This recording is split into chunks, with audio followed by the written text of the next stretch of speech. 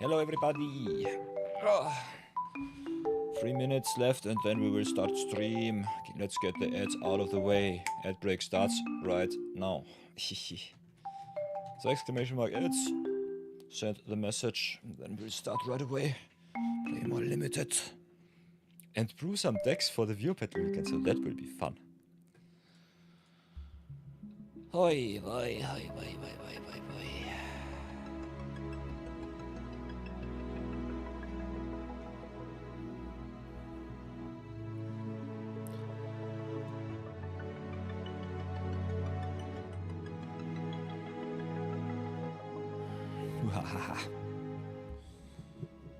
Oh, brew it up, brew it up, brew it up.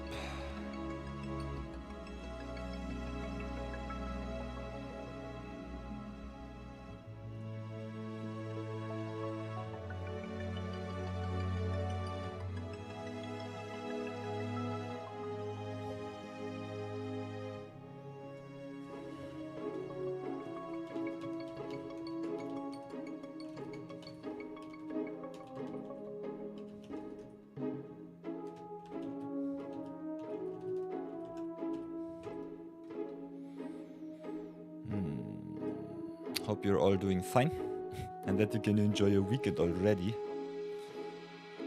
Oh.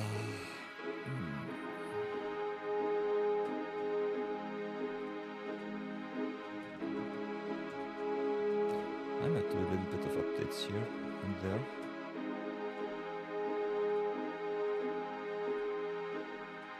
Let's go to the dashboards. A little bit of a looky look.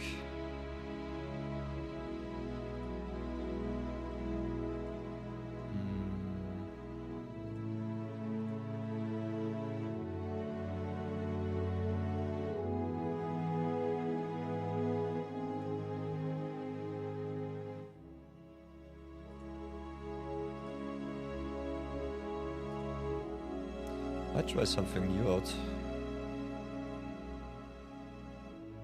Let's do it like this. Add source, browser source.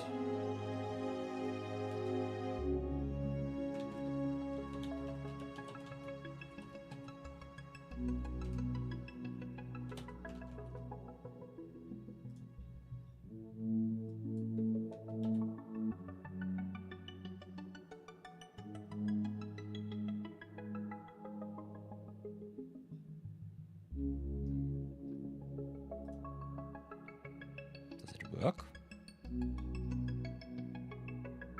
Ooh. Should work, but what is the size of it?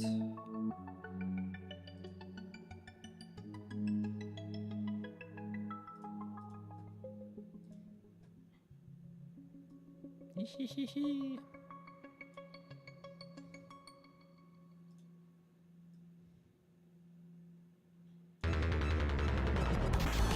Yeah, the craziness starts.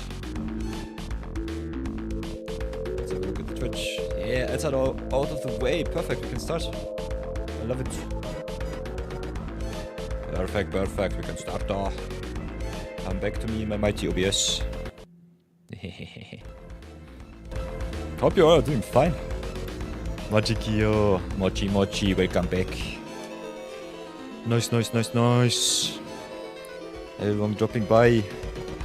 And this is the reason why I tell you all to slow roll your 500s. No free reroll today for us. We splurged too much.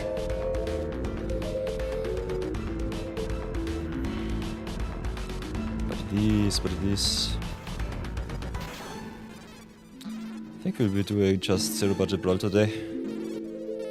I'm doing some brawl and chill. If you want to see me do some limited, you can do so too. We played a lot of limited yesterday though. We'll have to open a lot of packs today. So that's the thing.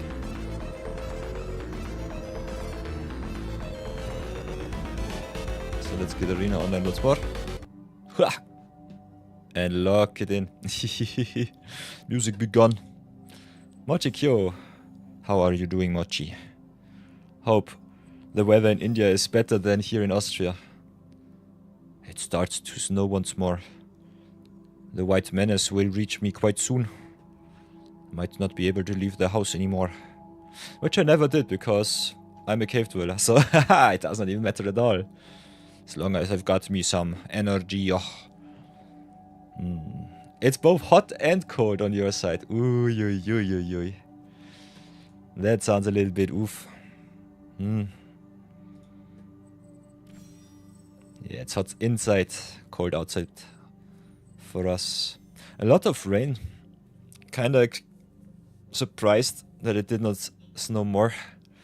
But yeah, really cold winters are a rarity these days.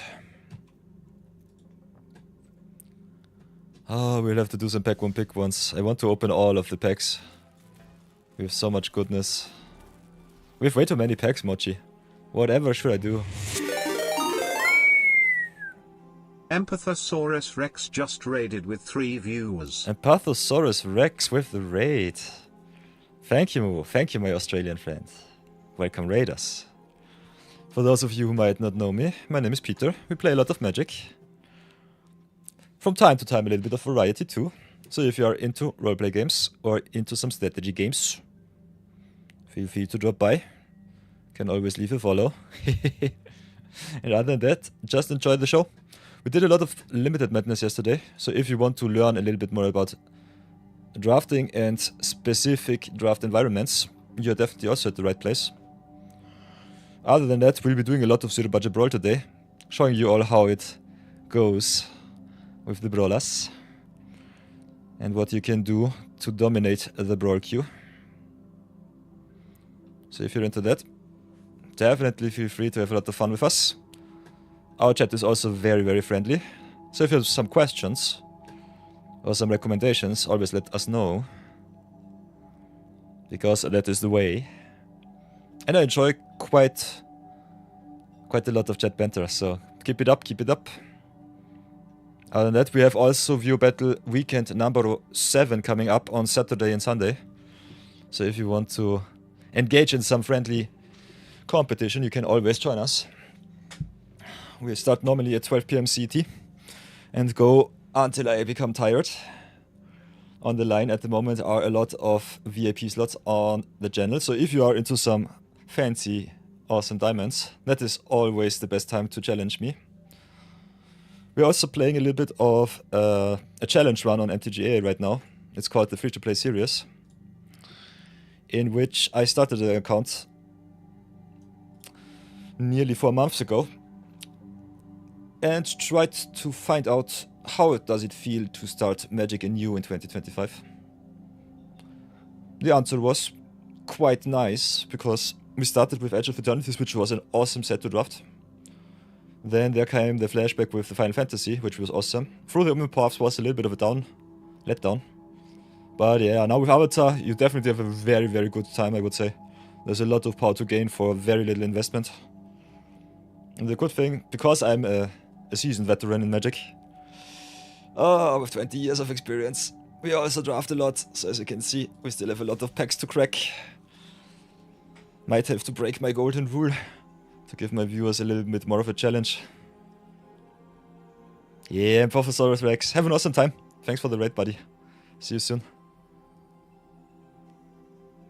Raid and run is the best way. That's the way to go. So everybody, if you have some questions, if you have some recommendations, if you have some suggestions, let me know.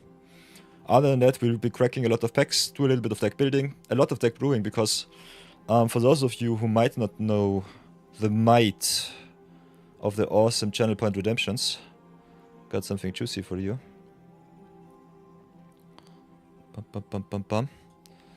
In my channel, you can earn yourself some channel points which are called laurels. Oops, so let's go open the tab here. Earn yourself some channel points which are called... You also get some inception from time to time. If you go down here in the checked section, you can use all of the emotes. I have some of the Twitch default emotes, but you can use whatever you want. But that is not the case with the channel points.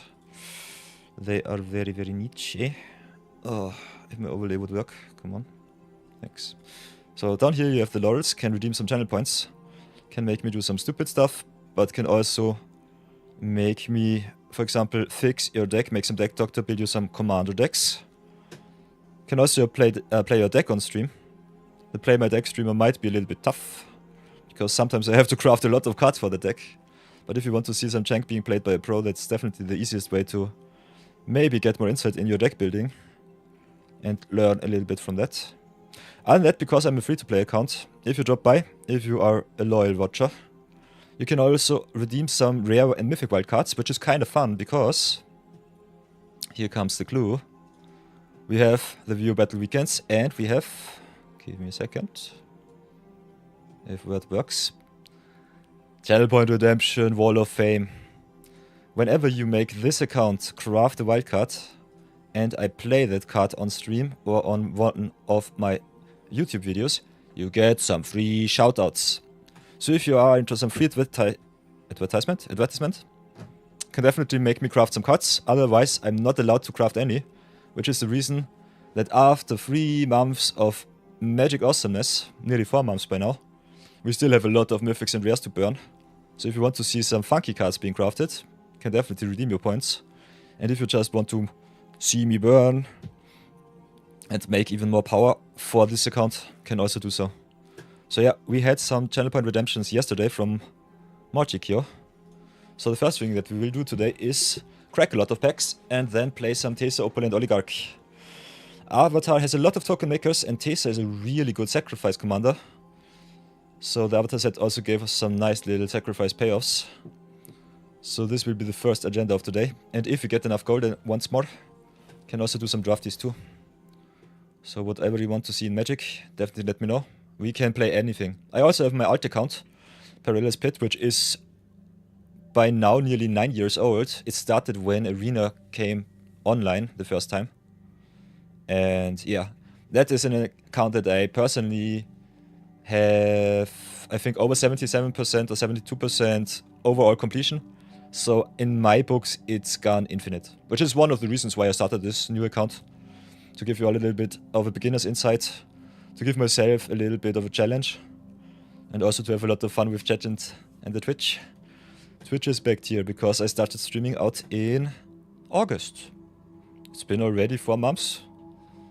Next week is my birthday, and it will be nearly 4 months on the spot that we started this challenge. So kind of fun.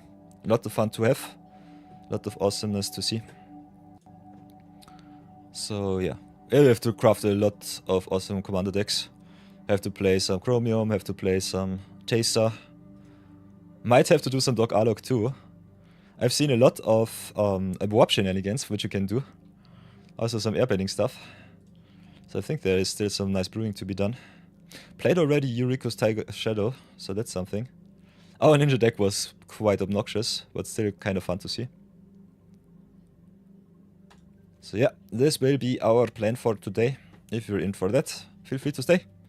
Otherwise, let me know what you want to see, because I am here for your entertainment. And that is the way. So, let's start the day with some Pack 1 Pick 1s. Pack 1 Pick 1 Avatar. Whatever will we get, whatever will we take. Ooh, we've got the Mythic, so that's kind of fun. We've got Enter the Avatar state, one of the better combat tricks in the whole set. Giving your creature lifelink, flying, first strike, hexproof. A lot of keyword soup is kind of fun. Avatar state also being a lesson is really good for the synergies. Got the Merchant of Many Heads for the sacrifice shell. And a little bit of filler here and there. Our rare is Boomy Unleashed. So we'll gladly take the Boomy. Another awesome collection for our commander slot. Other than that, Boomy is just busted in limited. Earthband 4 on entry is really good, and also giving your lands an extra combat step is quite busted. So my first pick will be Boomy over the Enter the Avatar state. And the third pick, in my opinion, will be the Merchant of Many Heads. What would be your picks? Let me know in the comments.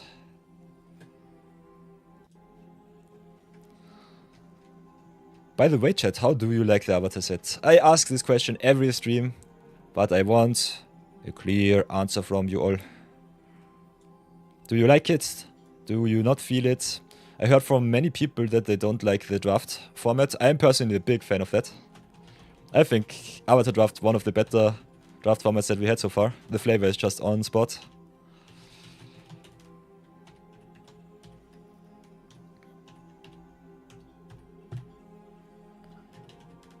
Haha.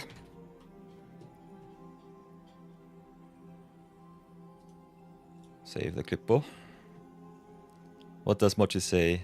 Soup for 1 mana? Yeah. You built the Boomy standard brawl list yesterday. It's a 10 out of 10 for you. Yeah. Landfall is kinda nice, and especially Earthbend is a lot of fun with the rare lands. We lost yesterday quite spectacularly, if you remember, against Secret Tunnel. Secret Tunnel and I think, what's it called? Earth Brawler's Ring or something like this? The land which has Vigilance. And the lands that which just get keywords like you cannot block this card. Kinda busted. So I think land's definitely one of the biggest themes in the Avatar set, I would say. The Earthbending quite strong, and also all of the bendings. Earthbending is busted, Firebending is busted, Airbending is nuts. Airbending, immediate combo potential, as is the Earthbending. Firebending too, and Waterbending also kinda strong. So I think with the bending techniques, flavor-wise, they could not do better. It's cracking standard a little bit too much, but other than that, I think it's kind of fun to see so flavorful sets once in a while again. So that's really fun. So let's see if we can open a little bit more power. Pack 1, pick 1. What will we get? What will we take? Another rare wildcard for the channel point redemptions. You love to see it. My Twitchers will be happy. What else do we have? We've got the Buzzard Wasp Colony in Uncommon and the Tylee. Tylee, really high pick. There's the Rumble Arena, which I've talked before. Becoming a land with some extra keyword soup is kind of fun. So, like me what I see, a lot of synergy, some allies, some lessons, some really aggressive prowess creatures. Ooh, our rare is Raven Eagle. That's a really good one. Exiles whenever it attacks or enters. So my first pick will be Raven Eagle over Tylee, and the third pick might be the Buzzard Wasp Colony. What do you say, chat? What would you pick? Let me know, let me know. Hey, Lesamal is back once again. Perfect. My French friend. How do you do, Samal? Let me know, let me know.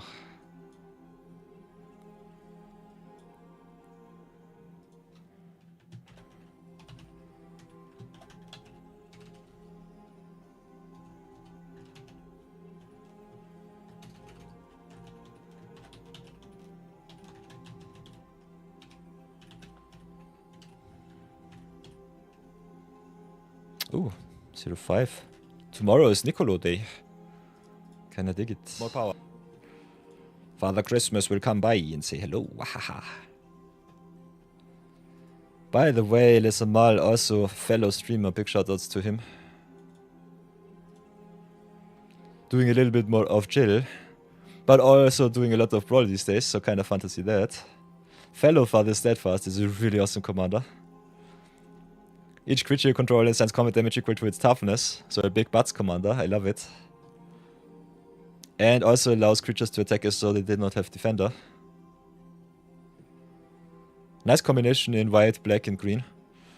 I think Arcades normally is the big butts commander in white, blue and green. Oh no, that's the wrong one. Maybe MTG? Yeah, Arcades, the strategist. The original big butts commander. After Doran. Doran was the first big butts commander, if I remember correctly. Yeah. Doran, the siege tree. Siege tower. Yeah, you got Doran in deck. Nice. 3 mana 5/5 is kinda busted. I also like that Wizards printed a lot of these effects also on enchantments, so you have a wide variety in many different colors to enable big butts. And it's so much fun. Arcade is always a nice addition because whenever a defender enters, you also draw a card, so a lot of value too. And overall, just a really powerful card. Fellow is to sacrifice another creature, draw cards equal to the sacrificed creature's toughness, then discard cards equal to its power. Fellow also kinda nice for some value engines, also for some sacrifice shells. So really, really good. Love to see this list. Lot of power here. A lot of flickering too, that's interesting to see. What is your main combo with the flicker?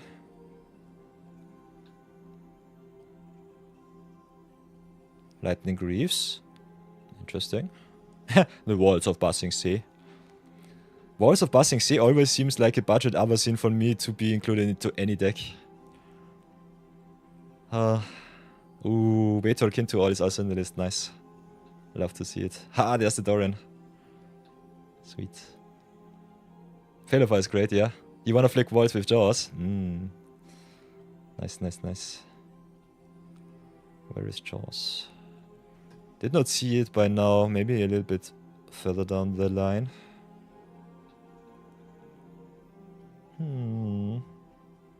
I might be stupid, I cannot find it.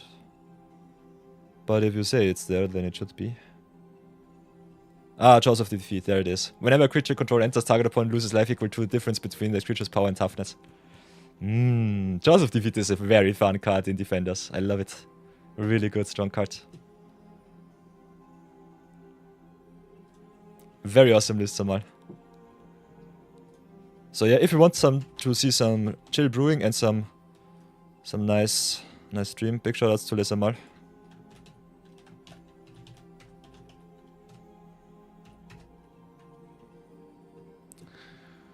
So yeah, my first pick definitely the Raven Eagle here. I think Teysa is the second best card because her being able to grow a lot with prowess and also making creatures unblockable, not being able to block is kind of busted. I think all of the Teysa in the set are kind of good. The blue flash prowess Teysa, which is a 2/1 and also makes another creature not untap, is also kind of crazy. So a very, very good commander, I would say. Might have to brew around with her in for... We have to brew around with her a little bit more in some zero budget brawl. It's kind of fun.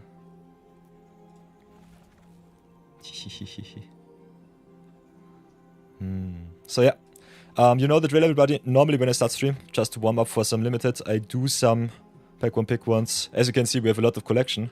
Might have to crack all of my packs today for the viewer battle weekend tomorrow, because Bambit says he wants to challenge me with some competitive decks. So might have to do some standard and historic brewing too today. Yeah. Big yikes. Nonetheless, another pack 1 pick 1. The last for this time. Then we do some zero budget brawl. What do we have? I had a lot of success with Crashing Wave. Kinda like me, this card. Was really good in our yesterday's draft in blue-white with some waterbending tokens. Avatar Enthusiast also a very good payoff for allies and token making in a whole. Because it's a common, especially the Kyoshi Warriors combo quite nicely. Teysa is always really good. Peddlers and Duck. Like me this pack. Yeah, but first King, Earth King, easy. Earth King is busted in red, black, in black, green, or green, red, go big. Is really nice to fix yourself also, because he makes a 4/4 bear which can search you for any land from the top. And other than that, yeah, it's just an awesome 2/1 for 4 mana. So first pick Earth King over Teysa over Crashing Wave for me. What would you pick? What do you like more? Let me know, everybody. And I will see you all in the next one. See you all in the next pack or not. Haha, we don't know. But yeah, I think Earth King is busted. Played a little bit with him yesterday. We had the chance to trophy draft with our awesome red-green deck and I fumbled so hard in our 5th win. And from then it just went downwards. Yesterday was tough. Yesterday was really tough. It was a lot of fun to draft though. So definitely play a lot of Avatar, I would say. The power level is all over the top. So much fun. And by the way, we experimented yesterday a little bit with if it's better to do quick drafties or premier drafties. I personally think if you want to pick power and get a lot of packs with multiple rares, premier draft might still be the way. If you trophy a premier draft, you get 6 packs. If you trophy 2 quick drafts, you only get 4. And you still lose a lot of gems. Because the maximum payout for quick drafts is 950. Times 2 is 190. 1900. And you earn 2400 gems if you go... 2200 gems if you go 7-0 or 7-X in a premier draft. Might be a little bit tougher to enable, but still is possible. There's a mythic in this Final Fantasy VII. The Duck. You would pick the Duck? The Duck wrecked me yesterday so often. Turtle Duck is so good. I love me all of the mana sinks. Turtle Duck being a 1-drop which can hit for 4 on turn 3 is also kind of busted. You have to take a turn off, but other than that, if it's just staying around as a good blocker early, and then just goes to town a little bit later on when the opponent has infinite mana, it's definitely a good win condition here. So I can definitely see the turtle duck. With this pack, I think you have to pick the rare. But if it tables, definitely the duck is a really high pick for me. You wish the text would draw a card? Yeah, on ETB. Not this text. I find the flavor kinda interesting. It being a duck, very defensive, and then if it becomes... if it's a turtle, it's defensive. All of the turtles are 0-3s and 0-4s. And then the duck pecks you down. You'd use it in walls. Nice. I think you can still use it in defenders and walls. It is a 1-drop with 0-0 power. And it's a common, so you can craft it, try it out. It's definitely worth it. Not like this. It does nothing. Not gonna lie. Yeah, with the extra ability just to activate, it's a thing. Totally true. So yeah, because I opened so many avatar packs, and we don't need too many shots for the YouTubes, we'll do a little bit of mass pack opening today. So let's have a short little look, splurge a little bit of rares. Because I played a little bit of Katara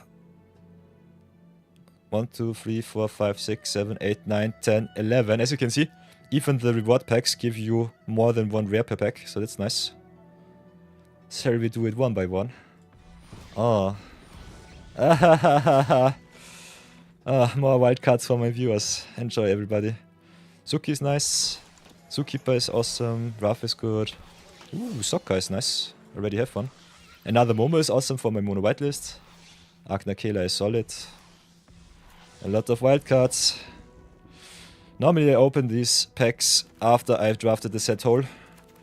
But especially for a zero budget bro, I think it's fine if I open it right away. So yeah, as you can see, a lot of power to open. A lot of good stuff.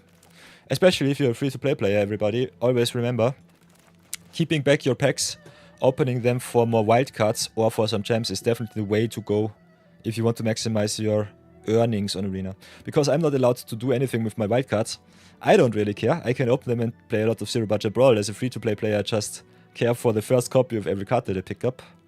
But if you want to go into Constructed, craft yourself a lot of 3-offs, 4-offs, always consider slow rolling your packs. That is normally the way to get a lot of extra value. It's also quite good for your vault progress, because the vault nowadays also counts the uncommons and commons in your collection.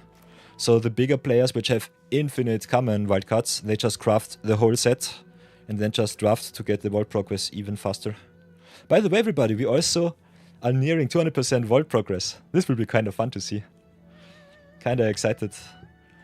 And after 4 months we already have so much collection that we can open up our vault if we need to for a second time.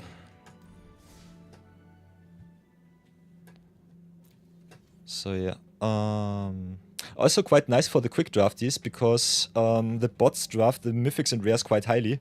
You will not see too many rares in your draft, which sucks. But if you can pick up some unplayable chunk mythics or rares on the way, you might have to win 1 or 2 games less to go even, and that's quite nice. So if you want to go infinite in drafting and have a lot of limited fun and experience, flashing out your collection also a very good way. What does Lesamal say? You never opened a vault, didn't know it was a thing. The vaults are awesome. The vault edition is, I think, 1 or 2 years old by now. They started with the wildcards and with the copy protection. Then they added the vault too, because they wanted to give the players a little bit more of upside, because all of the players said that most of the constructed lists these days are mainly rares and mythics. And not being able to dust your extra copies of a card was really obnoxious. So they said, yeah, as a little consolidation price, we give you the vault. So yeah, for everybody who doesn't know, if you have more than 4 copies of a card, you get the so-called vault progress, which means if the vault goes to 100, you can redeem your vault pick, click on the treasure chest and get the mythic 2 rares, 3 uncommon wildcards, which is really awesome. Always consider your vault progress, and always flash out your collection before you cash in your packs. That is the way. Yeah, I think the vault is fun. Some of the bigger streamers which are whales and pay a lot of money just to play Magic, like Numotanami for example, Kenji Goshira, he makes a game out of it and sees how big his vault can become. He normally drafts only in gems And he never opens his vault. I think his vault has over 20,000% by now or something like this. A very stupid amount of progress. It's so much fun. So yeah, I think we'll open another 10 and then we go into some deck building. Don't want to waste too much time with stupidity, but yeah, that's what chat is there for. So yeah, let's have a look. Another Planetarium is nice. Planetarium of One-Shot, by the way, a very nice combo piece. I think you can do a lot of stupid stuff with that card in constructed, as you can with the upper Steadfast Guardian. Then with the Run and Shaw, another wild card. I think this should be my 4th copy of Destiny and Realm of Core. Another Writer, should be copy number 3. Really good Graveyard Hate piece in Allies, by the way. Allies normally does not play black, but other than that is, I think, in my opinion, very good for humans. Because you got some Graveyard Hate and also some Recursion, if you need it. And other than that, just a 3 mana 3/3, which gives you mana at instant speed is solid, I would say. So yeah, there's copy number 4. So Boiling Rock gives us gems now. And Fire Nation Palace number 3, I guess. So mono red Firebending also coming to town quite nicely. I think we can do some nice little avatar lists for the viewer battle weekend for tomorrow and the day after. So I think we'll do some constructed building today too. So if you want to see some of that, let me know. Other than that, we'll definitely do our 0 budget brawl for Magic here. Could also build some budget flyers list. I already have 3 copies of Air Nomad Legacy, so that's the thing. Favorable Winds was a very awesome card during Ixalan Constructed. I think we might open the last 10 packs. Just keep the rest back up. I'm so greedy today, but I kinda like it. So let's cash in another pack. Splurge it all. All free to play. So many wildcards for my viewers to redeem. Another White Lotus tile. Abandoned. Abandoned Air Temple. Another Arc. Big shoutouts to Bambit, by the way. Bambit Aus 91. Making me craft the Arc with Savior with my rare wildcard. If you want to make me craft something, definitely do something that I cannot draft, otherwise I will be really sad, but that is the way. You can also see me burn and make me waste all of my wet cards for cards that I normally draft. So if you are in dire need of seeing me play some power, you can do that too. Ooh, another copy of Torf First Metal Bender, I love it. Craft Visa. Visa I already have. Hahaha, kick W. Visa I opened in one of my Alchemy drafts. That was a fun draft. I think we went at least 5-3 or 6-3 with that draft. Or was it even a trophy? I think Visa was a trophy draft. I might have to look up the VODs. That was the time when I did not double stream with YouTube, so I have all of it on my computer. By the way, everybody, if you want to see what the streamer's database looks like after 4 months of streaming, enjoy. These are all of my Magic videos that I still have to upload to YouTube. And this is just from October the 8th. If you go to my Night of Yore, Streambots, MTGA, enjoy. And these are all video files with 3+ hours of content. I'm falling way too much behind. I should do at least 1 or 2 or 3 daily updates with videos. I ain't got no time to edit them all, so I will have to do a little bit of shenaniganry, I guess. But yeah. Welcome to the life of a streamer without an editor. It's pure chaos. I love it and I hate it at the same time. So big lol. Oi. By the way, big thanks and big shoutouts to everybody joining me during the weekdays. It's definitely not a given that so many people enjoy their free time with me, so I'm very blessed and very grateful for that. And it's also kind of fun to see that us Magic players still have a strong community going. So yeah, that warms my heart. I love it. So, but let's go and do some Zero Budget Brawl. Everybody, it is time to redeem ourselves. Big shoutouts to my watcher Mochikyo, making me craft the Teysa, Oppulent, Oligarch. For those of you who don't know the rules, I'm not allowed to use any wildcards. So my YouTubers, if you want to see me burn the wildcards, join the Twitch chat. And redeem the channel points, because the vault grows hungry. And the wildcards want to be burnt. Other than that, you know the drill. Normally I would re-roll our 500 gold reward of the day into a 750 or re-roll it into something else. But this time we open a 750. So always remember, slow roll at least one 500 if you want to max out your free-to-play experience. Other than that, let's go into the deck builder and salute another deck into the infinity. Last time we played a little bit of Ang Swift Savior for Bambit Aus, my Australian streamer friend, who made me craft a standard legal card which I opened today in our free packs, but yeah.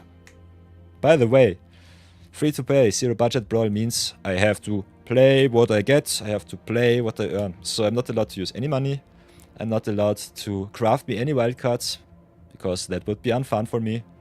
And other than that, I want to give you all the chance to include yourself a little bit into my videos. So if you are on the wall of fame with all of your cards, always remember everybody, I know that you are there.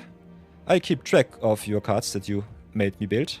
And the good thing is, whenever I play those cards in Constructed, in Limited, whenever I play them during Zero Budget Brawl, you get a free shoutout. So if you're a streamer, if you're a content creator, or if you just want to brag a little bit, so I made this stupid streamer draft my cards and play it too, definitely do that. The channel points are yours to splurge. Other than that, everybody, we'll be doing a little bit of Teysa Oligarch, Oppulent the Oligarch today. So let's go to the black whites and have a look at Teysa. What does she do? What is she best at? Teysa, Oppulent Oligarch, 3 mana 2/3 with Death Touch. At the beginning of your end step, investigate for each opponente who lost life this turn. So triggers only during your turn, but with a very powerful effect. Whenever a clue you control is put into graveyard for battlefield, create a spirit token. Which is very interesting, because there's a caveat. You can trigger this ability without having to use the clues effect. You can just sacrifice the tokens. So a lot of sacrifice shenanigans in very different flavors. And because of Avatar, we have a lot of clue sacrifice too. So that will be fun to brawl around. Mochi, I think we'll be doing a historic brawl today, because more historic means more collection, a lot of alchemy, and a lot of more synergies. So that will be kind of fun to see. By the way, big shout outs to Albert the Adventurer, also making me craft some fun little cards. Albert joining us in chat right now. Made me craft the Enduring Curiosity. So we had some nice little inclusion in our Ang deck too. Oh, Albert, how are you doing? How are you doing today? By the way, Peter, I'm guessing you have a YouTube channel, but I never see any link to it. Is here a way, like some sort of command? Yeah, you can go !YouTube. MochiQ knows the way. Thank you for that. My handle is a little bit long with Night of Your underscore. Might have to change it up a little bit. You can do that twice during a month on YouTube. So maybe go with something like Koyor, something like that. Other than that, we've got some commands here. The Nightbot holds all of my secrets. You can, for example, also go !Peter. And there you have my personal website. I'm an entrepreneur from Austria, so if you need some business advice for European law in the finance aspect, in the finance sector, can definitely ask me some things too. I'm not giving legal advice live on stream, but if you need some things specific, especially if you're from Austria, Germany, or Switzerland, I can definitely help you out with some business corporations. But this is our gaming channel, so we'll be doing a lot of awesome magic and have a lot of fun with that. Ooh, MochiQ also says he's making a Clavileño historic brawl alongside my stream. Oof. So a lot of brewing, counter brewing for the view battle weekends. I love to see it.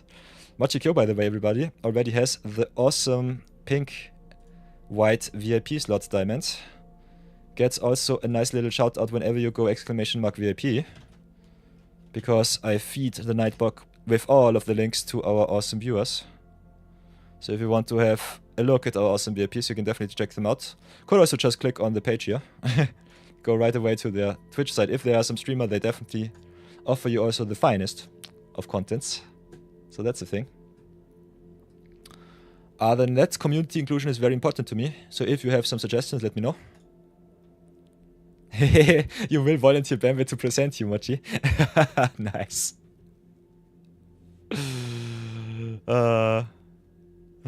Albert the Adventurer says he likes some financial advice, but he is poor. Financial decisions in MTG are always tough. I think especially if you want to be making some fine financial decisions for Magic buy decisions. Always go a little bit more into historic formats like Legacy Vintage. Vintage staples are quite expensive, but definitely a good investment. The market crashes quite heavily from time to time, so if you want to liquidate that asset, it's sometimes a little bit tough. But if you are into some powerful cards, I think you always can also go for the standard legal sets these days. Have a look at Avatar. Avatar is so busted.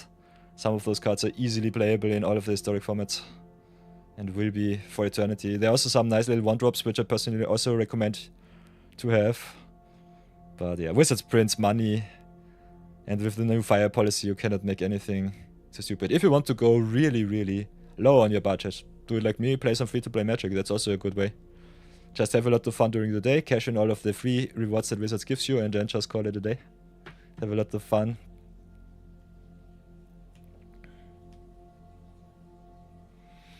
And yeah, if you are feeling poor or financially not stable or something like that, always consider your personal stance on life.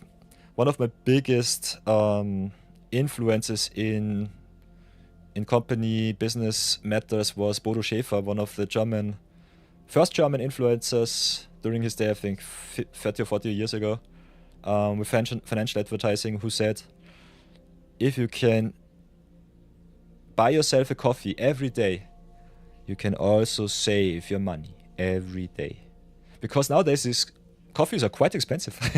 I've looked it up. If you buy a coffee at Starbucks for $5 every day, you could have also saved your money $150 per month and become quite rich rather soonish if you invest it the right way. So that's the thing.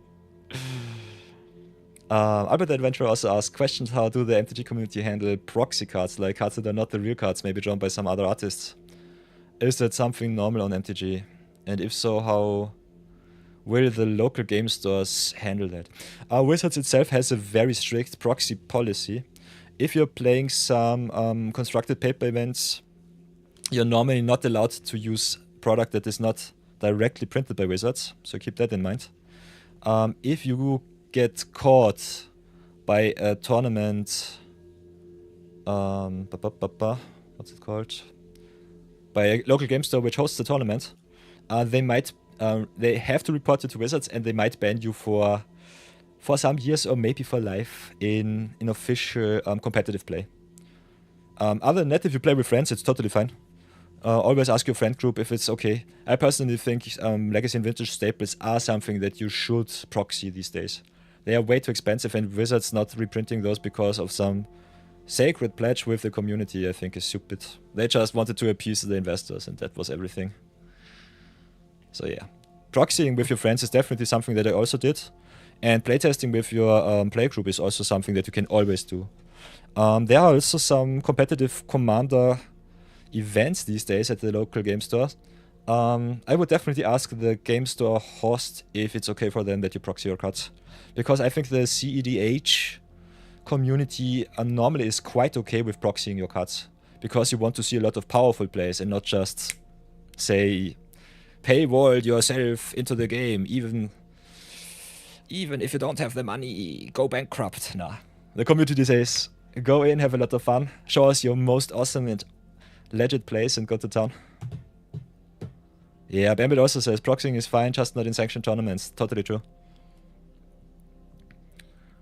And the case that Wizards also prints proxies and sells them to the players is another matter, I would say. Looking at you, 30-year anniversary set. I will never get over that. They reprint Black Lotus as a proxy, and it jumped the price. It was so stupid. Yeah, definitely ask them. Always ask the community. In sanctioned events, it's normally not allowed, which is one of the reasons why Standard and Modern normally is the way to go if you want to play some Constructed. Which is also one of the reasons why I would definitely recommend you, if you have trouble with earning money or spending money, and want to have as much fun during these competitive events, you can always look up the internet, go maybe to a site like MTG Goldfish, for example. I have it on short notice because of reasons. and maybe go into some constructed videos, or just have a look here at the, where is it, decks, popular metagame decks. Can have a look at the meta and also play a lot of budget builds. I don't know if I can look it up, we'll try it like this. Because there is the budget magic series of Saffron Olive.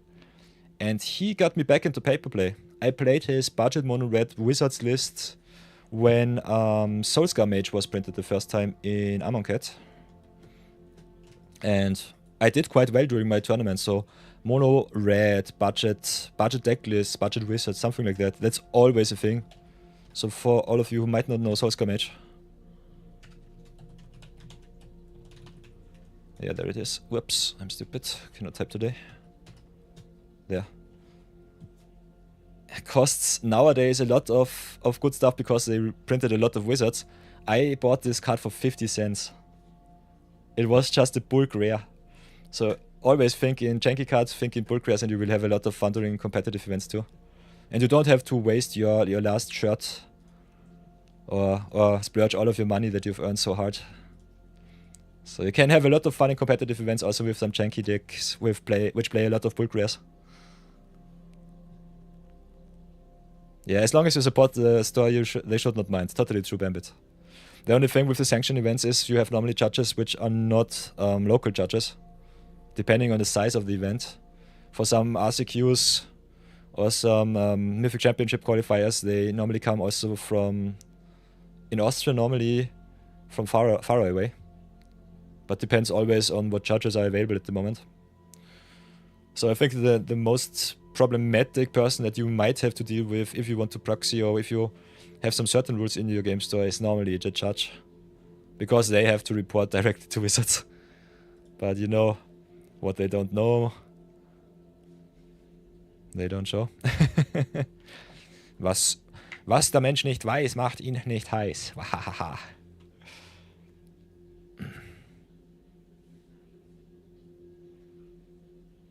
Represent you for what? In court. Kangaroo court, nice. So yeah, let's go back to Zero Budget Brawl. Teysa, Oppulent, Oligarch, kinda nice. A lot of self-sacrifice, a lot of clue making if you play her right. Triggers only during your end step, which is a little bit of a downer, but otherwise still pretty strong. The good thing, the token making triggers every turn, so you can play some instant sacrifice shenanigans. So that will be the way. We'll be playing some good recursion cards like Sandbell in the Scavengers too. So let's try a little bit of that out. Maybe we'll look at our token makers before anything else. Because we need some token makings too. Tolls of War, for example, can be a very nice budget option for some token makers. Like me some sacrifice outlets like the Sahur Glorious Past, which can also trigger every turn, yours and the opponent's. Can play some Drain sub-theme, some Aristocrats sub-theme, so that's kind of fun. And could play some budget options like Bircham Greywater, so that will be kind of fun. Then what else do we have? Whenever non-permanent you control leaves the battlefield during your turn, make some tokens. Suki, Courageous Rescue, kinda nice. Whenever you cast a spell from exile, Upper Steadfast Guardian can be kinda fun. Also can save your stuff if the opponent wants to rough your board to remove something. Then we've got some 2-for-1s like the Raven Eagle. Whenever you draw a second card each turn, each opponent loses some life, so can also drain. So we've got a lot of good and awesome cards here. I think this will be an awesome deck. Can play some 2-for-1s, some cards which replace themselves. Can definitely play some power like the Ocelot Pride. Kinda like me some cards which also gives you extra land drops or give you some life back. Honor Nightcap might be interesting with some shenanigans, which I'll show you a little bit later on. Intangible Virtue for the tokens is always good. Can play some 2-for-1 token makers. I think we'll have to look a little bit at our Rares and Mythics because our collection is quite strong already. So let's get all of the good token makers in before anything else.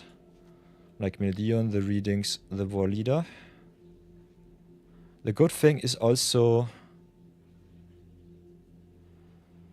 Teysa only triggers on the tokens, but the wider we go, the more life we can drain for the opponent. So I think we'll keep it as is. Could also play some cards like Obsessive Pursuit, which is kind of fun. Makes you some tokens every now and then. A few months is good. Not sure about cards like the Abyssal Harvester. Might be still kind of fun just to recur some stuff.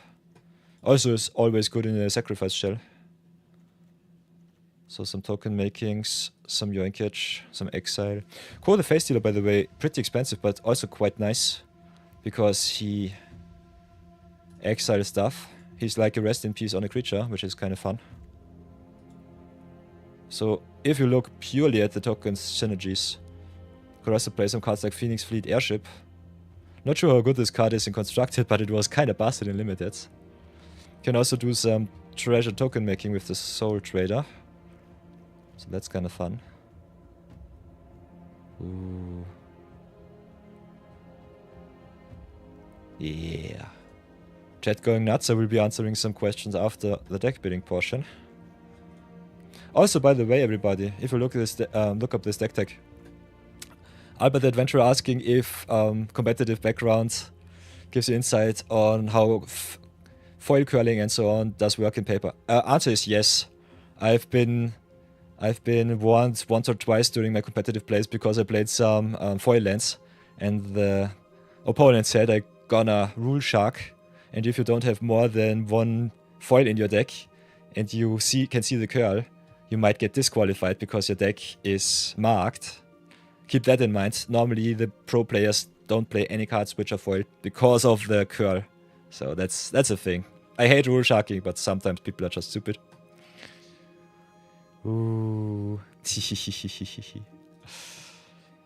Other than that, let's have a look at the deck once again. So a lot of token making, a lot of go white stuff.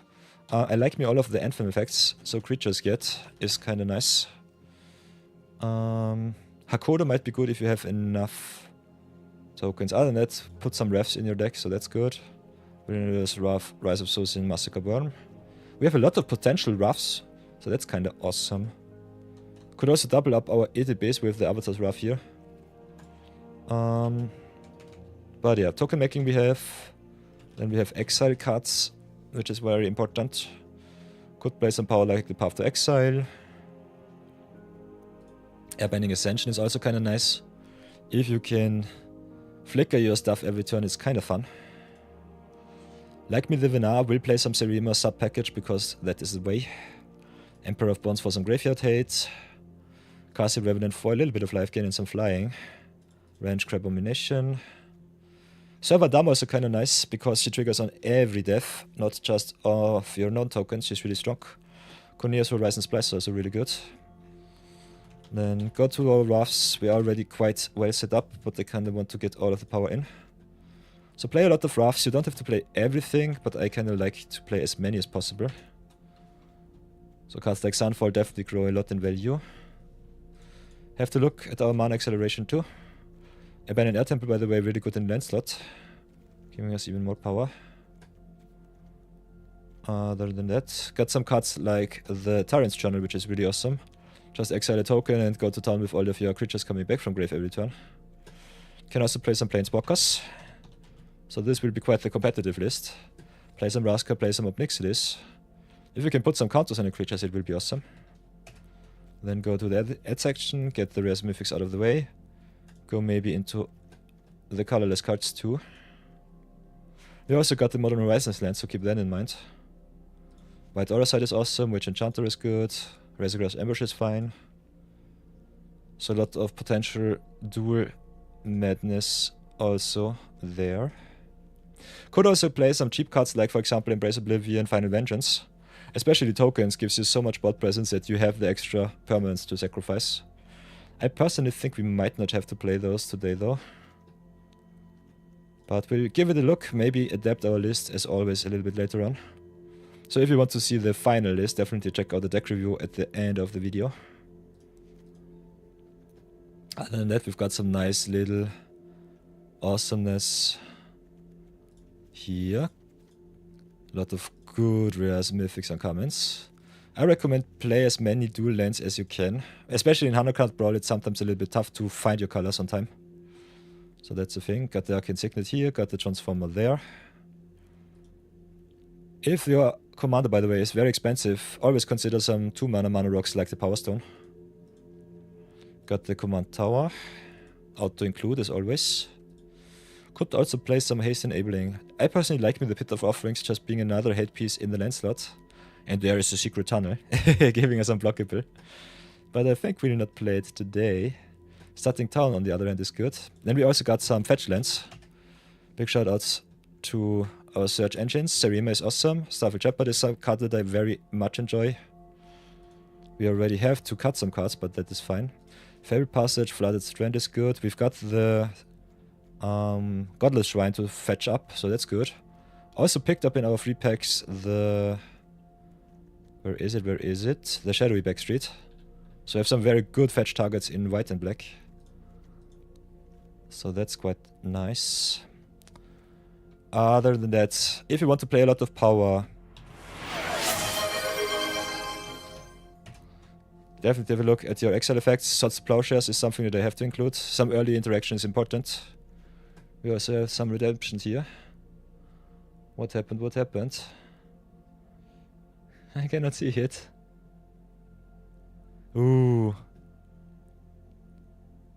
Redeemed Craft a Camel for me. Fortress Kin Guard for your token decks. So let's have a look. Albert the Adventurer with the redemption. Fortress Kin Guard. Do you want to craft a 4-off or a 1-off? I already have it. So we'll gladly craft it once more. I already have 4-off. Sorry for that one, Albert. But I'll gladly put you on the Wall of Fame.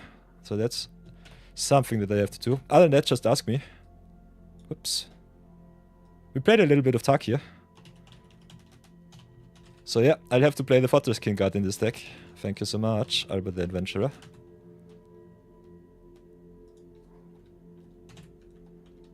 Already 117 days into our challenge. Perfect. So yeah, big shoutouts to Albert. Fortress King Guard is in the deck. Big shoutouts also to Raisasa, Marathon, and all of the other players. Marathon with the best crafts for me. So yeah, as you can see, our deck already quite full. A lot of acceleration important, a lot of value. Some sacrifice themes. But I always love to give my awesome viewers a little bit of shoutouts. So we definitely can have a look at the synergies after the first 1 or 2 games. Kind of like me the list so far. Don't have too much card advantage though. I think the draw aspect of the deck might be a little bit tough. We have a lot of clue making with the Teysa herself. So I think that might not be the biggest problem. And I want to focus on the tokens themselves, so I think that's fine. And if you play a lot of dual lands, you always could just cut 1, 2, 3, 4... maybe 5 creatures too, because we have still some additions from Modern Horizons. So if you go S exclamation mark at MH3 for example, you have all of the Modern Horizons cards. And if you go to the land slots, you also can see the flip cards that you can play. Okay, we have 5 of those. Because we miss 5 cards, I think you have 2 options. You could just cut the 5 weakest cards in your list, or just go to town and cut 5 lands. I kind of like having more lands in the deck as much as possible, especially if you are not ramping. So we will be cutting a little bit here and there. Fortress King Guard has to stay because of Albert, thank you for that. Then that would be one of my first cuts. We have some sacrifice enablers. Might just cut the Phoenix Fleet here. Might also just cut maybe some flicker cards like the Upper, because I don't play too much warp shenanigans. Upper making me some tokens though is always fun. And I think other than that we will just cut 3 lands. See how far we come. Because we also got some land searchers like the Clayfired Bricks and the Starfield Shepherd, so keep that in mind. If you play some Mana Rocks, you can definitely cut some of your lands too. I'm always a little bit against that, but nonetheless, big shout outs once again to Magic Yo. I salute you, my friend. I salute you. Let's go to some games, have some fun. Oops. And we see you then in the deck tech. So, now I'm back for you all. Whoops, not 6, 5. Today is Grandpa Day. And we have ads in 8 seconds, everybody. So we pause for the ads. So see you all in 3 minutes. If you dodge the ads, tell me so. And let me make a short little break, and then we go into some games. So see you then.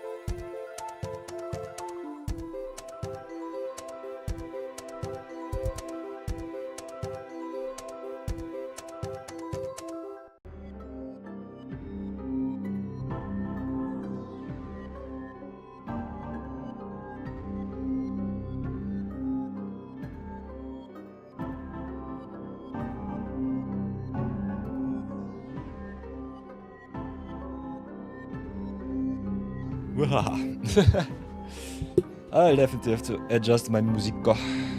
Yeah, it's over. Nice. Music begun. Adios. I have to adjust the hardbound OST a little bit more, but it's fine. So back to the overlay. Here we go. Here we go. Welcome back, everybody. It's are gone. I am back. Got me a nice little batch of protein shake. So nom nom nom nom nom nom. So what does my awesome chat say? Magic, you're building the Clavilenio deck. You're hoping you have all the wildcards, but you need to build it. Aye, boy. That sounds tough.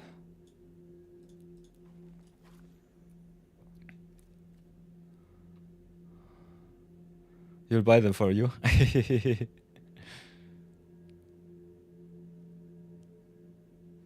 It would be your honor to beat me. Bambit, why?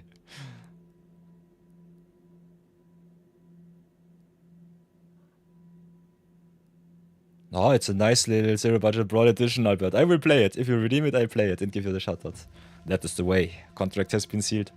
Channel points have been invested. I'll have to do it. So yeah, ads are done. Let's go into some games. First things first, you know the rules. I have to adjust my zero budget the Brawl overlay a little bit. Already day 117. Ever so close to greatness once more. Bambit gets the shoutout for the Ang. Moshi Q for the Teysa. So Oppulent the Oligarch it is. But yeah, especially everybody who might be wondering why my YouTube channel is a little bit underdeveloped these days. I have so much to edit. I have still to upload so many videos, which also takes a lot of capacity and time. But I promise you all that you will get a solid batch of videos next week. Might have to upload 1 or 2 videos today. Will not over edit them. So if you have some recommendations, some suggestions, think the video might need a little bit more polishing, let me know in the comments, everybody, because I'm still asking myself, considering a little bit what to do with the YouTube. I want YouTube also to grow. I'm very big for my personal thoughts, I would say. For my perspective. I feel quite big on Twitch already, but YouTube is still very small because I don't post regularly enough. So that should change a little bit. So if you give me a little bit of YouTube feedback too, especially when I don't have the time to go online, that might be really awesome of you. Yeah. Oi, oi, oi. Nonetheless, upgrade is done. I think we can go into the zero budget brawl right now. Game number 1 it is. Let's play some Mojigyo Madness.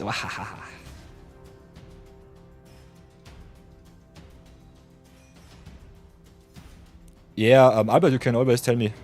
When you catch me live, tell me now. You can always DM me in the Discord. Everything is open. My channels are open to discuss good things.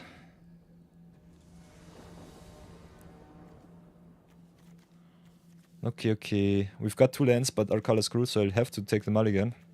Also, Tovula, one of those commanders that you need the answer for in hand.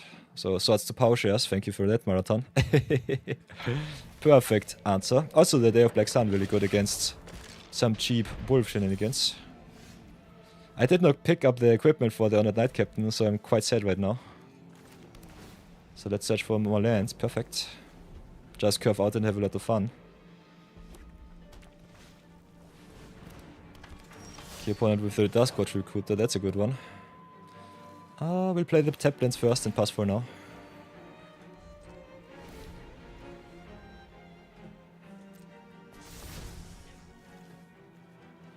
Flipping all of the wolves a little bit unfun, because the Crown Horde Howler is really strong.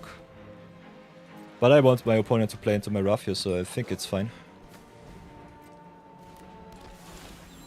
Don't want to take too much damage, so I might have to commit a little bit to the board though. So how shall we do this? This is a 3-drop, this is a 2-drop, 2-drop. Mana value X, so this has to be played for 5. Could remove the Villager. Kinda want to snipe the Tovola though. Could also get rid of the Crown Horde right now so that they don't get the discount.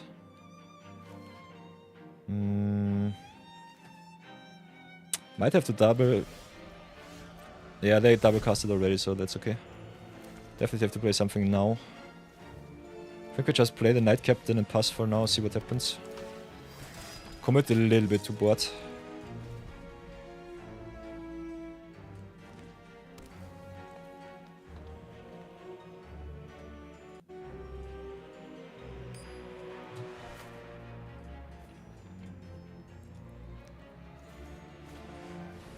There's the Tovola.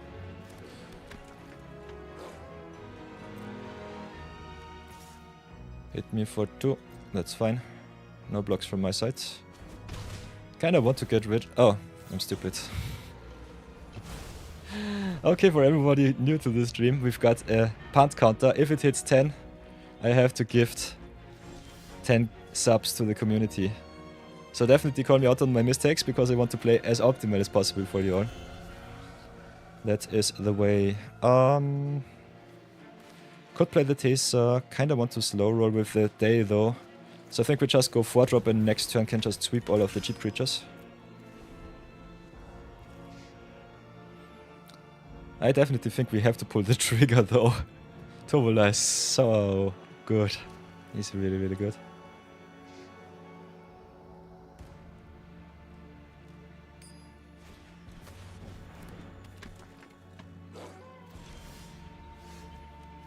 Okay, okay. Albert with the good advice. I love it. Albert says my thumbnails are a little bit too unevenly distributed. My commander has to shine a little bit more. We'll definitely check that one out. And now we think we do just the goodness with the Day of Black Sun. Destroy the whole board of the Oppulent. Get some value with the Radical Zealot.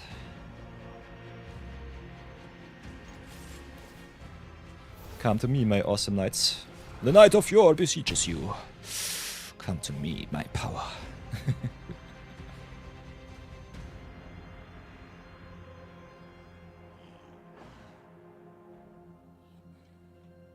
Can be done a lot of more impression and click rate adaption. I like it, I like it. Okay, opponent with the Oakshade Stalker. Nice, nice, nice. Howlpack Resurgence. Trample and Pump for 3 mana is kinda nice. I think I'll just go Planeswalker and value here. I am the scourge of worlds. Out of Midnight is kinda nice to get me back my stuff. So yeah, this is a little bit more of a Radical Zealot win here right now at the moment. But if we play the Teysa, we can still make a lot of awesome clues and tokens. So I think this might be the play next turn. But yeah, our deck plays so much power, we can win any way we want. So that's kind of fun.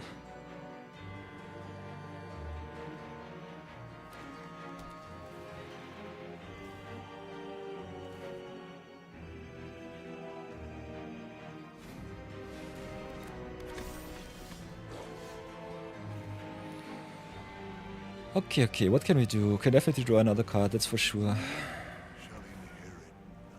Then I've got some options. Can play the Teysa just to have some good block.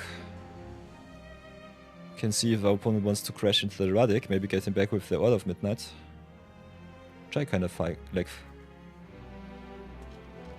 So let's crash in, see what happens. Maybe get some protection spell. Valiant Knight is good, Reaper is good. Like me the Pump here. If you want to curve out, I think the Reaper might be better. Yeah, I don't think our opponent wants to trade, that's for sure. So can drop the Teysa. Can drop the Ocelot Pride. Get some clue. And Ocelot Pride kinda nice with the Teysa because it doubles every token, not just creatures. It doubles all of the tokens. So if some life gain synergy going on, this is quite nice.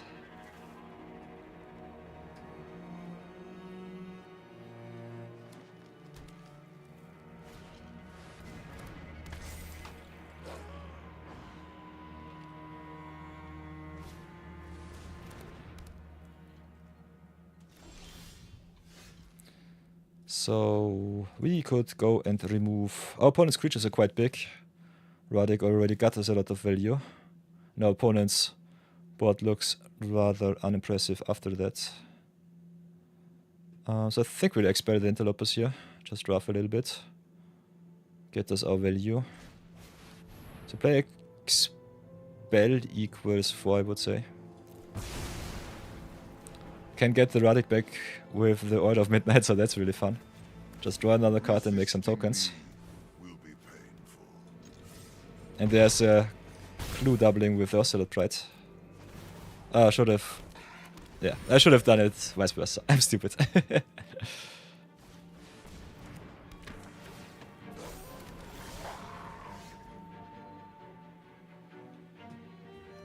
Okay, okay. Tobias Handmaster is a nice little card to remove.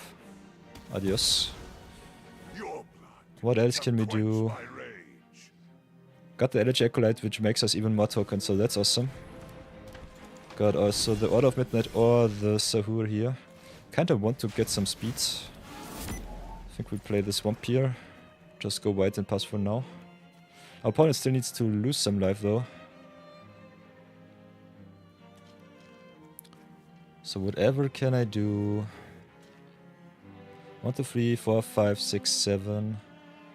Could crash in with the Astral Pride, but I don't like it. Yeah, I think we just make some creature tokens, stay back for now.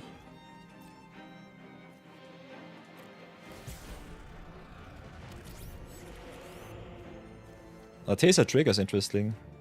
Interesting. She triggers, but she does not give us value because no damage happened. So yeah, our opponent's creature deck struggles a little bit against us, which is nice. Bogatoria's code 1, 2, 3, 4, 5, 6, 7, 8. We can Unholy Annex Ritual Chamber, which is good. So now we can stack it a little bit different. Play it like this, play it like that. Activate the Sahur, which is kind of fun. Get rid of the cat token here. Ooh, Shui Feet is also quite nice. Can try and crash in with the LG Acolyte. Don't have to though because of the Annex. So no attacks here. Now we drain them first, then make the token, and then there should be awesomeness.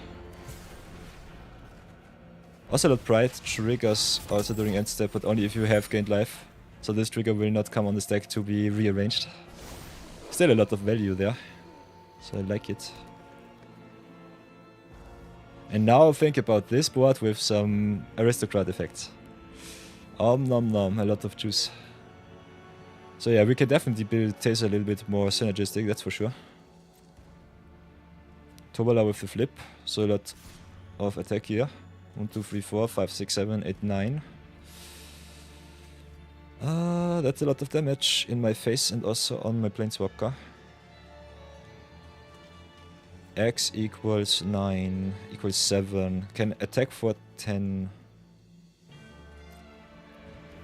So because I don't want any damage in my face, I block like this. They can eat my whole token Armada, that's fine. Could still save my Obnixilis if I really want to. Maybe do it like that.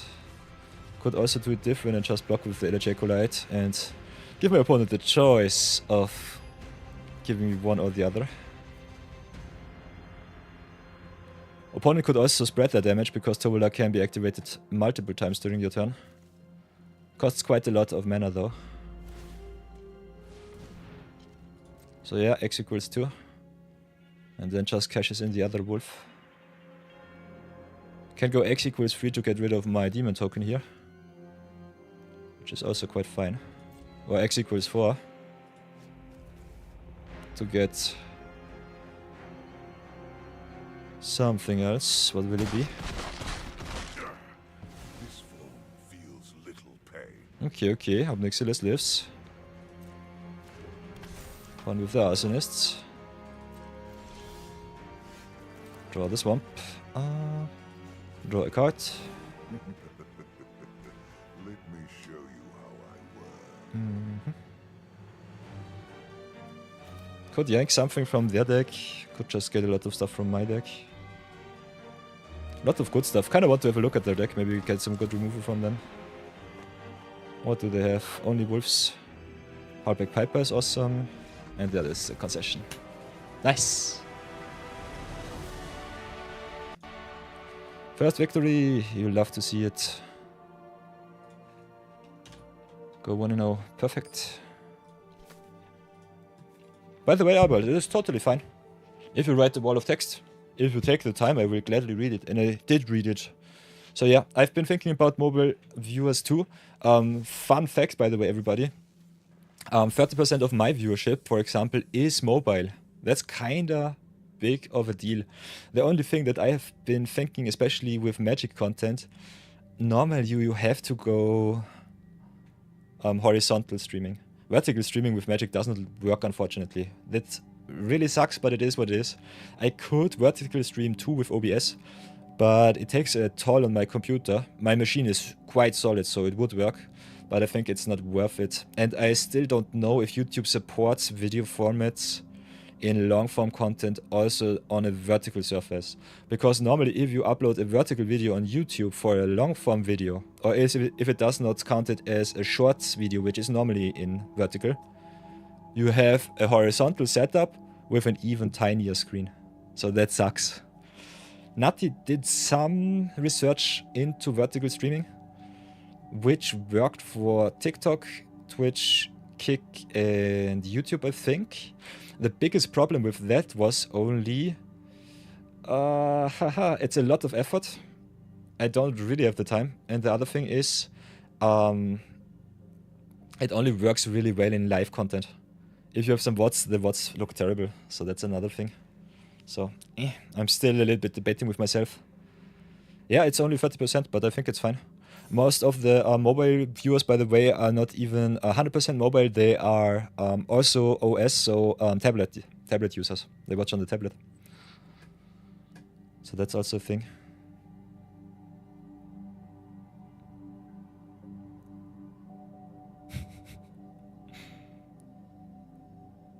I have a lot of desktop users. By the way, if you go to Stream Summary, for all of you who might be interested in analytics in stream metrics, etc., you can go here to the Stream Summary. That will have your average viewers, your unique viewers. As you can see, it's a live update, so I can watch it whenever I see. So thank you very much for joining the stream. With an average of 8, I'm really happy. Down here you can also look how many followers are watching you right now on Twitch, how many other channel pages came by, and also what other viewers looked you up. You can go to the details section here. As you can see, a solid amount of people who watch me are night owls from the US, because I start streaming at 12 PM, which is normally in the dead of the night in the US. Other than that, I have a very solid distribution between many different countries, also a lot of Oceania. So big shout outs to Amphithosaurus Rex and Damn It Ours, the Australian viewers having a nice representation here. Also Mochikyo, my Indian friend, with a solid 5%. And there, down here, you have the web and the mobile. And in addition to the mobile, you normally also have the OS, which is the tablet viewers. But if it is not split, it's normally mobile counts handies, mobile phones, and also tablets. And web is just the desktop users. So that's how it works.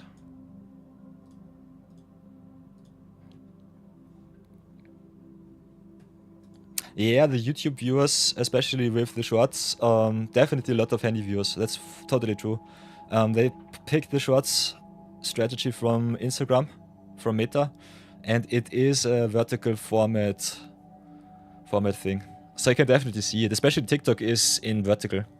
So it depends on your platform and where you want to stream. If you want to stream on TikTok, TikTok normally only supports vertical streams, so that's a thing. If I remember correctly, I did not try to stream on TikTok because I think it was too much of a hassle. And the revenue generation on TikTok is also a thing that I definitely did not look too much into. On YouTube and Twitch, I know how it works, but any other platform is a little bit foggy to me. You're a big 5%, heck yeah. Ein Handy, ja. Wir Deutschen und Österreicher, wir sind ein bisschen schräg. We are very strange people. We Austrians and Germans. I don't know why they named it handy. Because it was handy.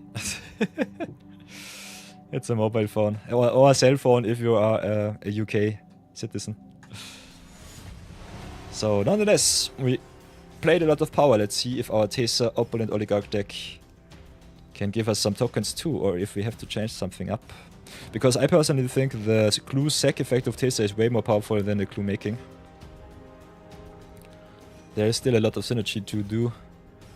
And we did not have a look at too many other cards. You love it. Yes, I've been thinking about doing some German streams too. But I think especially at the moment it's not really necessary. Kinda want to be as inclusive as possible, and English is the easiest way to do that. So do a short little adaptation here. Kinda want to include one of my nice little equipments here. So let's go to sacrifice an equipment slot. Because we have some nice equipments here. With the dissection tools. Dissection tools is so much fun, and you can search it up with the Honored Knight Captain. Also gives us a little bit more variety with Lifelink Death Touch, which might be good against some aggro decks. Only question is what I want to cut. So far we have 37 lands and 5 flip cards, so I think we could go with an even distribution of all our colors. A little bit more white-black. Cut another swamp, for example. It should be fine-ish. Maybe do it like this. This is greedy as hell, but I'm all in for it. I'm also quite happy that we have a lot of lurkers which are not followers or subscribers of the channel. That is something that I definitely think is a positive thing. Because it shows that there are also some people which don't follow on Twitch or just some random bypassers and they still enjoy the content and stay for a certain amount of time. So game number 2, playing Teysa against Nith Mizzet Visionary, one of the starter deck commanders, so that's kind of fun. So let's can see how bad the big dragon will get us. With a solid opener, got the Teysa on 3, got some Swords to Plowshares, some Suki to make our tokens better, and some card draw with the NX.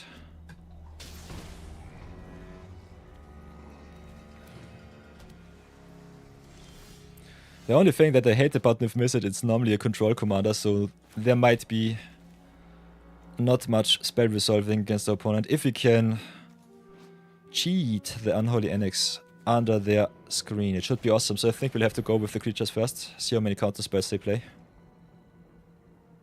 Because otherwise I need the card draw to recoup our losses through their counters. If they only have one counter spell, which they might as well have, they might just keep it back for the Teysa, because she is a must-answer creature. Other than that, let's play our removals here, because we don't need it. I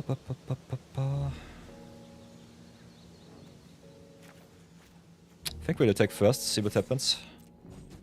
Okay, no instant speed interaction. Try to use our mana as efficient as possible. Depending on their counter spells, they might have some force spikes or other cards which require us to pay a little bit more. If it's just Tails, and it's totally fine too. So I would love to see our opponent tap out, that's for sure.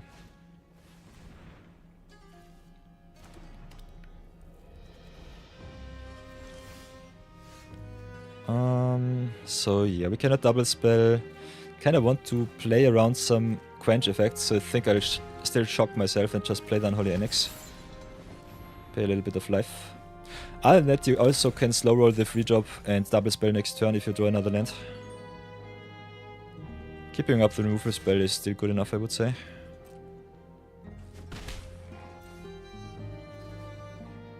Would have loved me also the wombo combo with the Ophiomancer and the Baron Greywater.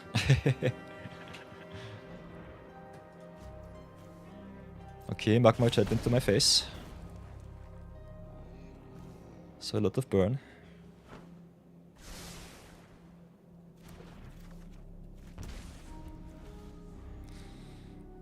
Our opponent can play the Nith Mizzet next turn.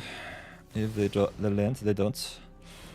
Oh, the Oja Park Patik, Deepest Epoch, has to go, unfortunately, so I'll exile them right away. If they let me. If they don't, it's totally fine too. Cold Steel Heart on red is kinda good to know. I want some presence. Could go for the Sahur and the Ophiomancer to go a little bit wider. Kinda like to drain our opponent a little bit. So just make the demon here, I would say. Attack with the Suki. Let them keep their burn. If push comes to shove, we also got the Day of Judgment. And having some token makers after a Wrath is normally a good way to win some games. Okay, Raven Eagle. The live game begins. Ah, my nemesis. I hate Tome of the Infinite. This card is so good.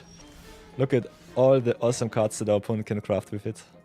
And that every turn. The only upside is that it conjures at random, so that's a thing. So we'll drop our tap then, that's for sure. Go to attacks first, I would say. Can double spell, which is good against counters, so that's nice. Also Tome crafting some cards which our opponent cannot cast because they don't have mana rocks, which add every mana is kinda good for us. Cannot exile a creature besides the Baron Greywater. Would be still okay with the Raven Eagle. Kinda want to go and make more card advantage against the control deck. So what will it be, Opponente? Okay, there's the wash away. Big shout outs to Marathon. Play the Sahur and pass for now. Drain them. Gain more speed. Sahur also kinda nice as a backup plan to make us a lot of tokens if they play some sweeps. Us getting a lot of life back is really good against the burn plan of our opponent. Okay, Ponder it was. Oh, the Tome of Infinite fixes your mana too. Forget what I said earlier, they can play everything. I think the most annoying play that I had to witness was Tome of Infinite always drawing our opponent the Fog, I think 3 or 4 times in a row against the Saheli Rai combo deck. I could not deal the last point of damage, it was so annoying. It was really annoying. Okay, opponent already close to Datch, let's see what they have. Can play the Warren Wall Leader here with Offspring and see what happens. Otherwise, Raven, Eagle, and Ophiomancer is also a nice drop. So what will it be? Are they the luckiest person in the room? Because I want to play around Aetherise, I kinda want to keep back the Demon, just make some tokens which get pumped by the Suki. Okay, there's the Prismari command. So Desperation mode achieved. Yes. Nice. Nice, nice. So yeah, perfect. 2 in. Oh, I love to see it. More GQOs, Teysa going strong.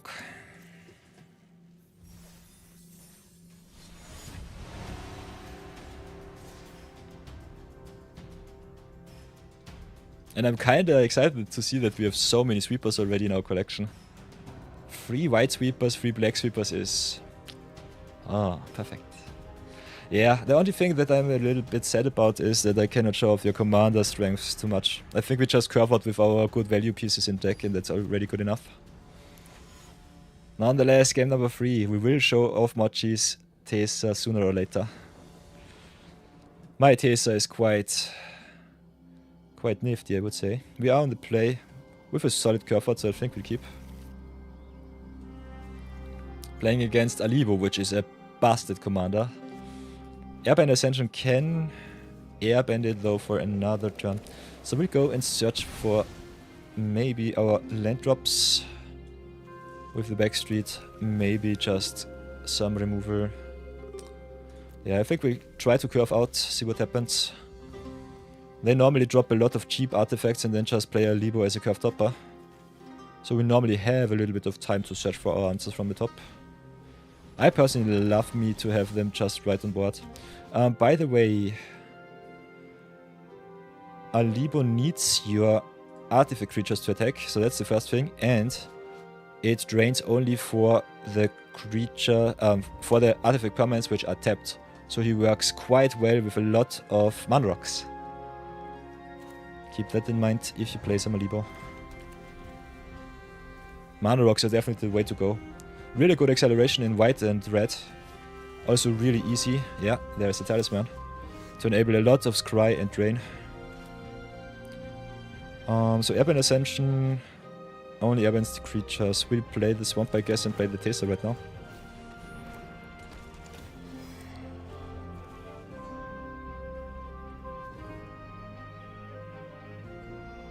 Maybe smack our opponent and then play the Baron Greywater, make a Vampire and a Clue. Construction drone a little bit too big. So what can we do? Opponent missing the land drops is really good for us. Kinda want to play something big or double spell. The construction drone shuffling the lands into their deck makes it a little bit worse for us. Got some options here.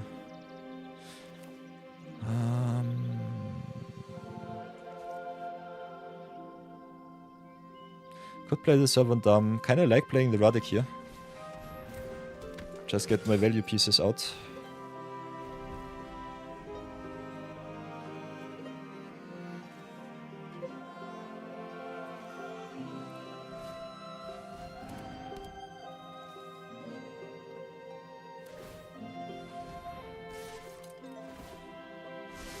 Okay, attacks in with the drone. We'll let it happen, that's fine. I want some good attacks. And there's the Ursa's mine, nice. So next time Alibo will come down. What do I do? I think we just attack in and see what we hit with the Radek. Might change our plans a little bit. Swordmaster is good, Valiant Knight is awesome, Marshal is also good. We still have some options left. Need an extra white source to double spell Marshal into Servant Dam. We got the Glasswing though, so we can do that next turn. So I think we'll do it like this. Draft the Beneficial Marshal, Benalish Marshal. Play the Glasswing as our land. Play the Baron Greywater and just go white.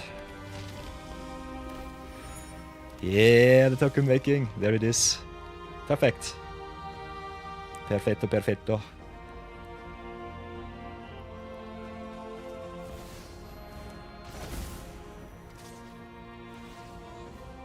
Okay. Drone coming in clutch. Teysa down. So big oof here.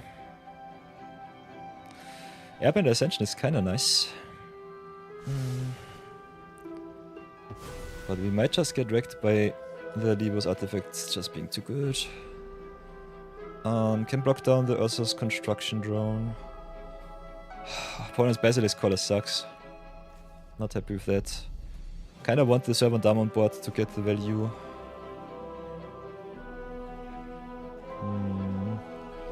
How do we play this next turn?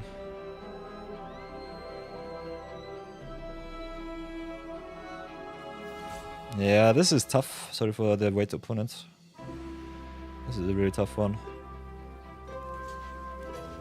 I think you still have to cash in. Don't like it. Could also try and slow roll with the Greywater, just sacrificing our stuff on the blocks. The more artifacts the opponent gets, the worse it will get for us. So I think we'll have to either Wrath or just set them back a little bit. Punish them as much as possible. No attack on board is good for us. So Airband here. Attack first, I would say. Could have pumped with the Marshal. Kinda like me the Cavalier of Dawn here. Just getting rid of the Alibo once or twice is good. I think we'll just drop the Marshal here. This should be the way. Oi, oi. Being able to flick our stuff would be awesome. Especially with the Cavalier of Dawn later on. Let's see how bad it will be. Alibo is such a busted card. So good.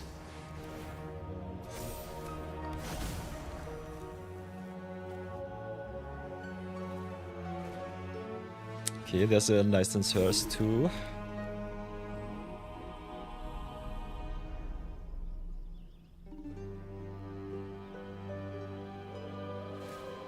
They can replay Alibo next turn. 1, 2, 3, 4, 5, 6, 7. So that will happen. Has 1, 2, 3, 4. Maybe.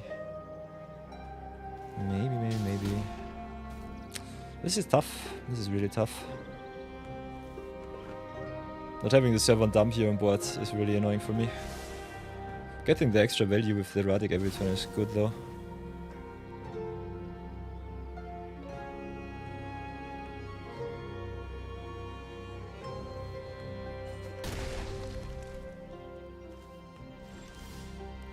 So play this by Master's Wall, that's for sure. Then we've got some options. We could Wrath here or just get rid of the Alibo, get a nice attack in with the Radek. Which I personally kinda like. And the good thing is we can also destroy our clue here and make ourselves a 3/3. So, target the Libo. Could have targeted the clue. But I think getting rid of the blocker here. Giving them a token which can jump, but I think will not jump block. Quite nice. So let's see if we can get some recursion from our spellbook. Alchemy cards are so busted. Yeah, there's the Out of Midnight. Nice.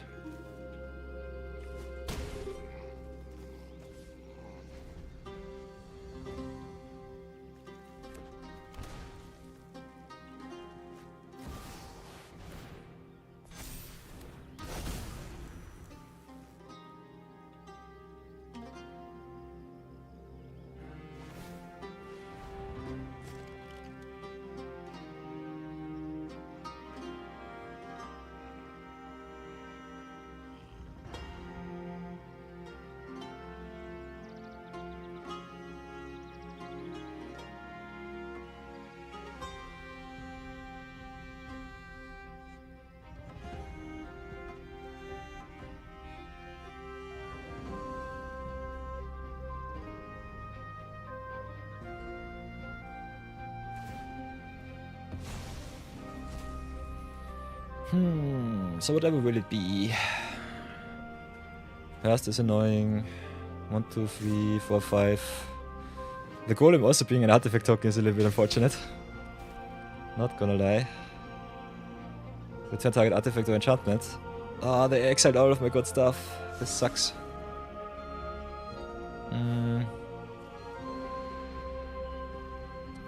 Sacrifice the servo, create the colorless Thopter. They don't have a servo right now, so I think we can block here and get rid of the automaton for good.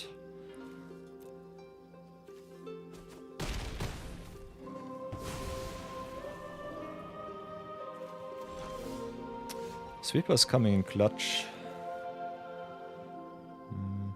Can drink down the Libo for 1 turn, kinda want to remove him though. Might just crash in with the Brawl Decks, see what happens. If I sweep, I sweep. So that's that.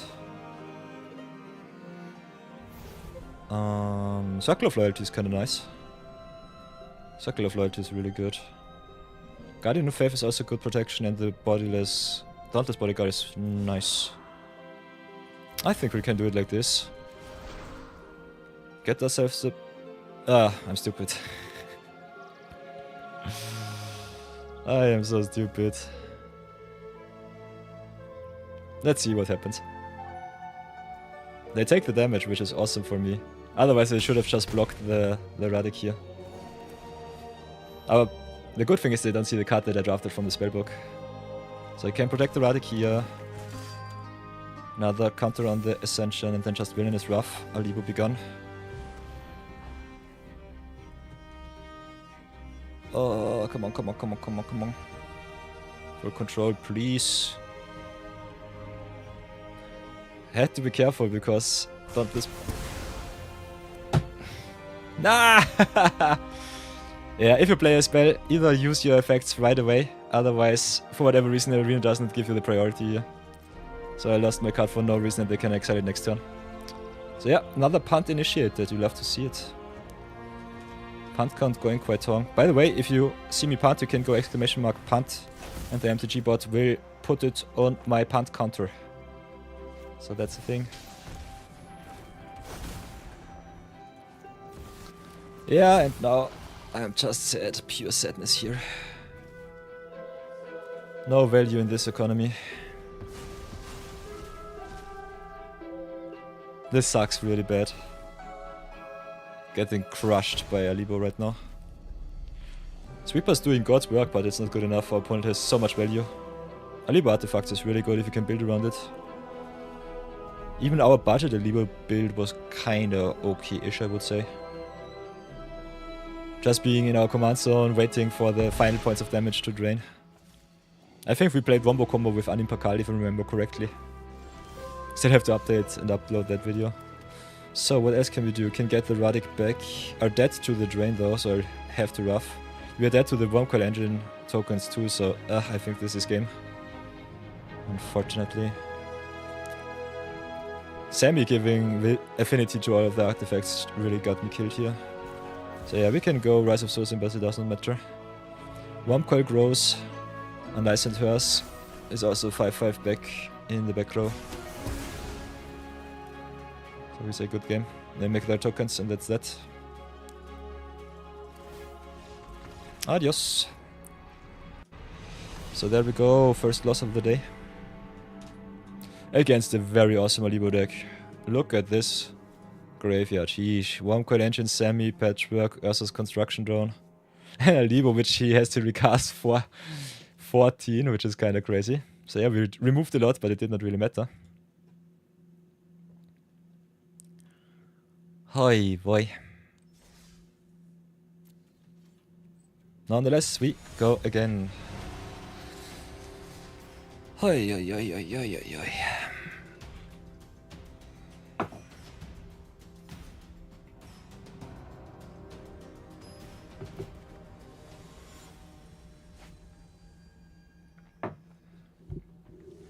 And there is the menace of the historic Brawl queue right now. I've grinded some of my wins out yesterday, and we had a 50% hey-bye matchup. 50% of the decks on Historic Brawl right now, especially for my queue, is always hey-bye. I don't know why. I don't enjoy it, but it is what it is. So let's see if our mid-range list can keep up with the hey-bye. With the hey-bye.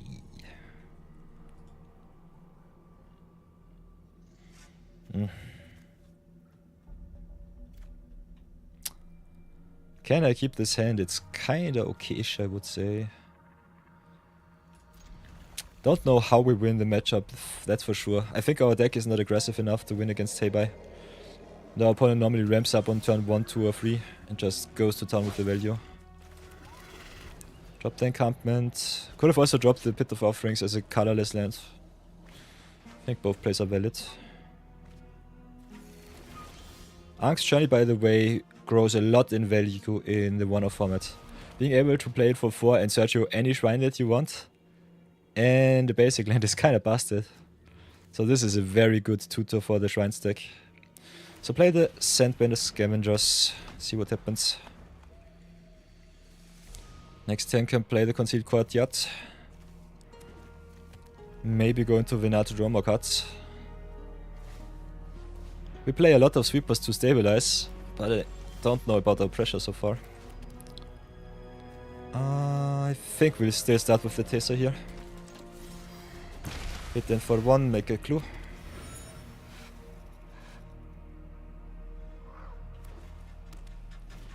Soul Trader needs unfortunately creatures, so we'll have to think about our strategy there. Still kinda think playing the 3/3 here is good enough. Panharmonicon with the Hey-Bye also kinda crazy. So exile the Ank's Journey, doesn't really matter, just get our land drop. And hit in for a solid 3.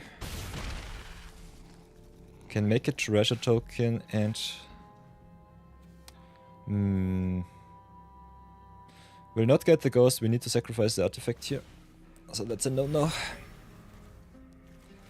Might need to include more cards that can also sacrifice our clues.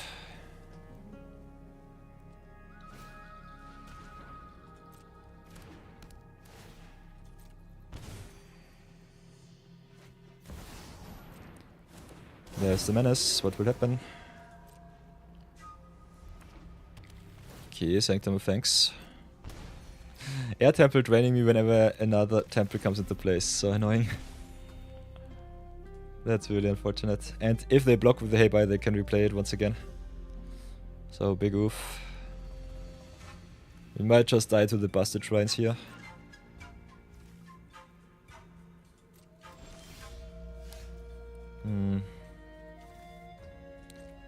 I think we'll do it like this. Sacrifice the scavengers, get no value.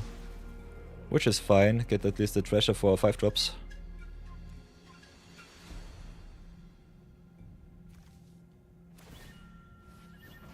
Okay, opponent with the Sanctum of Shattered Heights. I can sacrifice once again, Teysa be gone.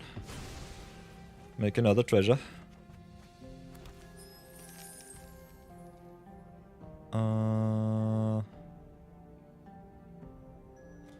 Nope, don't have any creatures.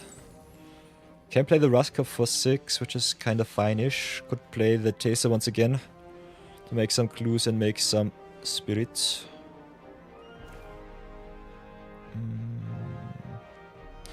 Clues we cannot make because we do not lose the opponent life. Could play the dissection tools though. Re-equip, get some damage in. Could just play the Raska.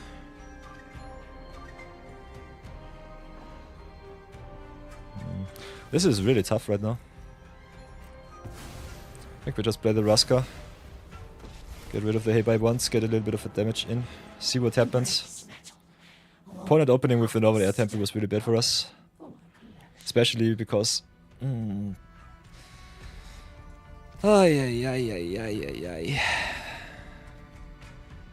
Panharmonicon triggers some artifact or creatures. And there are some creature shrines too. Other than that, they have all of the drain shrines here. And Sanctum of All triggers now on the double. So I think we're just dead. But still a really nice showcase for the Shrines deck. Hey-Bye is a menace. It's even worse than a Drugs, I would say. Sanctum of All was already a thing. But with a Drugs coming into the mix, I think... has gotten a little bit back into the limelight. We don't have any Destroy All Enchantments cards in our deck, which I definitely would recommend you to play these days in the Historic queue. They are normally in green, not in white, but there should be also some in white too in Magic's History. Ooh, Albert Adventurer, I salute you. We've drawn the Fortress Kin. Question is, what can I do but cry? Writhe in pain. Play the Forest Kin. Go a little bit wider. Sacrifice the clue, maybe draw a land, but I think we're just dead against the value of the Hey-Bye. Our opponent being the most obnoxious of people. Or not, I don't know. I normally think that it does not really matter how you think what they say. Just keep it as happy as is. But I think, yeah, Sanctum of All kills me. The triggers of the Northern Air Temple and the Sanctum of Fangs might be good enough to just get rid of me. Drains me once, drains me twice. Yeah, drains me for 5. 5 damage. Now with the Honden of Knight's Reach too. The prowess tokens. Yeah, I will concede this game.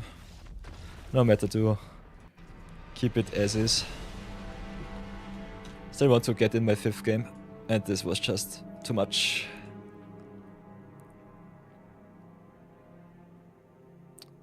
Nonetheless, against the fair decks I think we have some nice matchups, so that's still pretty good. So let's go again, play the last game with Teysa. See what happens.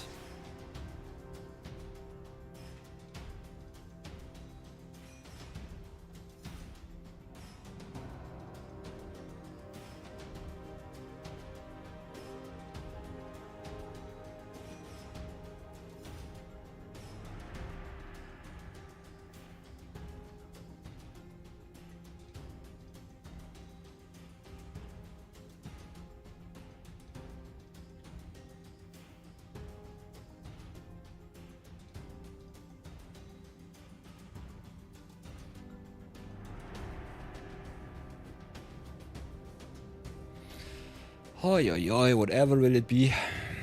Ever so longing, ever so waiting. To that I can only say, cheers everybody.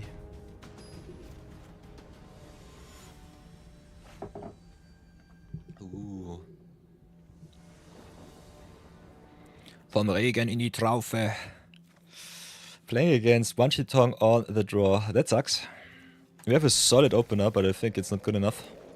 Let's see how many spells we will resolve against the boy. Hitting our land drops very important against mono blue, so that we can double spell as soon as possible. Not sure if it will be good enough though, because One Tongue is just counter dot deck.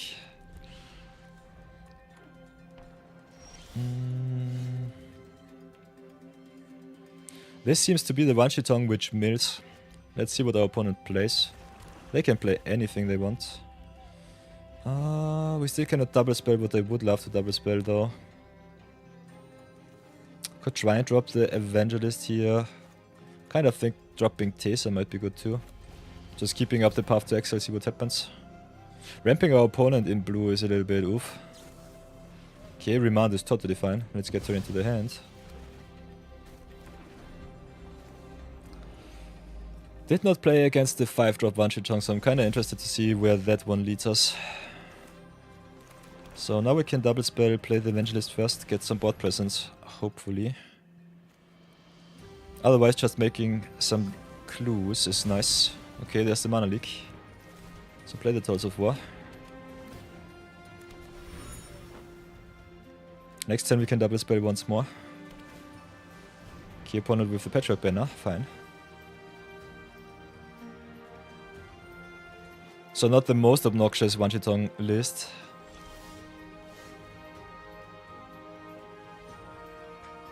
Counter spells against commanders feels lame to you. If you're playing 1 against 1 and want to get some wins, it's one of the easiest ways for blue. Annoying your opponent out of the game is something that I personally despise, so I can definitely see your play here. Or your stance, better said, Mochikyo. So I'm totally on your side, that's for sure. Can try and resolve the Teysa. Don't think she will hit the board, but it would be awesome. Tolls of War only triggers during our turn, which sucks. We sacrificed the land, but did not sacrifice the clue. If we want to go a little bit more wider, we can sacrifice the clue too. Make another token. Okay, opponent with eaten by piranhas. I can be fancy and exile my own Teysa, but I think I need the removal for the Wanshi-Chong. So I'll just do it like this. Pass for now.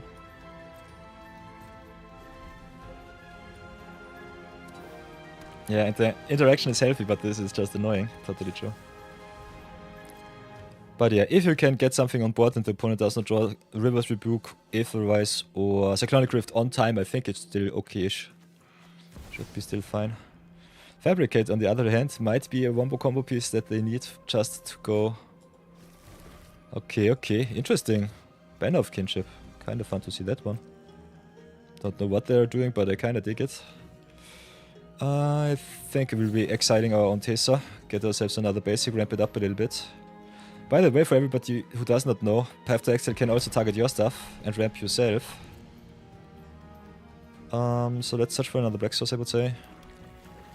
Replacement effects with the commanders get them back in your command zone, so...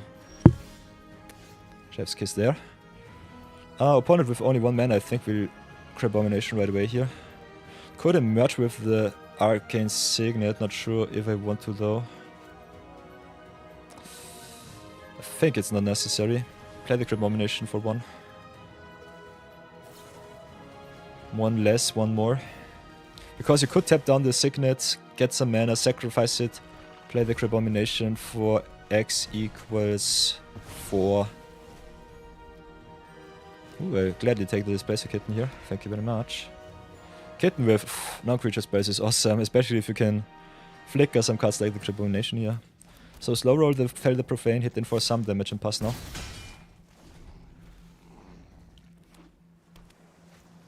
Okay, there's the Wanshi-Chong.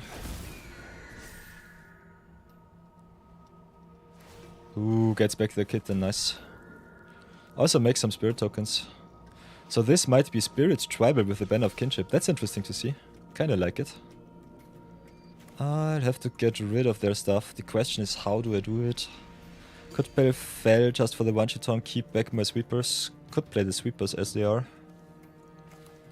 Both plays are quite valid.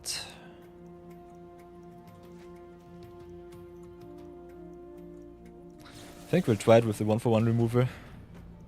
Depending on what counter spells they have left in hand, it might be good or bad. Okay, instead it's Essence Flux. We might be dead to the Banner of Kinship now. Wanshi-Chong self-flicker, it is okay. Yeah, they can give each of their creatures +5/+5, and we're just dead. So yeah, not playing the sweeper here killed me. Because their spirits are unblockable. I can block the Wanshi-Chong, but this is already 8 damage and they get another boost for 16. So I'm down to 1. No, I cannot count, I'm stupid. They are 2-2s because of the patchwork banner. Yeah, this is 28 and dead. Ouch. 07. I should have played the sweeper here. Totally misunderstood their commander. But yeah, learn something new. You win some and you learn some. I love it. Big shoutouts to One Cheetah. Big shoutouts to Jamimo X. Awesome One Cheetah list. I love it. Pardon me. Haha, imagine being on the receiving end of Wash Away and you're also a Phoenix King. Yeah, totally. That's totally true, Machi. So yeah, give you all a little short little deck tech. In 2 minutes we have another ad break. Which should be a nice break, because then we can do something else. So here we are with our Teysa deck list, as you can see. Got a little bit wrecked today. Okay, we have ads, so I'll postpone the ads. The deck tech.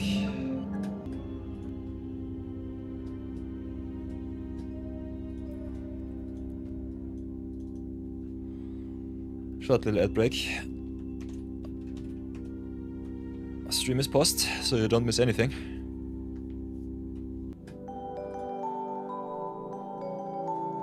So cheers everybody. Was a nice little edition of Zero Budget Brawl.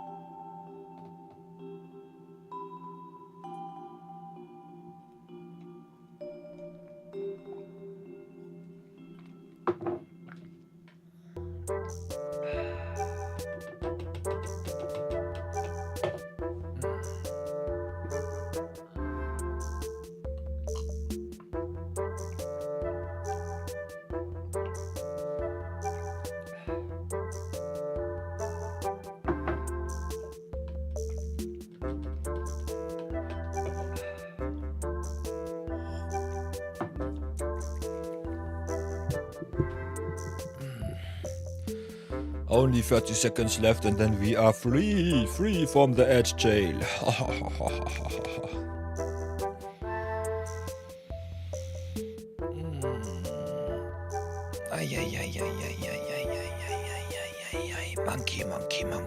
Monkey. Ay.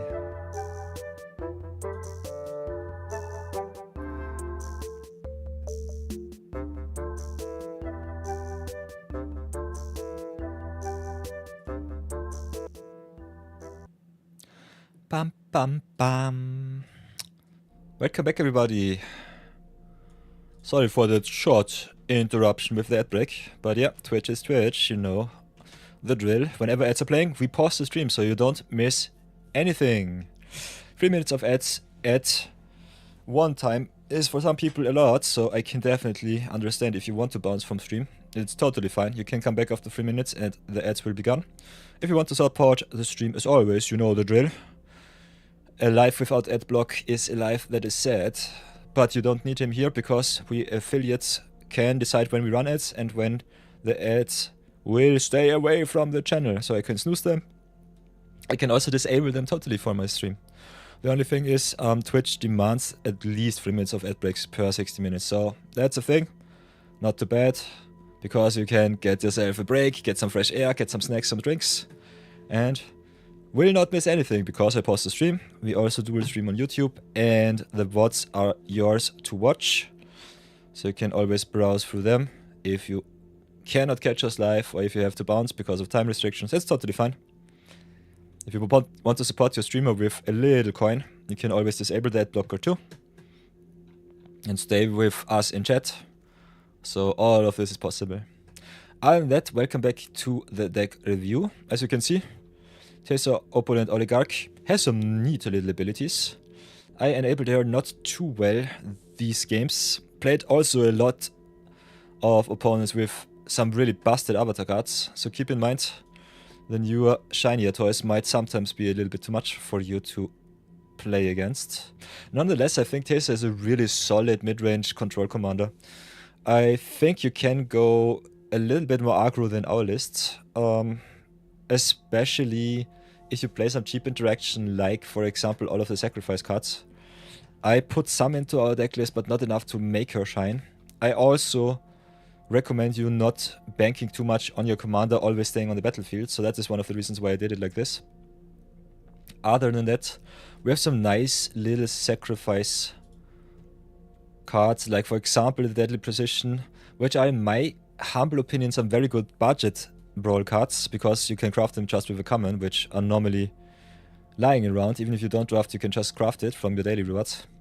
The only thing is, cards that are shallow and only target creatures might be bad in some matchups, and I want to cover as wide of possible enemies as a wide of an array as possible of potential commanders that you play against. So I think only creature removal with some sacrifice prerequisites is not good enough. Some cards that exile though might be a little bit different. So I think cards like Final Vengeance definitely have their spots to shine. Eaten Alive also very good spell that can be played without having something on board, so that's nice. Other than that, you can also play a little bit more sacrifice shenanigans with a Cursed Marauder, Chitteronian Nightmare for example. Put some wombo combos in your deck. And what I definitely think should be more in the list are cards that sacrifice not only creatures, but also artifacts. So cards like Jody, definitely very nice, especially because Jody can copy yourself and go really wide with the token payoffs, with additional copies of her. Other than that, we got also some free sacrifice outlets in Edge of Eternities, so big shoutouts to Umber Color Salad as a very nice budget option. If you want to go more into the rare and mythic territory for some upgrades, I think what you can do, if you have a look at our not collected cards, could have a look at some potential cards which sacrifice themselves, like the Bounty Agent, really good card to get rid of some opponent's commanders, or some other legends, and there are a lot of legends at the moment running wild in the historic ball queue. Could also play some cards like the Oswald Fiddlebender, for example. If you have some 1-drop artifacts which ramp you, or some hate pieces which you want to tinker out of your deck, I think he's really good. Just sacrifice one of your clue tokens, get yourself a 1-drop artifact out of the deck, for example like the... where is it? Could get yourself some combo pieces like Retrofit the Foundry, which also sacrifice. Maybe some mill pieces like the Altar of Dementia. So there's a lot of wombo combo potential also there. The artifact sacrifice outlet's really good in rare slot. Ashnod's Altar, for example, is good. Giving you a lot of mana in black-white is definitely something that you need. Could also pick some cards like, for example, Masterpiece Vault, which redeems you for getting sent to the graveyard, so that's kind of fun. Other than that, there's a lot of shenanigans to get. A lot of synergies still to use, because we play zero budget brawl and play whatever jank we have in our collection. Sometimes other commanders shine a little bit more, but I think it's totally fine. Not sure if Teysa is better as a control, mid-range or aggro commander. So far with the meta that we have seen in our games, I think the mid-range aggro route might be better. And you can trigger her twice per rotation, which can go really fast, really wide. But you need some free sacrifice outlet and instant speed. So keep that in mind. And I think you can be way more successful than us. Other than that, big shoutouts to our cards so far. I think the Relic Triceratops giving us a lot of card value with the Alchemy cheat sheet of the spellbox is kind of nice. The Unholy Annex just drawing us cards. All of the enchantments which draw you extra cards are always nice. And I think, as always, put at least 5 or 6 sweepers in your deck to get even with the other aggro decks and you should be fine. Other than that, like the deck, I salute you, my awesome Mochikyo. And this will be it for this episode. If you like what you see, comment, like, subscribe on the YouTubes. If you want to stay up to date with our live events, follow us on Twitch maybe. Or join the Discord. It's always nice. And other than that, my alter ego on the YouTube videos will show you the way. And I see you all in the next Zero Budget Brawl episode. My Twitches we will continue. My YouTubers, I will see you soon. So, video of the day done. We are free once more. Can do whatever we want. I might have a look at our collection. Maybe brew some constructed lists up today. Normally try to go at least gold to hit all of my gold rewards for the constructed. So we can do that too. Lesamal is back. What did you do, Zemal? I hope you had an awesome time off stream. We lost quite a little bit with Teysa, but nonetheless I think the deck for Mochikyo was kind of fun.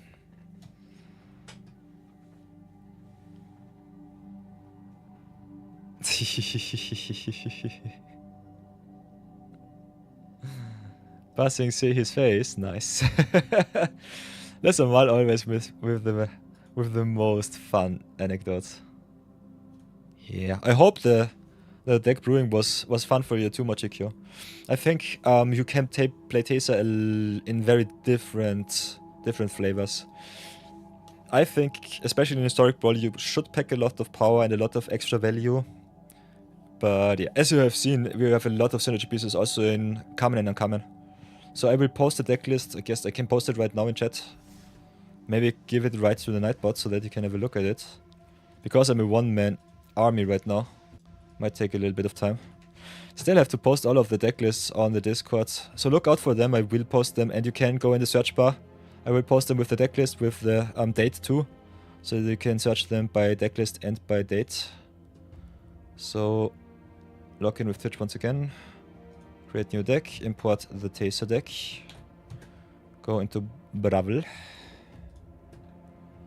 This is my core list from the Zero Budget Brawl. Copy pasta the Teysa here. Get her name in the deck name here, in the commander slot there.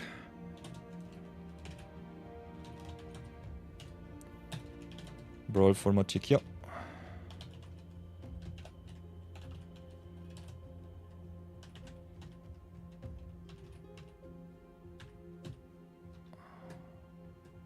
And that should be fine. Then you go to save. Get the link here. Copy pasta, go to Twitch chat. And here is our Teysa list.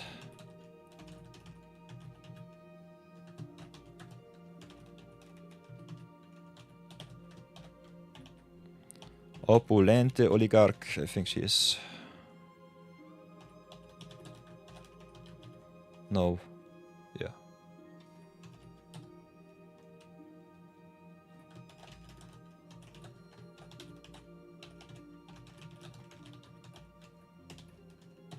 Enjoy.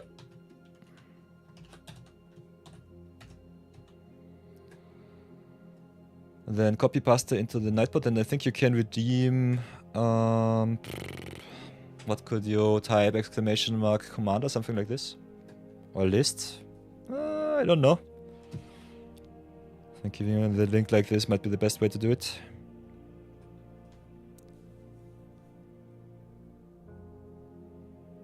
People think you're strong and then get spooked. Focus on you, then lose to others. It's totally fine, Decimal. You win some, you lose some, everything is okay. I think this is the way of the gamer. I think the only thing that you should keep in mind for your personal mind... No, psychic? No, what's it called? Mental, for your personal mental health it's not totally normal if you play PvP that you win some and you lose some. I've been playing a lot of Kingdom Hearts Final Mix these past few days off stream, and I've gotten wrecked in Proud mode. And this is just PvE. Rage moments everywhere. But I finally crafted myself the Ultima weapon, so now I'm overpowered once again in the most difficult setting. And yeah, gamer rage moments or some confusion is always a thing. Staying cool and just going with the flow is the easiest way to enjoy your life. You're not here for the win, never. Ha ha ha ha. We are all winners. We are all winners, we are here to win. And we deserve the wins. But we also deserve to lose, so, you know, karmic balance, something like that. That's also a thing. So, what else do I have to craft for you all to redeem? Can have a look at Chromium the Mutable too, if you really want to. Think have to play some Chromium games, have to play some Doc Arlog too. So if you want to see me brew another deck, we can definitely do that.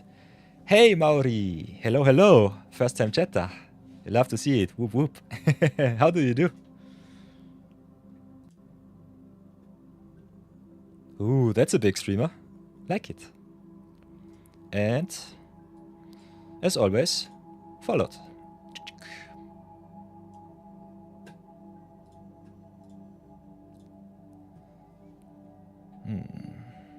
What's good? Everything! We're preparing a little bit for the viewer battle weekends on coming Saturday and Sunday.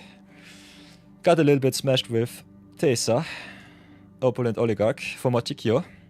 Had some little channel point redemptions the past few days. So I'm building some new decks for my viewers to enjoy. Also posting some deck lists from time to time. Thank you for the kind words.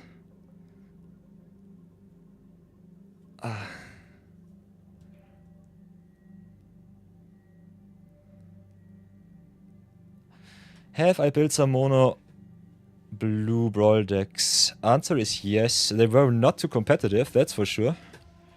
I think one of the most recent decks that we've built so far for the historic Brawl queue was the Unagi of Kyoshi Island.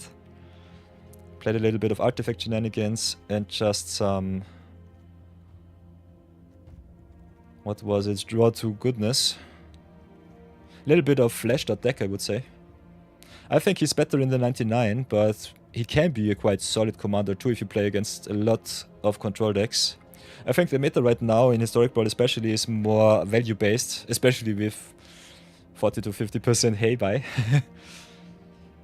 Especially 5-color Shrines, kinda hard to play against. But mono blue kinda fun because if you have enough counter spells in your deck, just countering hay buy once or twice might be good enough to just win the game. If you can stick a nice Planeswalker or two. But I personally think, especially with our zero budget Brawl collection so far, my mono blue lists were always a little bit more on the weaker side. I kinda enjoy pairing blue with other colors. We had some nice little standard ball games with Kaito, though. Kaito was kinda fun. Have to post this video rather soonish, I guess. Kaito Cunning Infiltrator is awesome. This was more of a token list.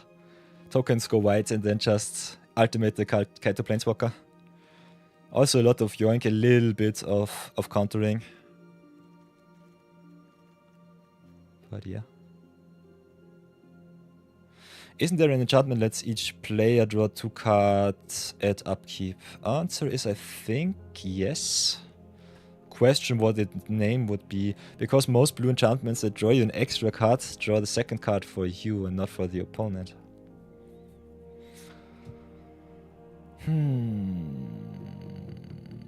Standard Brawl. I think I have the Kaito list already on my Goldfish. The only thing is I'm the only person who can find my collection for whatever reason.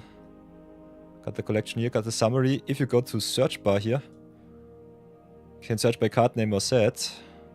Cannot search for players, which is a little bit annoying. User submitted decks. Advanced search. Maybe if you go here, player. We tried it once out, I think it did not work. Nope. Does not work. Maybe if you go like this, Brawl.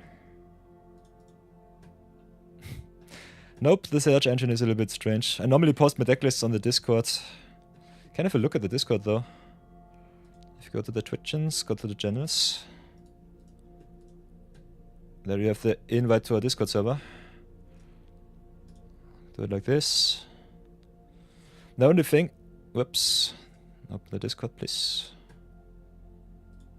Accept my own invite for whatever reason. If you go to the Magic section, or the Magic from Scratch, which this series is about, you can close this stuff, hopefully. Dismiss, thank you very much. Go here, go Kaito. And if the link works, it should be here. But as you can see, my last post was from November, so I'm 6 weeks behind. 6 weeks of awesome content that they missed to update. But you can look at all of the deck lists here. I will post them with deck names too. So if the link with the picture does not work, you can go just here, search for example for Gaius, and then have here all of the search results to search for the deck list. So yeah, if you want to see my Kaito list, give me a second. I think I have it already in my deck list. Give me a second. Decks. My deck list, where is it?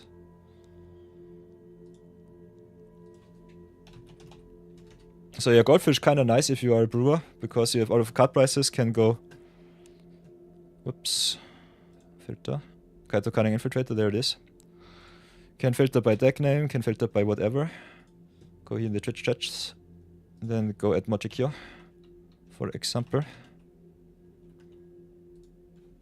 Copy pasta. Here you go, Mochikyo. This is my Kaito list. Enjoy. Not sure how competitive it is these days, because it's, I think, 2 months old or something like that. Yeah, exclamation mark Discord, by the way, is the shortcut if you want to join the Discord server. There's a Mal. That's a juicy link. Oof. Check out your sleeves for the Velothar.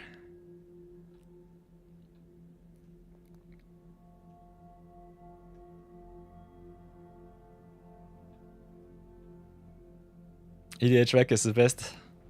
Yeah, EDH Rack is also kinda nice.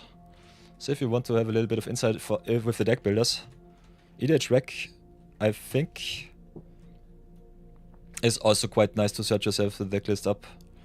Can export. I don't know if you can search the decks of other players more easily than in Goldfish. I think Goldfish as a site overall is kind of fun, because you also give the people more insight into brewing, into deck construction, into playing some constructed lists. A little bit of metagame insight, a little bit of podcast, so MTG Goldfish is my hub for all of the Magic content, which just comes together, focused in one spot. EDH Rec also has a lot of articles, so, but I think it's way more Commander focused than anything else.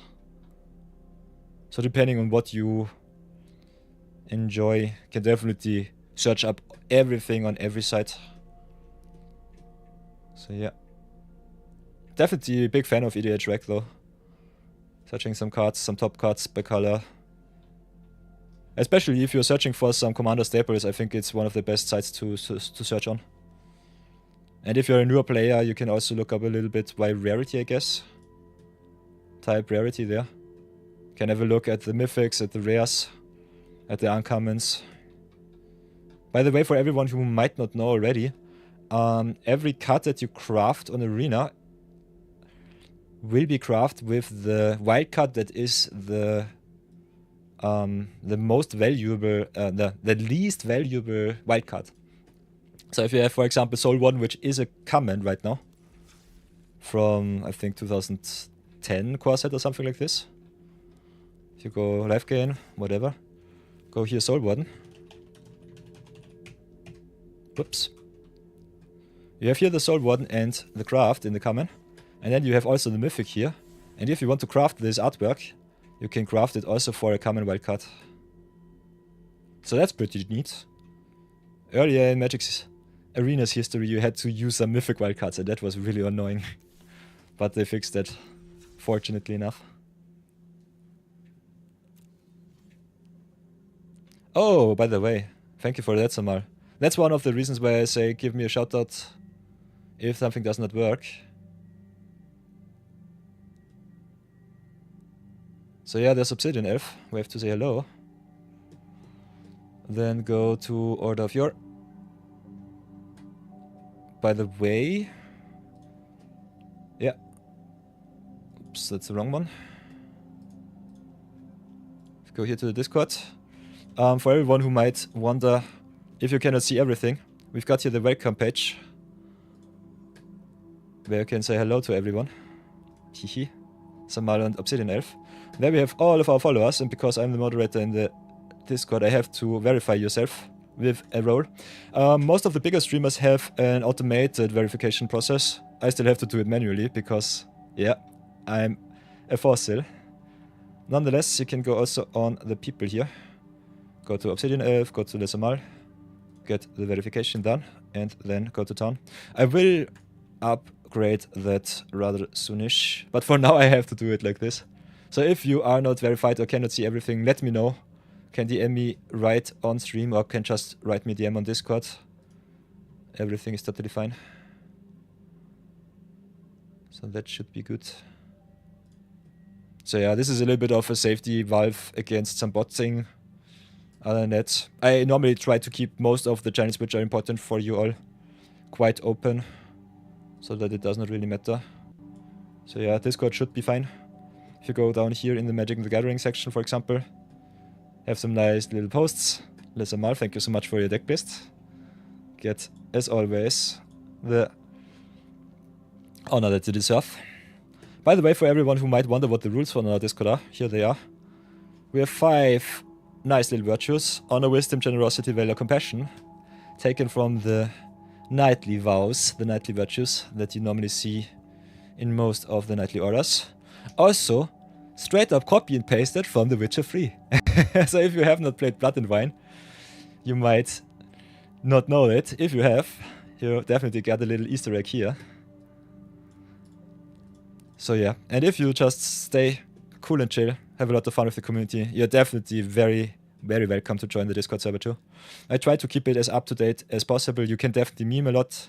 I think the first meme that we have so far was for Marathon. A little bit of Badgermole Cup memeing. A little bit of posting too in the Magic the Gathering section here. With some nice little art. I think it is AI. Other than that, if it is from a content creator, let me know. Definitely giving them the shoutouts. I think the artwork looks awesome. Looks very cool. And if you have some questions, you can definitely also open up a new post in the forum here. The guidelines are there. Just be chill. Ask whatever you want. Maybe tag some of the series or of the formats that you want to highlight and then go to town. And that is the way of the Discord.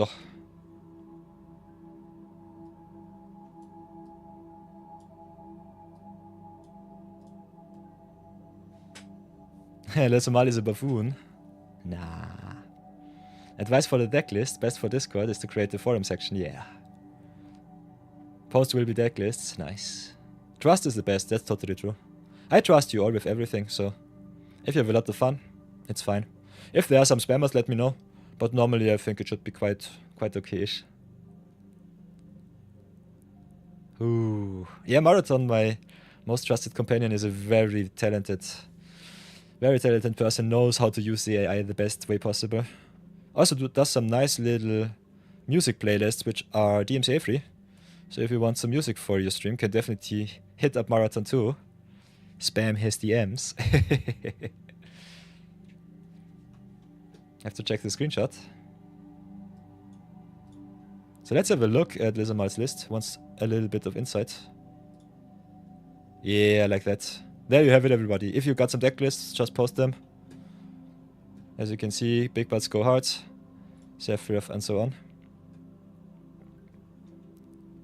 So that's pretty neat. I want to go variety rather soonish next year, so I will open a dedicated Magic the Gathering channel with a little bit more sub lists, I guess, sub channels. They're figuring out how Discord really works because I'm a newbie on Discord. But other than that, if you have some questions, definitely ask them in the forum. If you post them in the text channel, definitely go at everyone or at certain persons to tag them so that they get pinged and know that there is something that they should answer to. Other than that, if you go on the Discord, there's normally this highlight, so you can see whenever something new happens.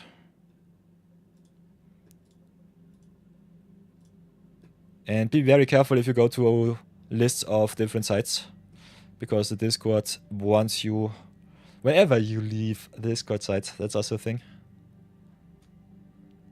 So yeah, as I said before, I like the developer list a lot. Looks quite nice, especially with the trees, kind of fun. 3 of partition with the 013. Little bit of protection with the Sterling Growth is kind of nice. I think you can play the list as is. I would not see too many upgrades that I would do. And especially the cards might be the hardest part of that thing. Pardon me.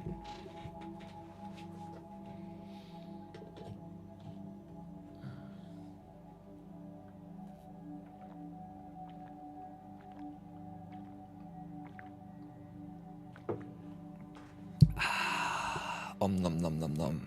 Nice juicy water. Ooh, Mochikyo posted a newbie boomy list. Nice. Very clean it is.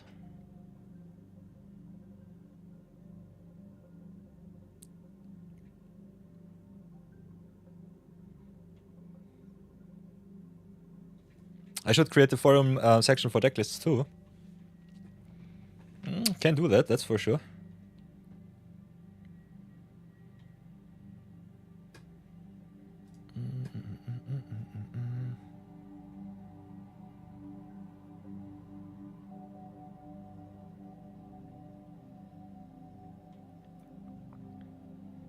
Yeah, the Discord will become quite convoluted rather soonish, depending on how many channels we will open. I think the most important channels on the Discord might be for some MMOs or some PvP games. Other than that, we have some general gaming sections, so I think it should be okay.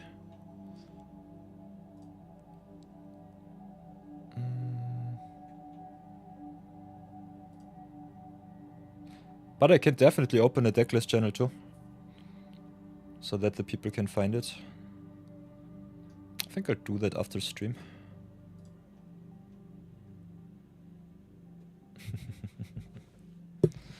Mochikyo with the boomy decklist. Where is it? Where is it?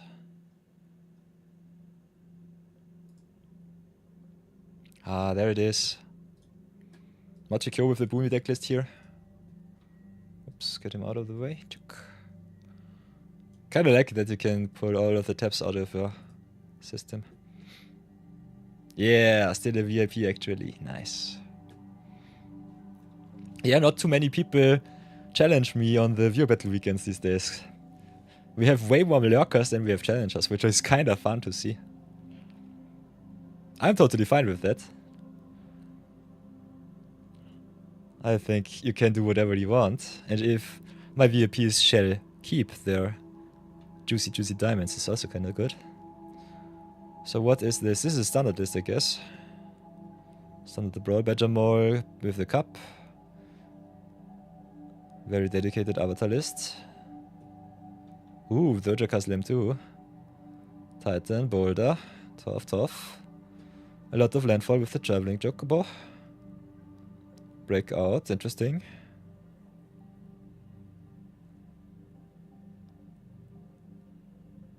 Okay, Breakout is interesting.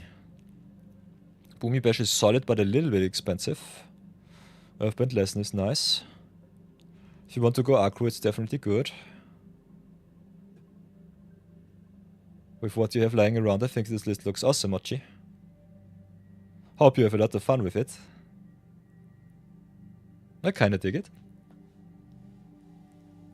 Ah, it's totally fine if you double post, it's not too bad. As I said before, you have the search bar, you can search everything up. If you cannot find anything, you can always write between yourselves. So never ever feel bad. Yeah, first go at Big Butt, nice. So yeah, especially the Discord is something in the making. It's not too bad. We will get it better moderated, we will get it bigger. Will come with time. I think it's not the most necessary thing, but it's definitely very fun just to have a hub to hang around with the community.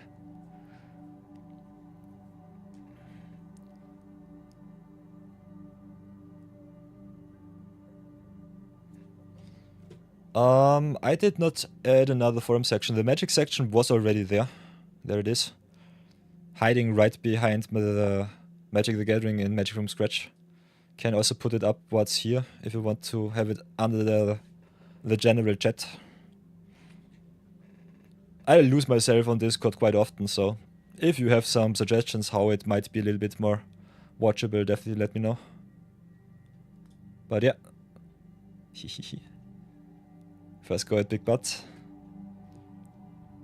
The best thing in the forum, I personally think, is just asking a question or make a general statement to let the other people know what they should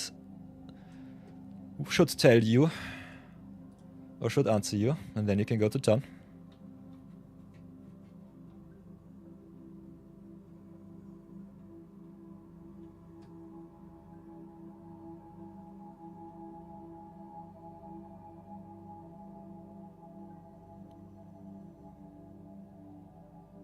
It is a mild brew visa with Aetherflux. Yeah. Aetherflux Reservoir is pretty good. Who made me craft the Aetherflux Reservoir, by the way? I have to build a deck where I play the Aetherflux too.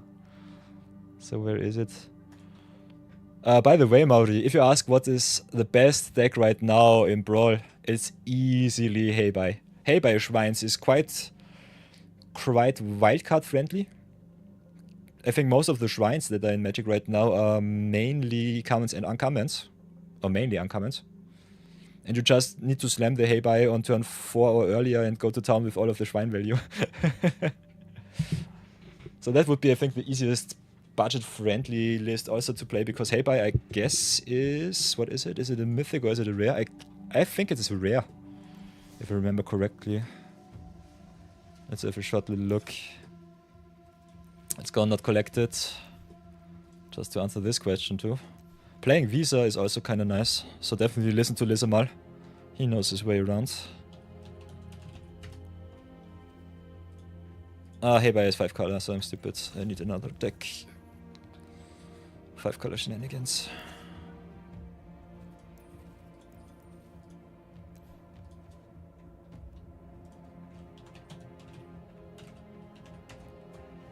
He's a mythic, okay.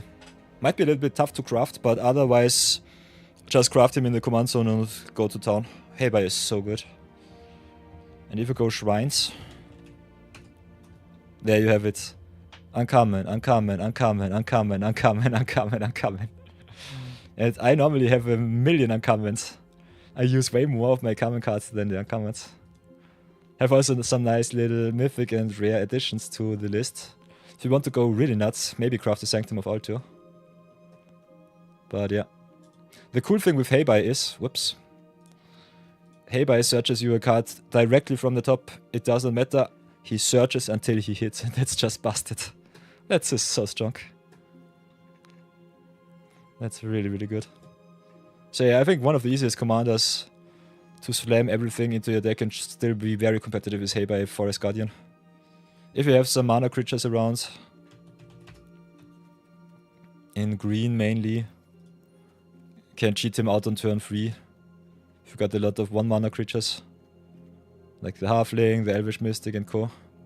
The cool thing, especially Heibai himself, is just a mono green card with 5 different color pips so that you can go multicolor. You got Heibai from the jump in. Nice, very nice marathon. So yeah. So there are a lot of very good budget options right now to play around. Still have a lot of fun with. A little bit of annoying to see because it shrinks deck variety a little bit too much in my opinion. But yeah, that's always with the 5 color commanders. The 5 color commanders, I think, are just for us free-to-play players or budget players a little bit tough to enable because you need to pick up a lot of good dual lands. Heibai, for example, doesn't really care. Because you can just be totally mana screwed with all of your basics in deck. Or play a million tapped lands. And he just charges you the shrines from deck. If you have the 5 colors to enable his ability to make 1,000,000 tokens, it's okay. But you don't even need to. Normally the shrines just win you the games. Hey, and Maruto got the entry back. Nice. Because he had the deck with 37 lands, still won on first try. Sweet. Very nice. Yeah, the jump-ins are a little bit tough for newer players, I would say, because they are pre-built decks. You've got some fixed rares, but the big problem is if you don't know how synergies in Magic work, you get way too confused. You could draft, if you're happy and go lucky, monocolor, which I definitely recommend. But if you have some dual color or 3-color decks, which are also a little bit badly constructed, I played, for example, one Avatar jump in for Marathon just to show it off a little bit. We had a 3-color deck which had 3 colors of lands, but did only play 2 colors. So my mana base was totally screwed. I did not get the basic swamps that I expected to get, and I could not play my cards. So that's also a thing. So I don't know what Wizards does with the jump in, but it's all over the place. I personally don't like it. I think it's way too confusing, especially if you're a seasoned player. You should know your way around, but the jump in does not allow it. No chance. Ooh, Mochikyo being AFK. Have fun with the laundry, Mochi. Have fun with the laundry. So, we've got some options. We could do another quick draft. I kind of want to slow roll though my gold for the Premier Drafties. I think Premier Draft is way more fun. We'll lose a lot, but also get past a lot of awesome rares and mythics. And if we get a winning record, we earn a lot of gems. Yeah, they should have fixed the Avatar jump in mana problems, yeah. So yeah, that's a thing.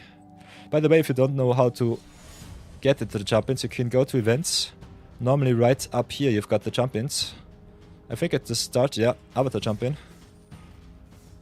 Then you can pay a little bit of a toll. I think it's okay-ish. You get at least 1 rare per jump-in pack, so that's at least 2 guaranteed rares or mythics.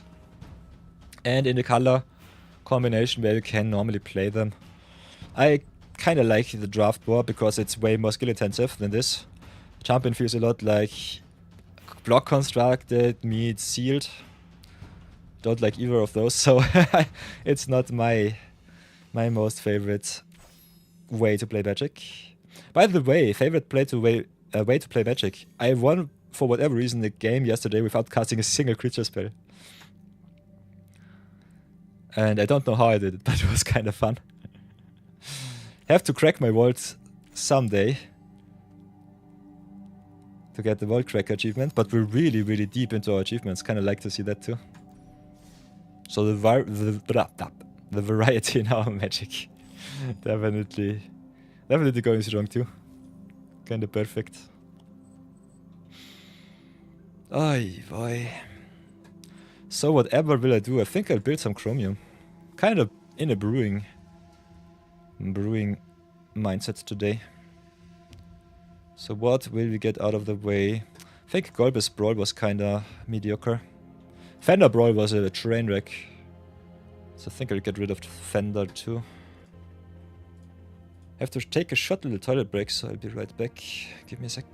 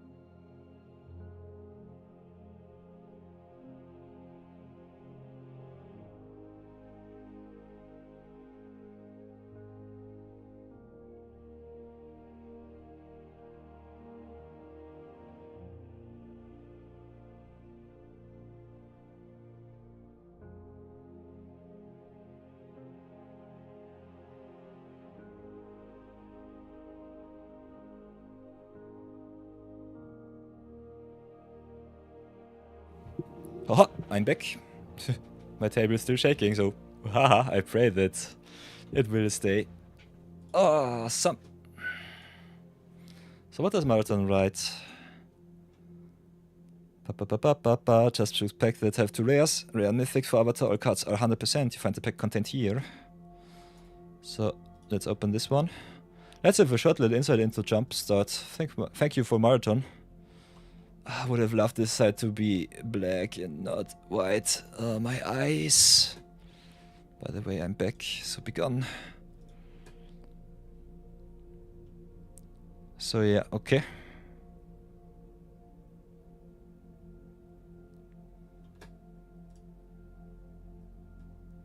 Yeah, Mochikyo also used this method to hunt for Momoko and Firebending Student. Yeah, I draft a lot, so I normally get all of the cards that I need during draft, because I know how to pick power. But especially for people who might have a little bit of trouble getting into draft, I think this is maybe the best way.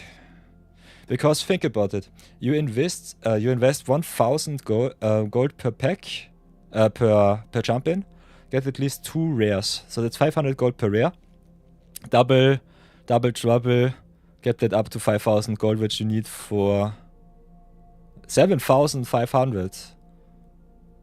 If you need 7,500 for the quick drafties, then divide that by the number of rares. You get at least 14 rares, 14 and a half. 14 rares in mythics. That is a very solid rare amount.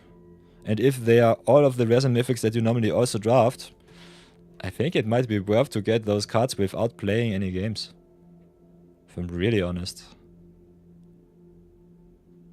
Marathon, did you do the maths? I think you might be right that for newer players and people who don't want to play games and just open the cards, jumping might be the easiest way to do that.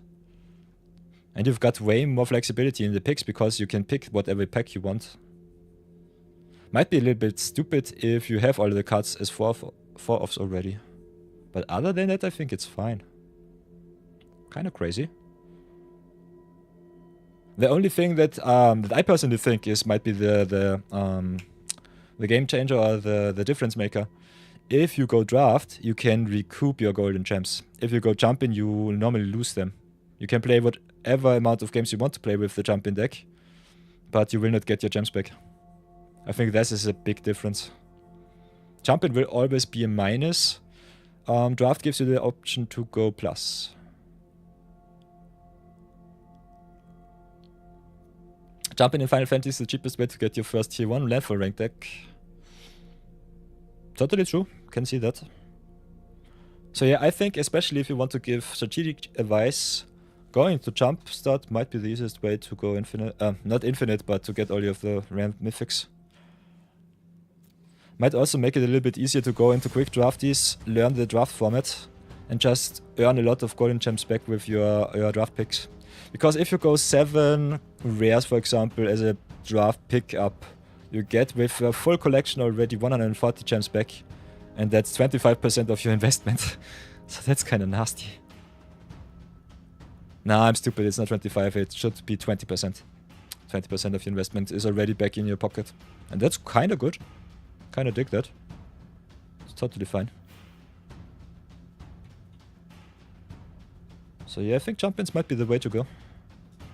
If you want to get a good constructed collection. If you want to learn a lot and play a lot of games, I think Premier Draft definitely better. But I think payout-wise, it might be very, very similar. The only game changer is that you can earn yourself something back. And that is something that I like, because I like to earn myself all of the good rewards.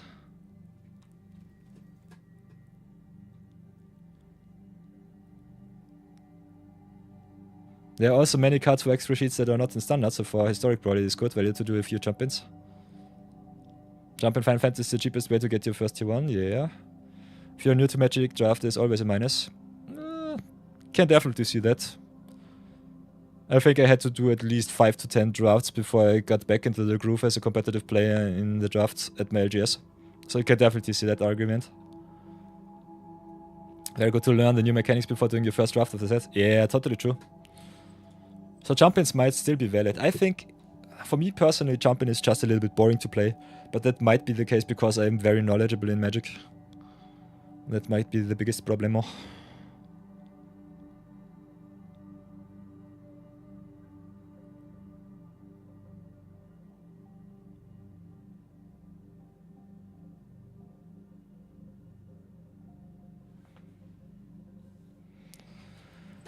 Hoi, boy, hoi, boy, boy, boy.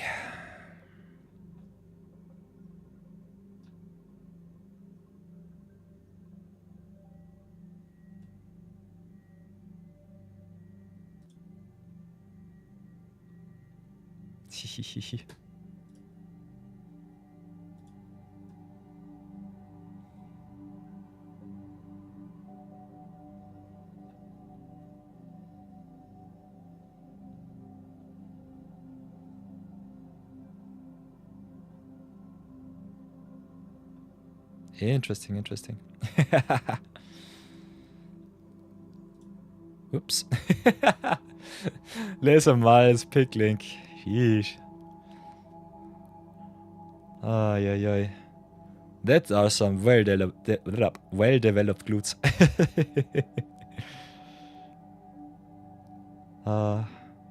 What does Martin say? It's not the most fun, yes, but for you the most chill. Totally true. If you get stressed out by draft, it's definitely easier. We did some collaboration with NBA Pingu with Jojo, and he also said it was quite stressful making the draft picks while I explained the stuff because I had so much knowledge that he had to think way too much time before making his pick. So he just picked, and 5 seconds later, with the delay, I would pick this card, and he said, "Oh, oops, I already picked the other one." Yeah, play Q shenanigans are also a thing. I think the easiest way to stay stress-free still is a starter deck duel. You earn yourself some nice little rare wild cards. You only play starter decks against each other, so you won't ever have the problem that blue-black mirrors blue-black, but goes against all of the other 9 decks. And that is the most fun way to play for me. But yeah. Always depends on what you want to do, so it's totally fine. So boys and girls, everybody, it is time for more zero budget brawl. With some nice little redemption from my good trusty companion Marathon 42. And I have to oblige, I crafted Chromium Immutable. I invested one of my precious mythic wildcards, which I cannot use anyways. So thanks for the craft marathon. And we'll do another edition of Craft Me My Commander, Show Me the Way Streamer. So first things first, we have to send one of our awesome deck lists to the horizon because I always max out my deck list account quite easily with only 100 deck lists available. So Thunder, I salute you. You were not really good, but definitely fun to play around with. So let's go into the historic brawl queue. Deck builder it is, and go to Chromium. What does Chromium the Immutable do? What do you want him to achieve for you? Victory is always the goal. Chromium himself, I think, a very nice little Esper commander. Esper being blue, white, and black. Him having flash and not being able to counter him is also really good against all of the control shells here. At the moment, we play a very hey-bye focused avatar centered queue. So I'm not sure if the control commanders are the best, but we'll definitely give him a try. You got a lot of sweepers. Chromium himself being very expensive is one of the downsides. But he's also kind of fun because you can discard, so you can do some self-discard shenanigans. And you can also equip him with a lot of stuff, make him Voltron, and just smack your opponent's face in with a nice unblockable dragon that becomes a human with hexproof. So, first things first, I think Chromium wants to play a lot of instant speed shenanigans, so Chromo's T-Chart might be kinda neat. We'll definitely play a lot of flash, because instant speed means you can also play some counters, which is really good against wombo combo and a lot of value. So we'll have a look at our flash creatures before anything else. Go into the power. So rares and mythics it is once again. So big shout out with the Enduring Curiosity being crafted also in my collection to Albert the Adventurer. Also another trusty companion. Hey, Brownie Man also joining the stream once more. Good to see you. How are you doing? Play all of the good instant speed interaction spells, maybe some high-fire tricks to give our other non-speedy cards a little bit more of a boost. Play the Unagi of Kyoshi Island just to have a little look. Play the Wanchitong, play the Ang. Get the Azula in for some value. And other than that, also get some Yoink and some Lose Your Ability cards in. Then we have a lot of instants, of course. Get some 3 steps ahead in. Play the Cryptic Command, I guess not, because 3-colored blue might be a little bit tough. We have a lot of dual-colored lands, so Cryptic Command with our fetches might still be a possibility. Hey, Brown Man doing well, I love it. Plaza of Heroes, I do not have Marathon. Flashers is a little loud. Totally fine. But yeah, we can play with this color combination a lot of good stuff. Esper control, Esper midrange is kind of fun to play. Kind of fun to see. And there we have it once again. Marathon redeeming the Plaza of Heroes. So, makes me use another rare wild card. For those of you who know the drill. I am not allowed to craft cards on my own volition, but I'm definitely having to craft them if my awesome Twitch viewers use their channel points redemption, as you can see. Redeem to craft me a rare. Shout me out, streamer. Because I'm a monkey that dances for you. So let's go to Node Collection, go to the lands. Go to the colorless, because Plaza is a colorless land. Plaza of Heroes, here we are. Marathon. Oh no, this is Harmony. What Plaza of Heroes shall I craft for you? Do you want the special art or do you want the not special art?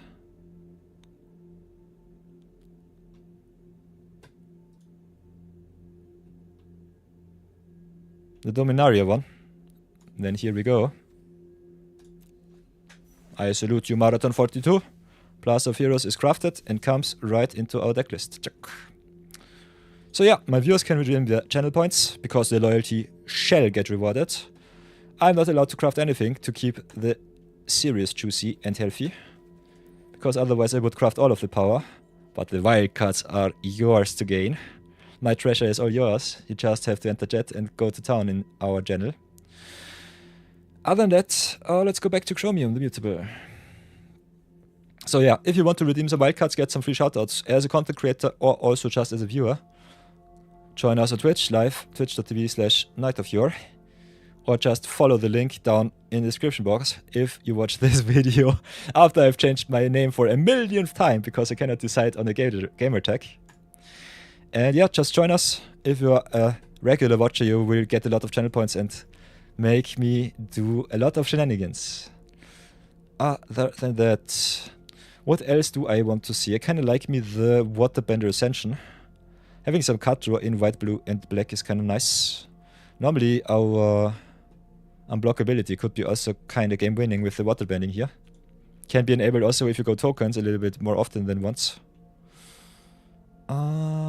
Could go wide with tokens, could go just control. Want to play instant speed deck.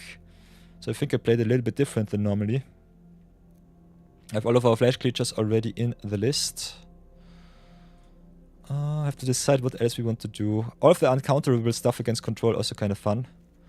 Put a little bit of power into the deck mix too. Definitely put the Mistrise Village in too. Could play some tempo with Martin Itler. So depending on what you want to do. Any dragon synergies is also a thing. I personally don't think we have too many dragon synergies. Could still try to add those two. So yeah, if you go 3-color, you have a lot of options, especially if your commander is more on the cookie cutter side, I would say. Chromium also kind of fun if you can exile him with a Cavero. Just having a 4-mana copy is kind of good. So you can play a lot of awesome stuff here. Slamming the best commanders in the deck is definitely the start. We picked also some Arne Kennerud, so that's a thing. Yeah, I think I will play a little bit controlly today. Play some Planeswalker, some instant speed interaction. Maybe some Dragon synergies. A lot of discounts, so Pearl Medallion, Jet Medallion come on in. Still need the Sapphire Medallion. Unfortunately, we did not open that during our Modern Horizons drafties, but it will come back, I think, rather soonish. So might be still able to do that. Could also do some Aetherflux Reservoir shenanigans, but I'm not sure about that right now. Get some of the power in the deck, that's for sure. Could also play some Flicker if we feel fancy. Definitely get all of the fetches in the deck. The multi-colored lands, Plus of Heroes is already in. Starting Town. Windswept Heath. Are also having an ad break, so yeah.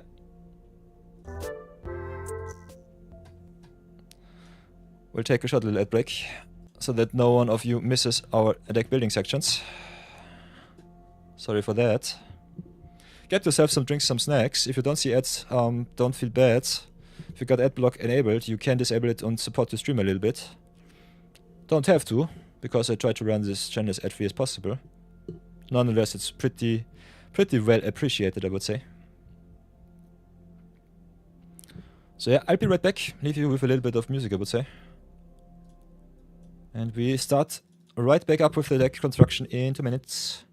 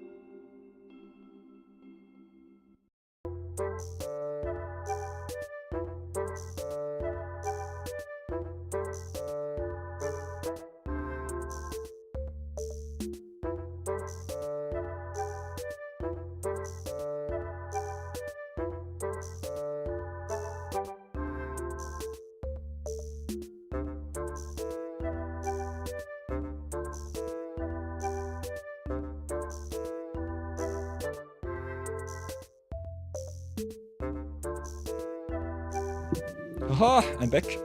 Last 7 seconds of ads and then we are good once more. Welcome back everybody. Sorry for that short little ad interruption. Ad apocalypse is a thing. But more for killing my channel than anything else. I don't have Raffine, that's totally true marathon. So let's continue with our deck building portion here. Give us all a little bit more of audio. So not collected. Go for Ravine. Engine of Ravine, Ravine Scheming Seer we have. So that's another mythic. Nice one.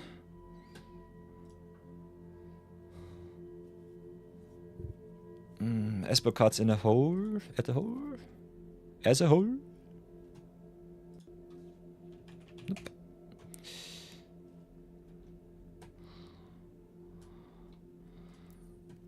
If we go collected here. These are my Esper rares. Got the Iron, the Noctis, and the Chromium.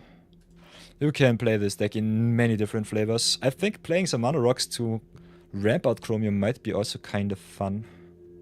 So we could play some blue, white, and black go big dot deck.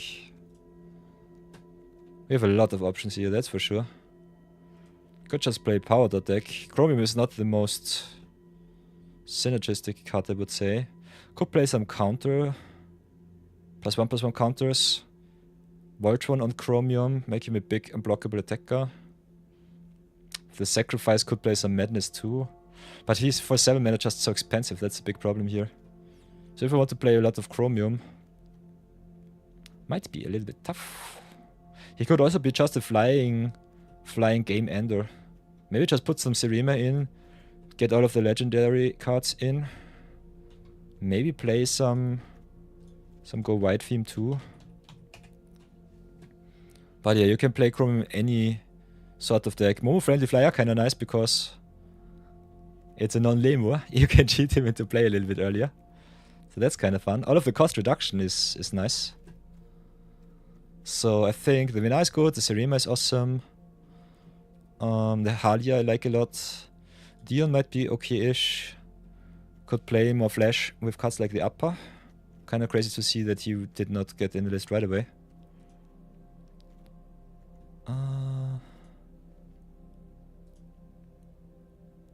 Could play some discount spells like the Crystals, but I think they are too expensive. Could definitely play some Mana Rocks like the Terminus here, so that's good. Also with some activated abilities, better at instant speed than anything else. Could play some Recursion too. Could just play some Planeswalkers. So we have so many good options here right now. Kinda overwhelmed, if I'm really honest.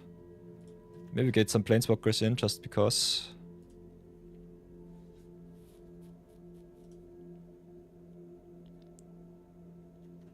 Play some power like the Radic.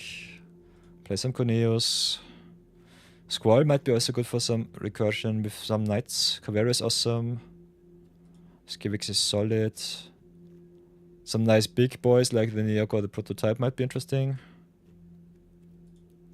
Definitely have a look at our mana acceleration before anything else. Because I want to play Chromium as often as possible, I think I'll just get in all of the mana rocks. So play the Arcane Signet, play the Solar Transformer, that's for sure. We'll play the one Power Stone, see if it's good or not. Not sure about it right now.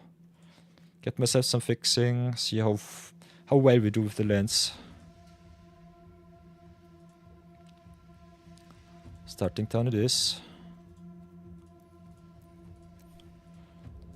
Can have a look at the Modern Horizons lands too. So let's get Modern Horizons 3 once more. Maybe some Glasswing. Grace, which is kind of nice, equipping the Chromium here.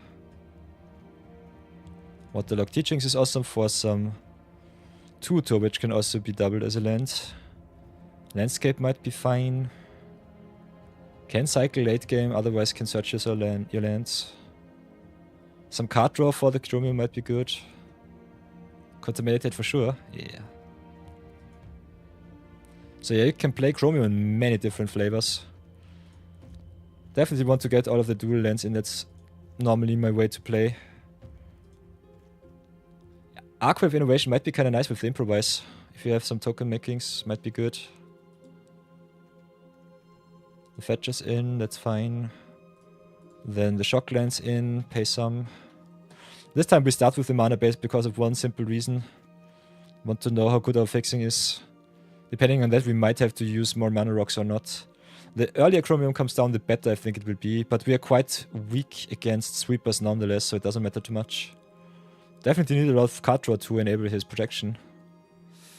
So that's also a thing. Other than that, what do we want to play? Definitely some sweepers, that's for sure, because we want to go late. Ooh, Lasertip Chancellor, that's an interesting one. So get all of the sweepers in. Then we have to look at the Lasertip Chancellor. So another craft for Marathon, this time in uncommon. Whenever you discard a card, you may pay 1 if you do a mass zombie. There we go, Marathon. I salute you.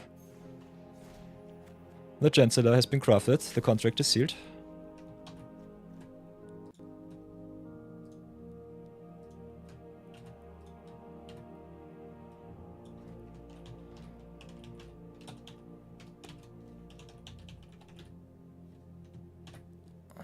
So here we go.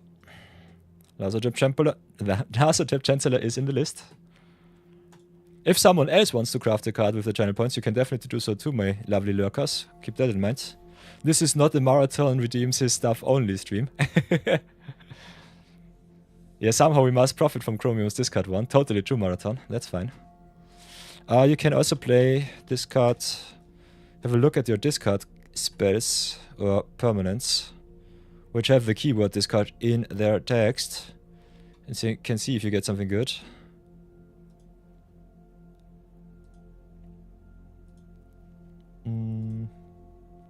For example, if you go whenever you discard, that's a very nice way to play.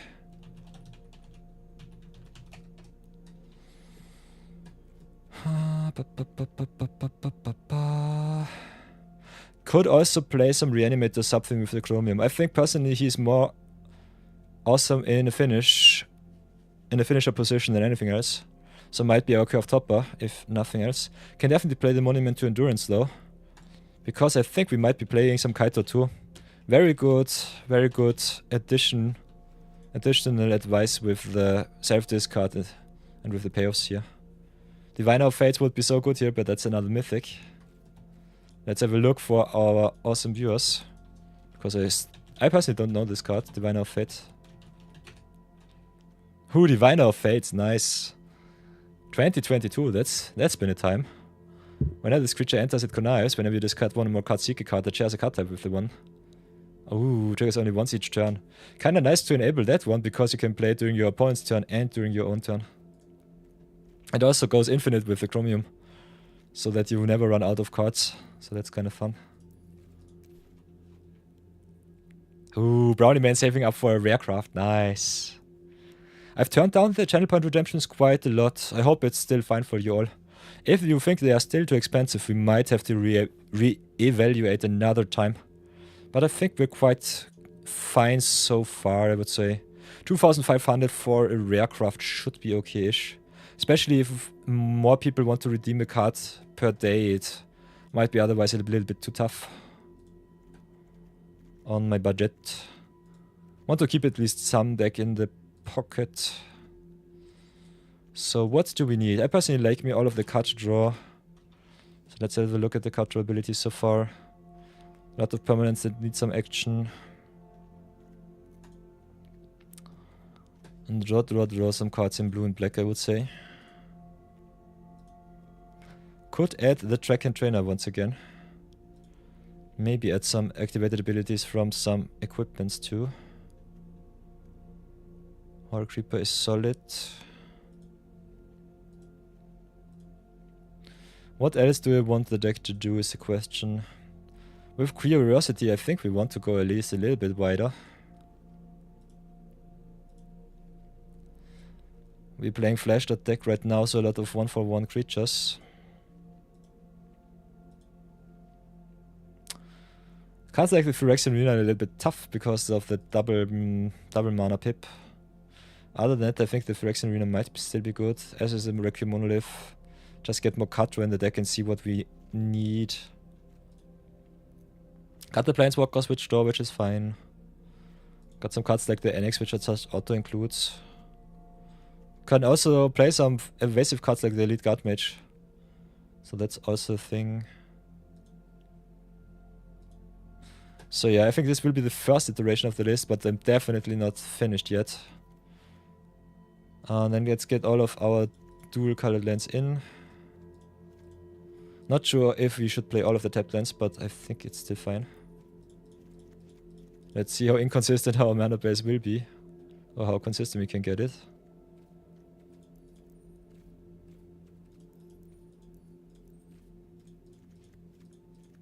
But I think our mana base looks already quite juicy, so I'm really happy with where we are. Maybe just cut one plains, keep one swamp, one island, one plains, and play it as is. So Marathon 42. Here we go with your Chromium list. Enjoy.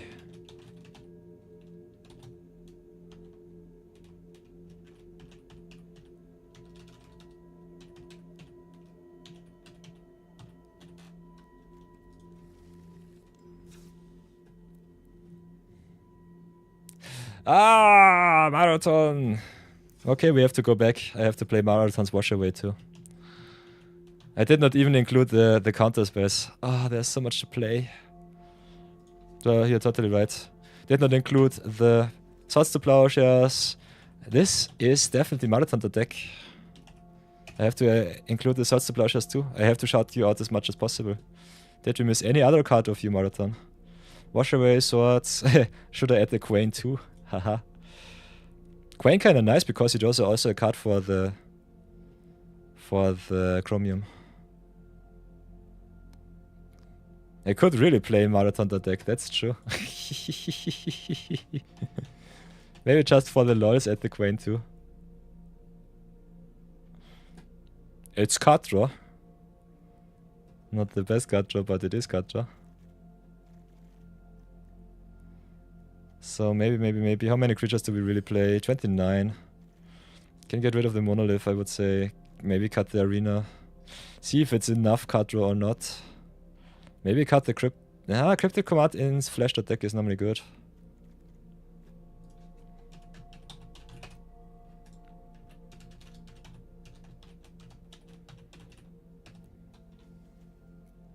And we did not even add all of the Yoink. So I don't know.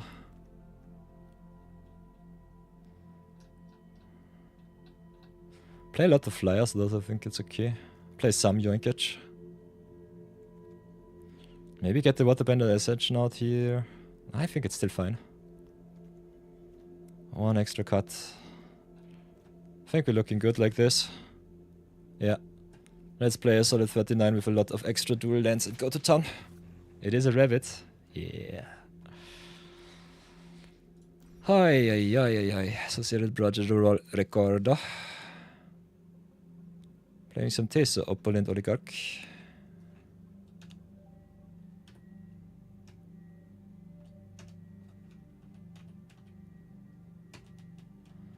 And now playing some Chromium, the Mutable.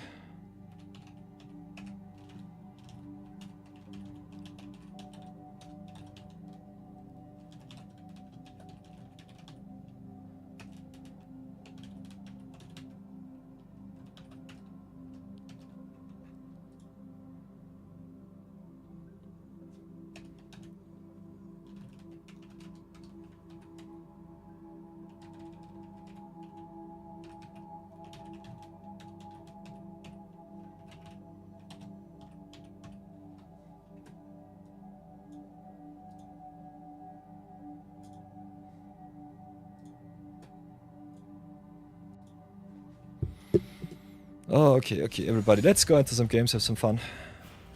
Already 3 hours into the stream, so let's get this over with. Get us some wins. Thank you to Marathon42 for crafting the Chromium. Let's see how far we come.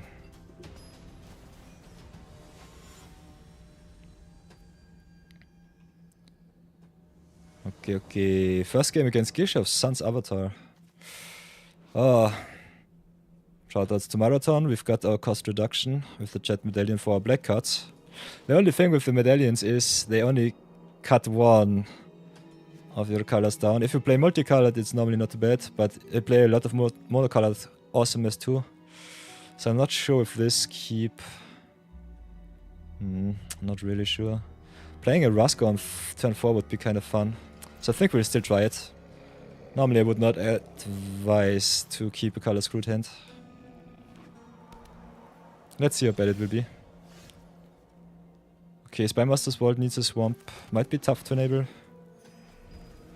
We still try and go for the turn 4 Raska here. So... play the Plaza. Yeah, I still cannot play the Raska on turn 4, unfortunately. Ooh, Brownie Man with the lizards, nice. Ooh, nobody expects the mana type, nice. So no discount for me. Play Temple of Silence. Solar Transformer is good. We are still pretty slow. Against Gishav, having the Expert Interlopers is definitely nice. Can rough the board early to keep the Gishav from coming down. Or just draft later on. So definitely a matchup that we can win, I would say.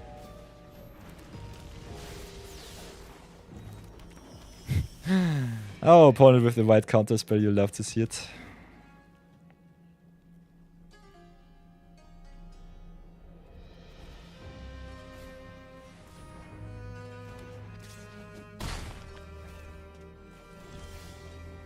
Ooh, and there's a wash away. Nice, nice. So 1, 2, 3, 4, 5, 6. Geshaft needs 8. They have the mana type 2 because Regrowth is annoying as always. We've got our fixing in blue with the solar transformer, so that's fine. They have the mana type up, so I have to play around it, which sucks. But is okay in my opinion, because we can play the Dion now, keep up the wash away. If they ramp up and want to cheat out the Geshaft, can counter it quite easily.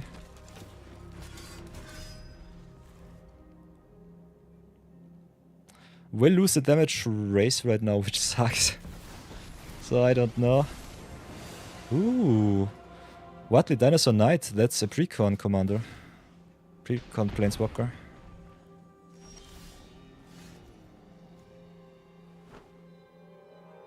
Interesting. Deals only damage to my creature, but does not attack for whatever reason. Maybe wants to save their Watley.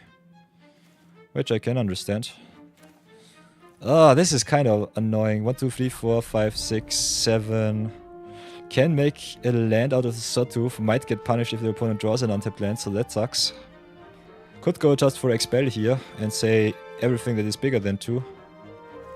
We'll definitely drop the land here, that's for sure. So 2 possible plays, both of them are fine-ish, I would say. I think I'll have to pull the trigger on the Rough here. Just say free, get rid of the big boy. Smash in the the Watley. Do it like this. 1 land away from the Chromium, so that's fun. There's the Cultivate. Chromium also being uncounterable is kind of nice against the mana type here. So I will have at least some pressure on board rather soonish. Drawing all of my tapped lands. So definitely play the Sweepers because of that. What else can I do? We have double blue right now. Yeah, I can play at instant speed because I'm instant speed the deck. Just hit in for 2 and pass for now. See what happens. Could have played the Quantum Riddler just drawing another card, but I don't think it's necessary. We have 6 mana, so cannot flash into the mana type right now. Bone Horde Dracosaur is also kind of obnoxious. I think I'll have to counter that right away. It sucks, but it is what it is.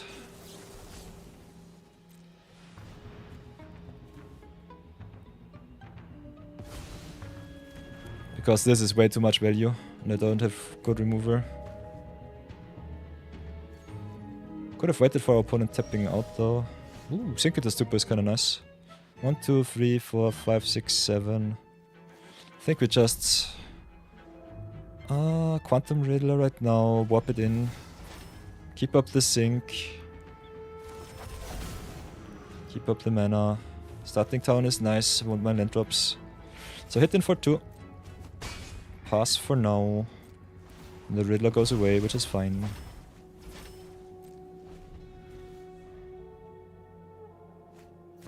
There's the Geshaft. We'll at least get him back into hand for 1 extra turn.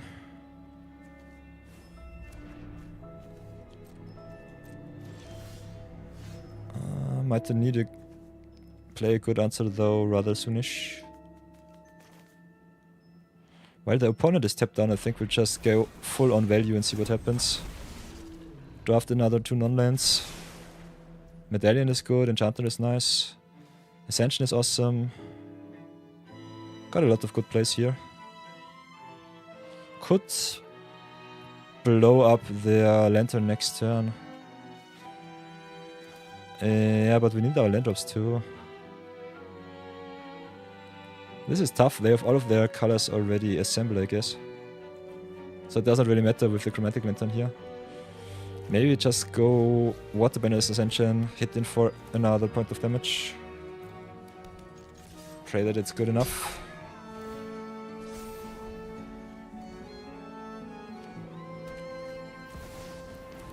Yeah, playing counterable creatures, I know. That's absolutely disgusting. Yeah, maybe should have stayed back with the Knight just to have some good defense into the Gishav here. Now I'm getting wrecked. They can have a look at the top 7 and play all of their dinos. Raging Regisaur comes into play, which is fine-ish. Do we have enough mana to play Raska into Azula? 1, 2, 3, 4, 5, 6, 7, 8, 9. The answer is 9. We don't have it. Wir haben es nicht. What else do we do?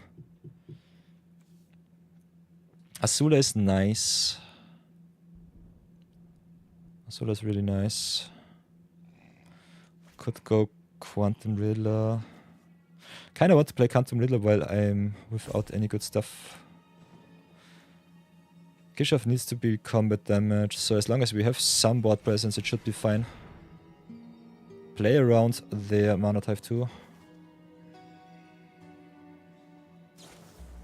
I'll gladly play the extra one, I don't really care about that. So play the Azula, see what they do. Guess they sacrifice the Regisaur. Gives me the mana type, perfect. You may cast them as though they had flash, so I can counter some of their stuff, which is kind of fun. So let's see if they can get our opponent by surprise. Pass for now, keep the defense strong for the Gishav. You can cast them like they have flash, but during your turn only. So a little bit of a number.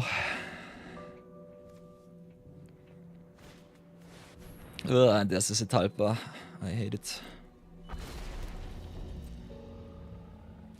Our deck does not play too much removal, only a lot of sweepers. So big yikers there. They want to let them hit for 1. Personally think they don't. We got the answer for the Zetalpa with the Rascal, so that's awesome. So they get the 2 for 1, which is fine. We've got the discard Chromium. Got a lot of plays. A lot of places to be, a lot of plays to make.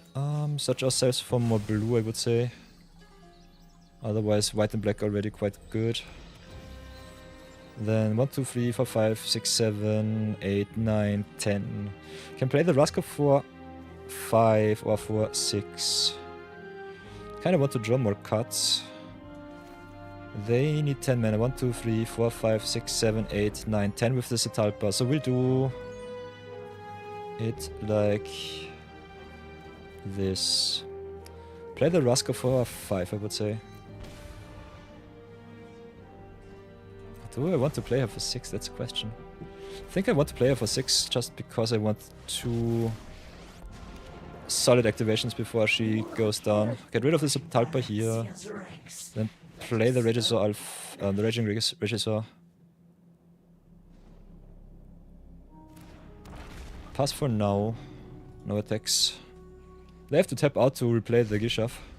So big boy versus big boy. Let's see if dragons or dinosaurs are better.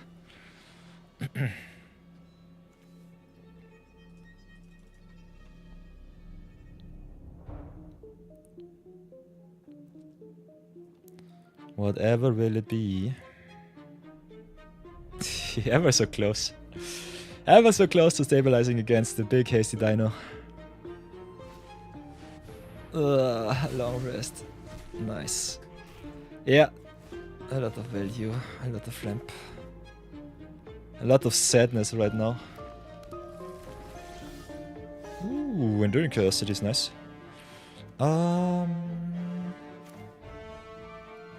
So... we have enough mana. The answer is yes.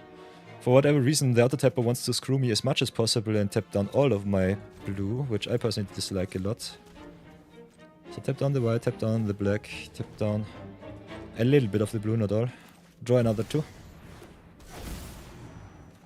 Thank you very much. Then plus with the Raska, yeah. We had the Enduring Curiosity, so thanks for the craft, Albert. Albert Adventurer giving me a 1,000,000 card draw with the Curiosity. So yeah, first win. You love to see it. Perfect, perfect. So Chromium going 1-0. Easy clap. Oh, I think it was hardly earned. Let's go again.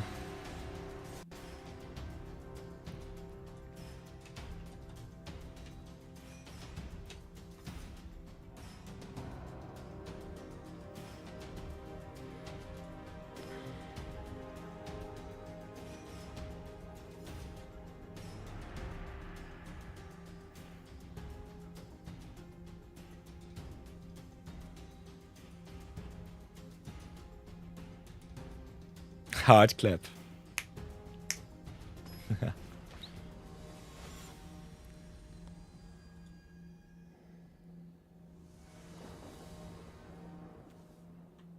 So here I am once again with only tap lands. You love to see it. We've got the Mana Rock, we've got the Wash Away for the Radic. Because our main removal is white and black, this is a hard counter to our deck, and I don't want to see me on board, so thank you for the craft marathon. Let's pray that it's good enough on the draw. Not sure about it. Might have to start with tapped blue land here. Ooh, Multiversal Passage is good. So maybe do it like this.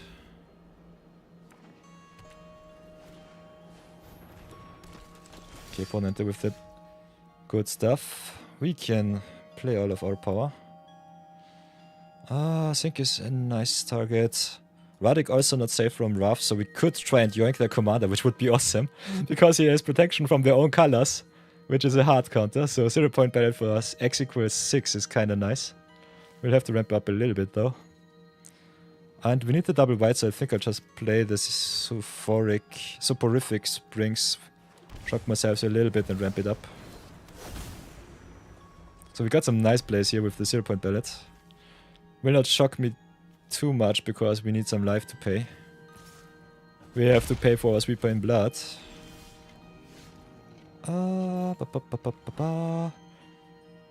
Upon missing the land drop is kinda nice for us. I want my second white. So pay the 2 here, play the Serima, my beloved. For whatever reason, tapping down blue instead of the black. Thank you so much. Now we've got a lot of awesome options. We've got our own Radic. Freezeware and join the order. Thanks for the follow, Freezewaren. Welcome to the order. The contract has been sealed. So yeah, we've got a lot of options here. We can go for more removals. We can go pick up the Azula, yoink some of their cards. This is one of the reasons why I love Serima so much. Got the Ankhet snipe their Radic on the stack. So a lot of awesomeness to gain. Kavera also looks juicy. So I think it's either the removal or the value. Both plays are solid.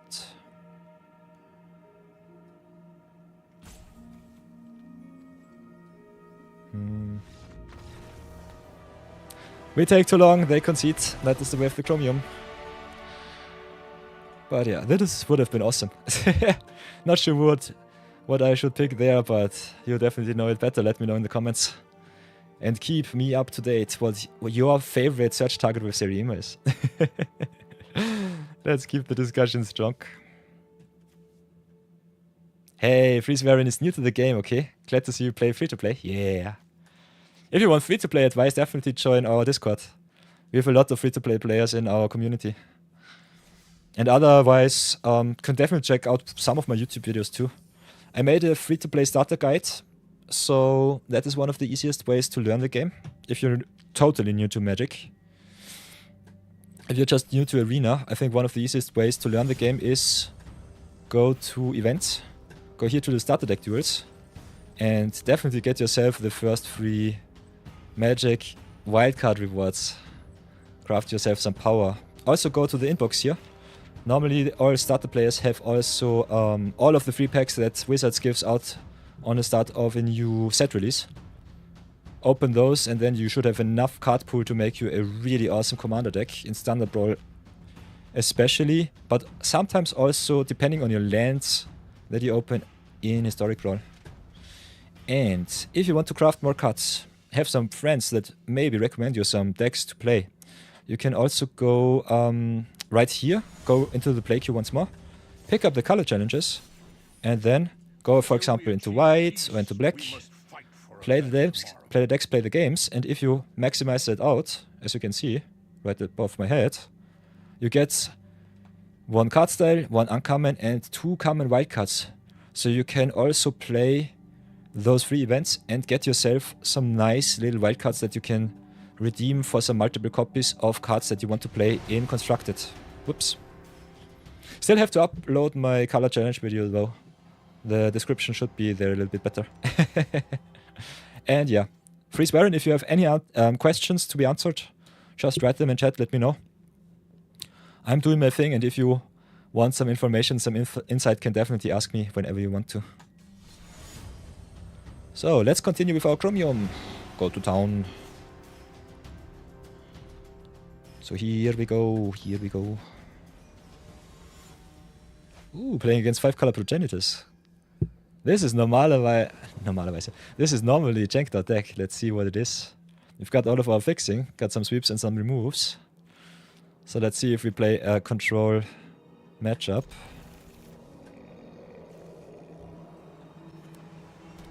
So yeah, especially Magic Arena, kinda easy to play, free to play in my opinion. So a very nice introduction to the game also to Freeze Baron.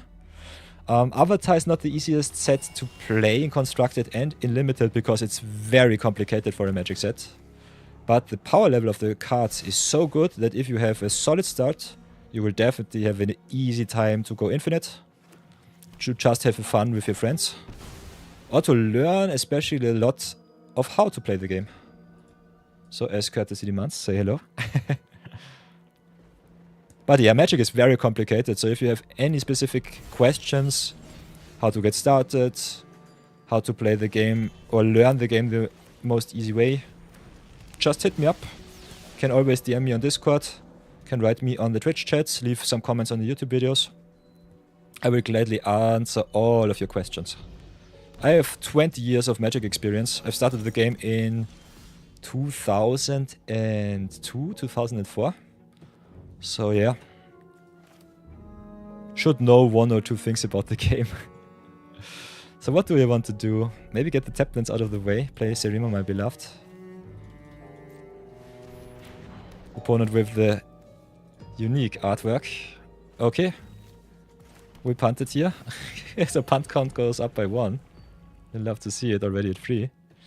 If I hit 10, I have to give 10 gifted subs to the community, so that's something. Yeah, you can definitely check my YouTube. It's a little bit barren at the moment because I'm lazy with the uploads. But especially if you want some more insight and have not the chance to join up live with us, I also dual stream on YouTube. So if you go to the live section on the YouTube channel, you can watch all of the VODs. And I'm normally also dawdling a lot around with my community, so I think this might be also a nice place to start out.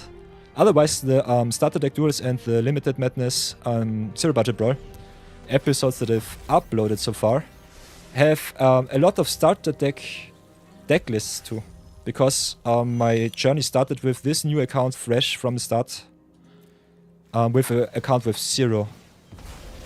So I started right from scratch. So I think 99% of the decks that I've posted so far in the videos that are on YouTube are something that you should be able to play. And other than that, I also had some standard brawl and deck builder challenges from some of my first followers. Big shoutouts to PokeRogue03 aka Jason, or Yeet on Magic Arena. He made me do some Foundations deck building challenge. So if you need 1 or 2 brawl deck lists that you can play right off the bat without having to craft anything, I can post the links in the Discord or in the Twitch chat too. I've got 2 deck lists for you if you want to see them. Just to let me know. Okay, we are at 7 mana. We could play the Chromium, but I kind of want to rough on this board state with the Mythic Pok. So I think I'll just do that. We need to pay 4. Are at 6 right now, can go up to 7. Don't have enough. So I think we just play the Day of Black Sun for 4 and pray that the opponent does not have a counter. Perfect. And then we hit our land drops and pass for now.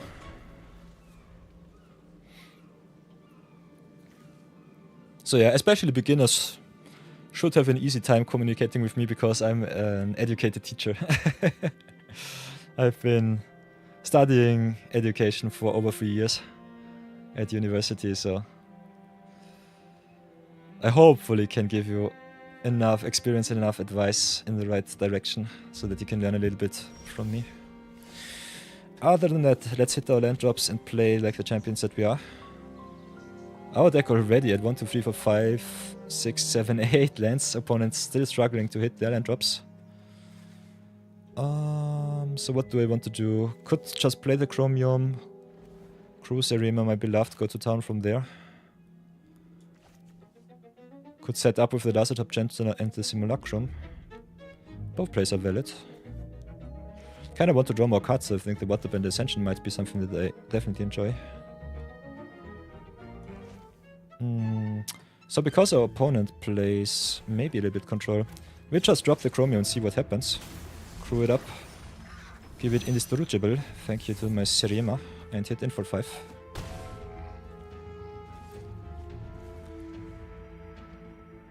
And by the way, everybody, if I talk too much or too long or too slow or too quick, let me know.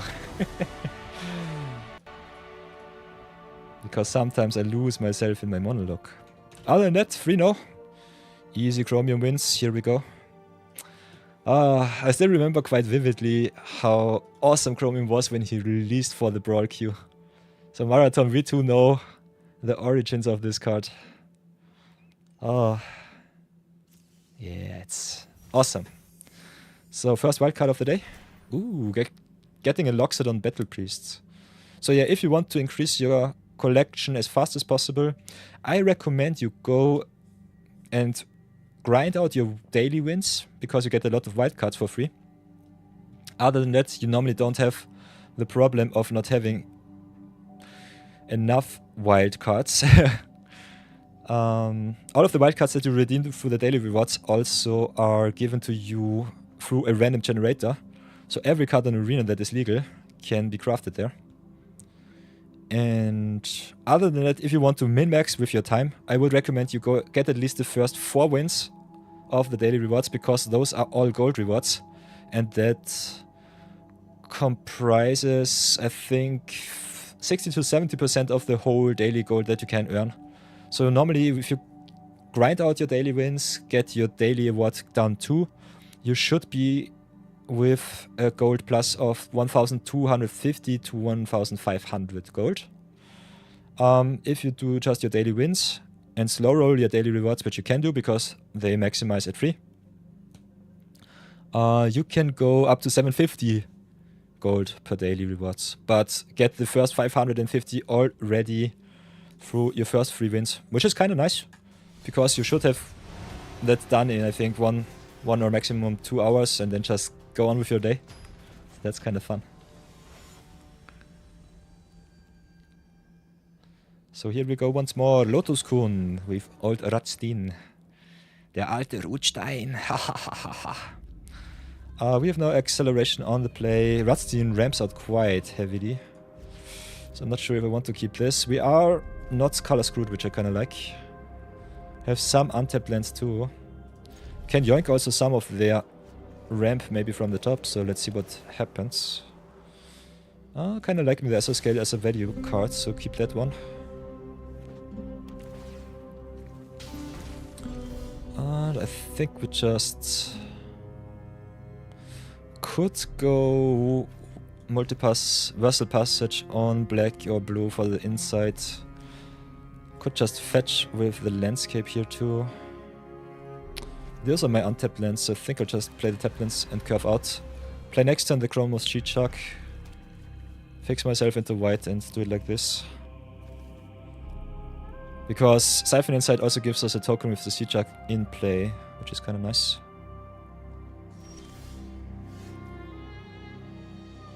Yeah, very, very solid advice, totally true, Brownie Man. If you want to start very chill into Magic, starter deck duels or the champion events are the easiest and best way to get a feel for the game, have a lot of fun, and earn yourself some nice cards for your collection without having to make too many decisions, like in limited, draft, or sealed.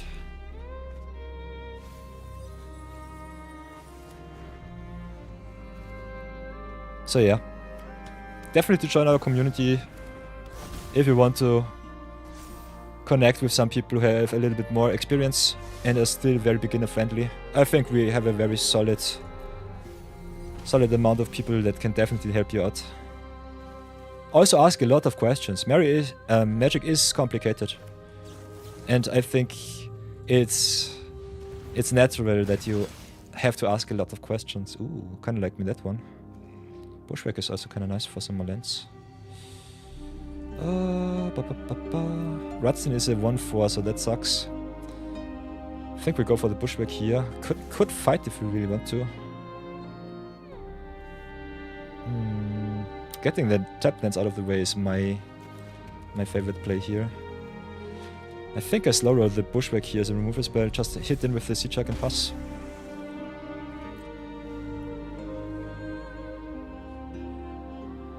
Three minutes is coming at the moment during the starter deck duels. Okay, okay.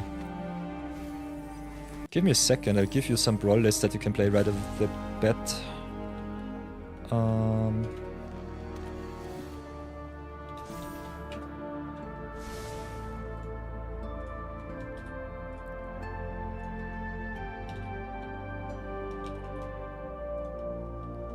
This is my Halana and Elena deck list. Enjoy. And the second one would be my Lender the Dusk list. Oops. Opponent with the Palantir. I will have to let them draw. So these are Foundations only decks. You should have all of those cards already in your collection. The standard Brawl queue normally is quite fast, so that should be also kind of fun to play. Okay, opponent with the Rudstein, we can play the Fell. I think we'll do that right now. Gives us also a nice little 4/4 token. And just get the tap lands out of the way and do it like this. We are the aggressor in this matchup, so we'll have to try and beat in, because Rudstein value is way too good.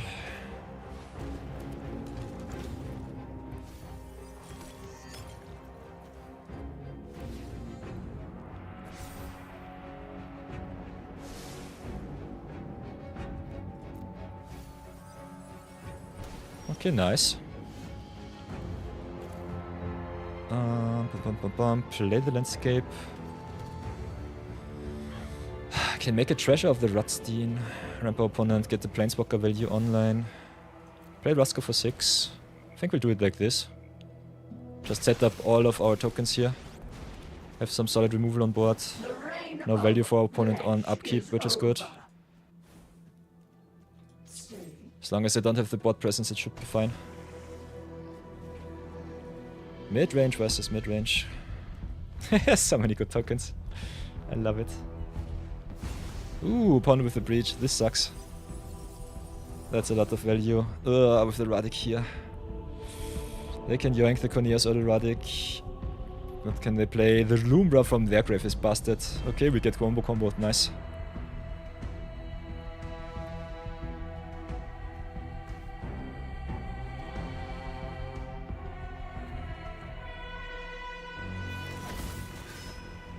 So yeah, Radic sucks.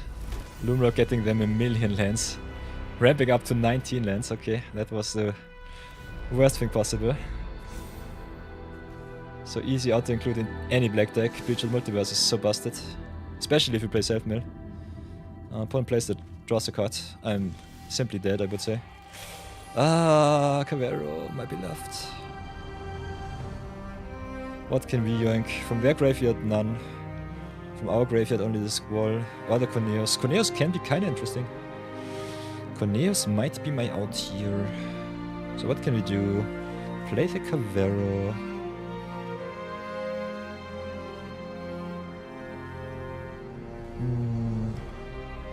Play the Cavero, exile the Lumbra and something from their grave. Radic having protection from all of my colors is annoying, but we've got the Bushwhack, so we can fight. So we can do it like this. Shock us. Could also yank their Radic if we really want to. So animated to drop here. And then play the Bushwhack, fight the Radic.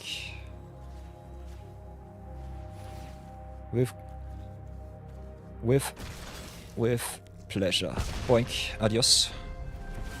Could make a treasure out of the Lumra. They yoinked my Radic, so it was not even theirs. Can just get something good. I would love to get my lands on the battlefield too, to have an even playing field. They have a million cards. So I think I just make the Lumra a token here. Give them all of the mana because they have it already. It doesn't matter too much. Play it slow. Just attack with everything that I have. If they draw a sweeper from the top, which I definitely might have, I might cry next turn. But at least they lose a lot of life now. Okay, opponent grapples with the past. Lumra and Grave is kinda good for me. If they have some reanimate... they've got the Timeless Witness, this sucks. Oh, and the Void Winnower is really bad. But we've got some pressure. They have a million mana and a million cards, so I'm not sure if we can still win this. Yoinking the Lumra might be our out. Yeah, I will definitely have to yoink the Lumra and pray that it lives. The Winnower says the opponents can't cast spells with even mana values. If they play the Winnower, I'm just dead on board. They tapped out for the Valgawolf instead, which is definitely okay. I can make it a token, so it doesn't matter too much. But it still sucks. Might have to yoink something from the top with the Siphon inside.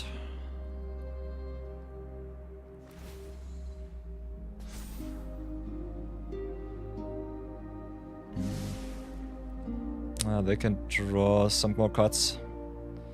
Don't want to lose too much life. Play the Plaza. Can get my creatures up to task, which is kind of fun. We'll still have to look up for some removal. Can play the Cavero, Corneos, exile the Valgawolf, sacrifice my tokens. 1, 2, 3, 4, 5, 6, 7, 8. This is such a close game. Having 2 lifelinkers is really what gets me here. Siphon inside the worst play because I don't know what's on top. I can get rid of both of the creatures. I have to sacrifice a lot of good stuff though. I think it's still the way. So play the Cavero. Then, yeah, would love to yoink the Lumra, but I think I have to go for game. So take the Corneos here. Then get rid of the Valgavoce. And exile another card from the grave. Will be the Timeless Witness. No recursion for you. I have to sacrifice 3 permanentes. 1, 2, and I guess 3.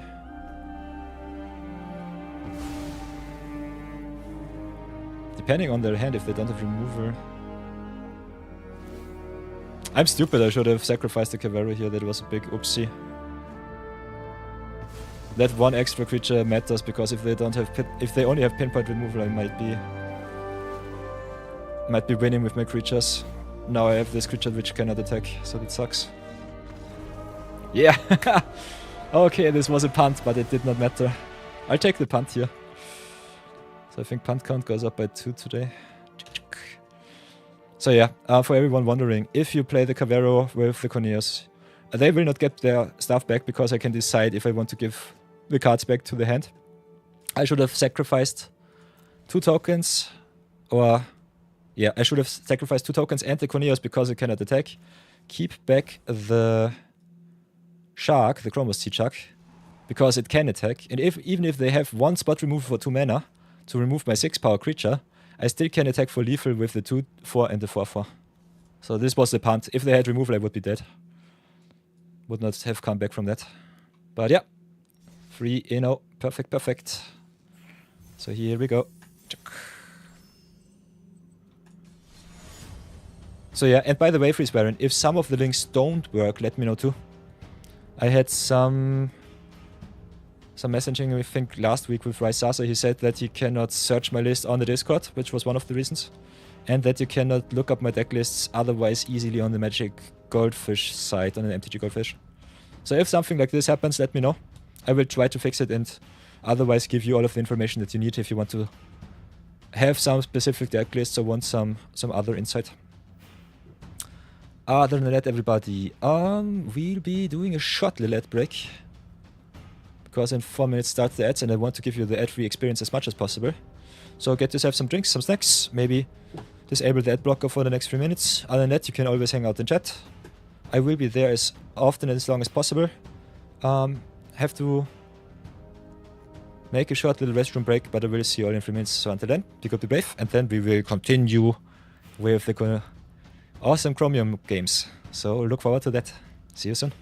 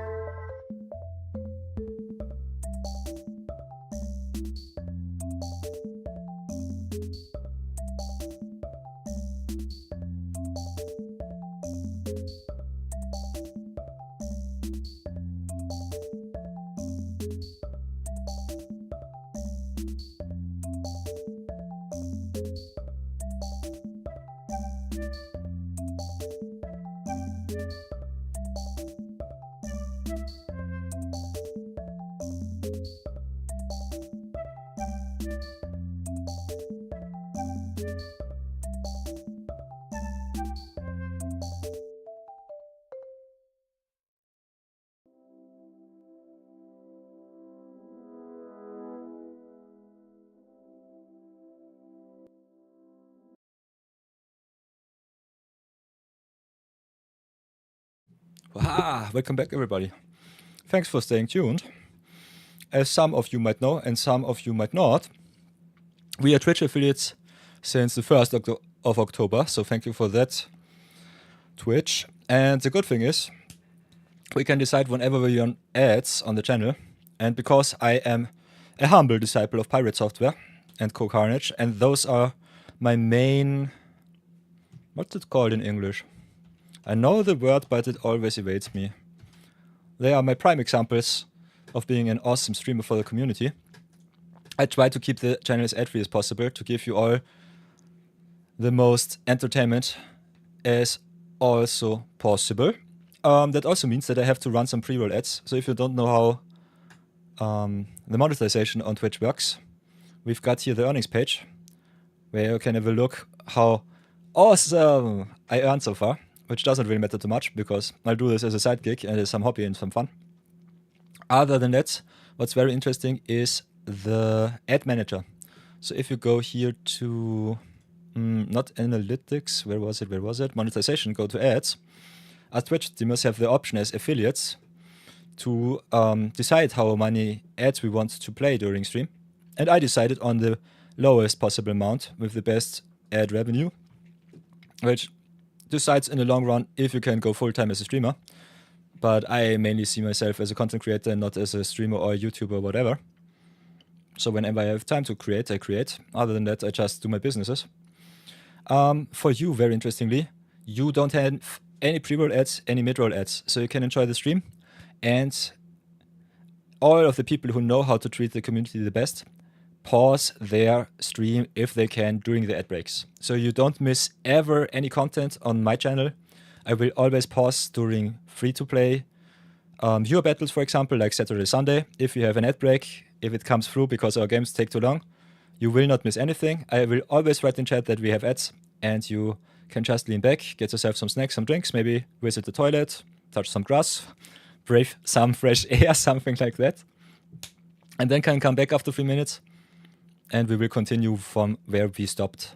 If I am in some multiplayer games like Magic, for example, it's sometimes not 100% possible, but as soon as I can pause, I will pause. So you will never miss anything.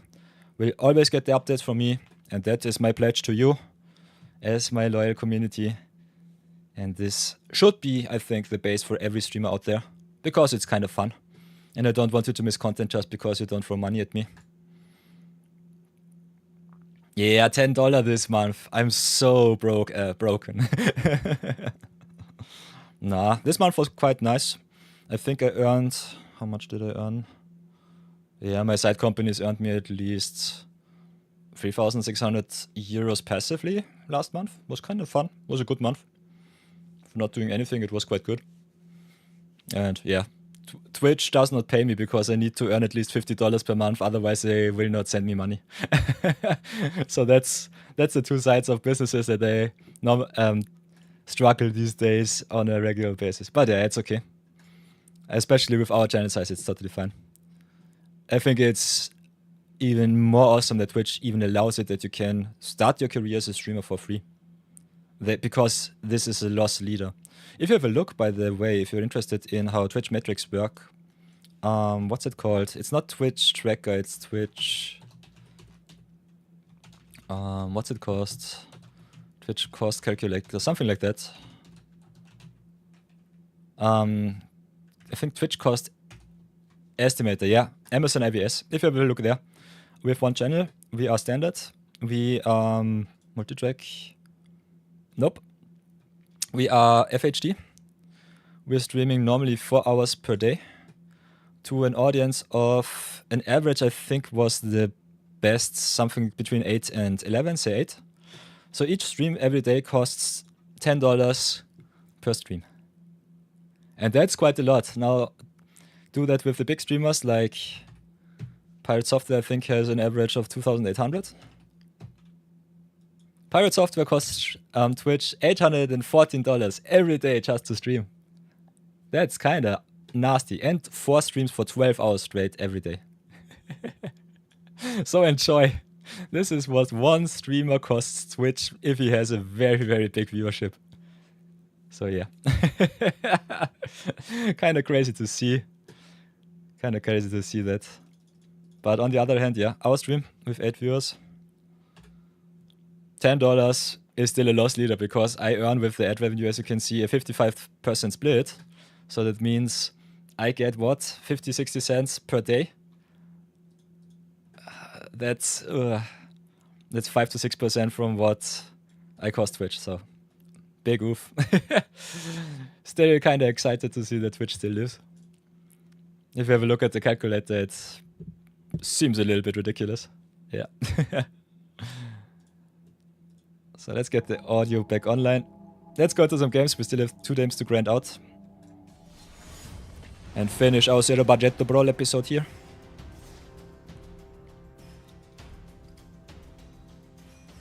Also some snacks to snacks. Some drinks to drink. Hoi boy. So here we go, game number 4. Quite lucky so far. Playing against some very fairish commanders, I would say. Teysa Benfic Druid, a very awesome value commander. Got a control hand, which I kinda like. Playing against blue-based decks with Chromium, always fun. And green-blue normally struggles a little bit with removing creatures. So I think our mid-range opener might be also quite nice. Opponent with the Llanowar Elves. So I think I'll snipe their creature right now. Don't want them to ramp too much. Have to play the starting turn into the Swords to Plowshares. Flooded Strength luckily can search us any of our 3 colors because we got the Godless Shrine in black and white and also the basic islands. And the blue-black surveillance, so that's really nice. I think we got the Godless Shrine and also the Drowning Cat... No, not Drowning Catacomb, what's it called? Ah, the blue-black land. Okay, we've got some options here. I think we go and fetch for our dual-colored land for sure. We need some white, we need some black, so cut for the Godless Shrine, I guess. Watery Grave, there it is. Search the white here, get all of our dual colors online. Just drop the Chromos Seachuck here. Seachuck, by the way, with the transform cost, also quite nice with the training grounds from the Trackhand Trainer. We'll go and hit them for 1 though. Next turn can play some shenanigans with the Downpour.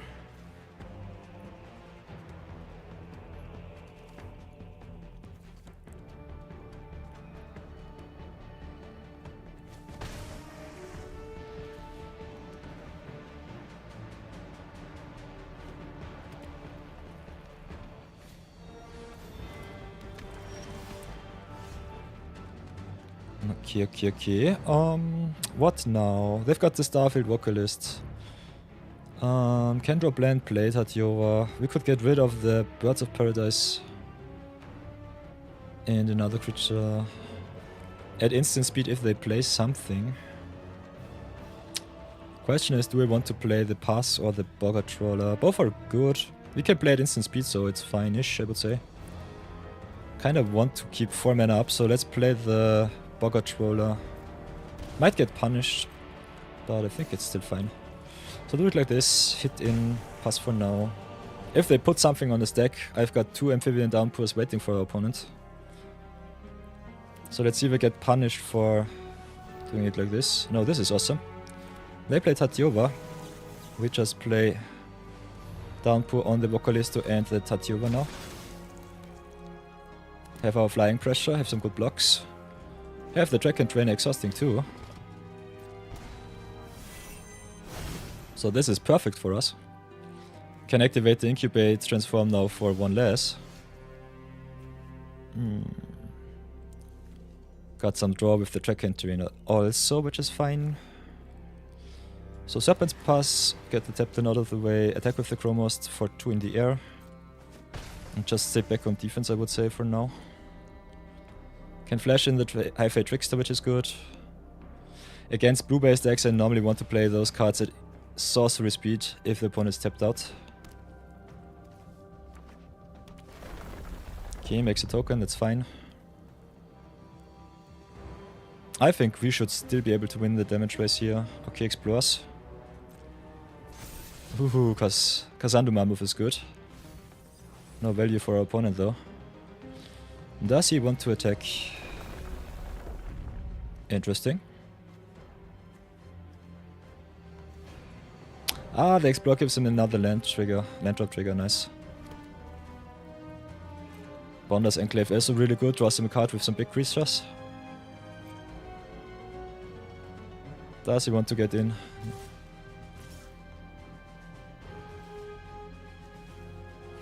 So play the Heavy Trickster, ambush the Vocalisto. If they have some enchantment removal, I want that card off the board with all of the ATB triggers here. We are at 6 right now. If we drop the Glasswing Grace, which I think is good.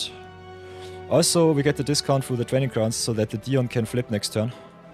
So drop the Glasswing. We could have played it for 5, make another big token. But I think just giving our stuff flying is better.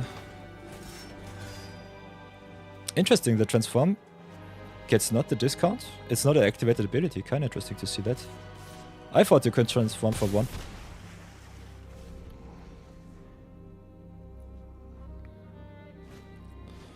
Very interesting. So yeah, next turn we get a very good attack. No interruption from our opponent is awesome. Having the answer for the Tatiova was really nice.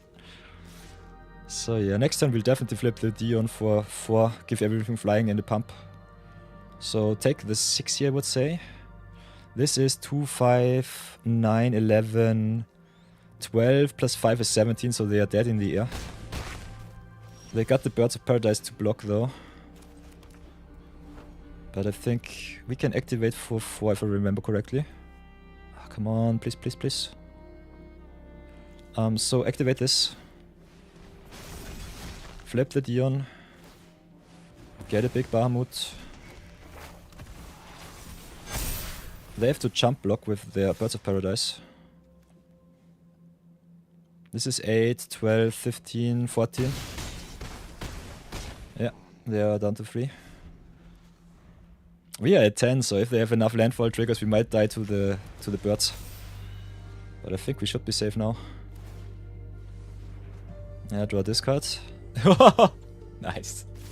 Hit exactly the Storm Soul. Perfect. So block one of the... Whoops.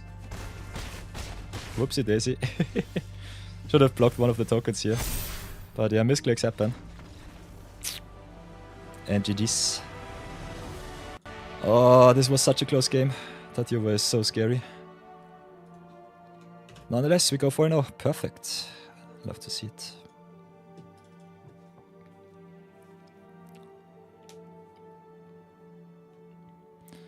Very nice, so very nice, so.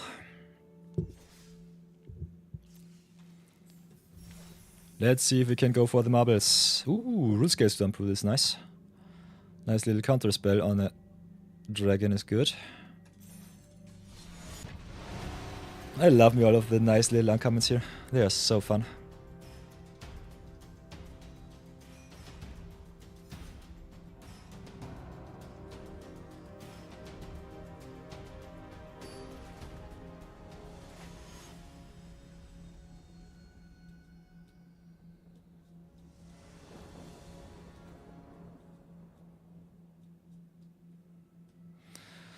Okay, we are on the play against Jury Master of the Brew, which is awesome because it triggers also on fetch lands and everything it sacrifices. So if they have a lot of fetch with their lands, we might be dead pretty soon. Don't have the removal for him, but a lot of value and go white, so I think we'll try it like this on the play. Other than that, I definitely recommend you pick yourself some removal for him because he is annoying as hell. So play one of my lands, gain some life. Next turn Plaza into Solar Transformer is okay. Try not to shock myself with the Godless Shrine because this is red-black aggro. Next time we can play the Dion and stabilize the board a little bit. Then turn 5 hopefully can drop the Quantum Riddler. Okay, Bleachbone Verge is nice. So play the Verge, play the Dion. Next turn we can play the Quantum Riddler too if we want to, or just get rid of the Injury. Kinda want to hit my lands for the Chromium. Our deck unfortunately does not have too much life gain, so that's also a thing.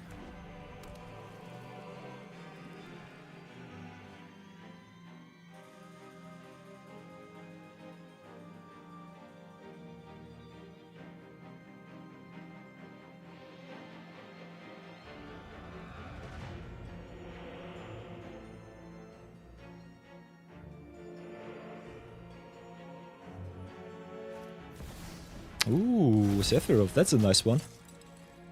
So a lot of drain action here. Might have to get rid of the Sephiroth if I'm really honest. Want to curve out as much as possible, so I think I'll shock myself here. Then get rid of Sephiroth. Yeah, play the Fel the Profane, Sephiroth down. No free card draw for you. Play the tech and drain, and then I guess we'll hit in for 5, try to race. I love me those voice lines. My cabbages! Divine. Simply divine. Okay, seems like some sacrifice shenanigans going on. Hits my Dion, hits me with my Dion. And then I just think he might remove some of my stuff with my Dion. What will it be? We'll draw another 2 cards next turn, so that's awesome. Okay. As do they. Village Rat is pretty good. Ooh, Wash Away is nice. So play the Quantum Riddler. Not first. Drop the land, play the Riddler now. Could warp in for 2/2. But I want the creatures on board, so I think I'll do it like that. Draw another DOS. Smack in with the token, I would say. He can block if he wants to get rid of my trainer. Otherwise, getting in with the attack is nice. Glasswing Grace giving me flying and lifelink is also nice for the Chromium. So if we draw another untapped source, I would smash down the Chromium at instant speed next turn. Amphibian Downpour also quite a clean answer for the jury here. Opponent with all of the hijacks.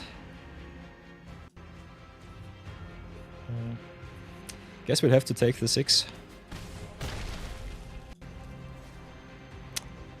We are not slow, we are pretty fast for our deck, but oof, our opponent having the perfect wombo combos at the ready is kinda annoying.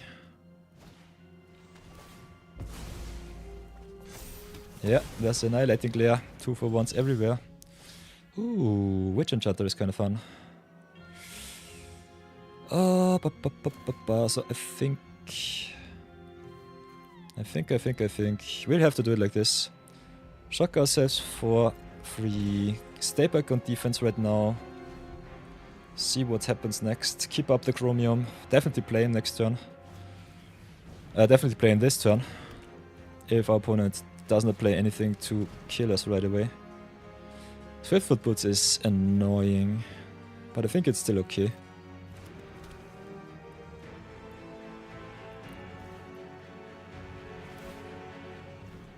The more they tap out, the better it is for us, that's for sure.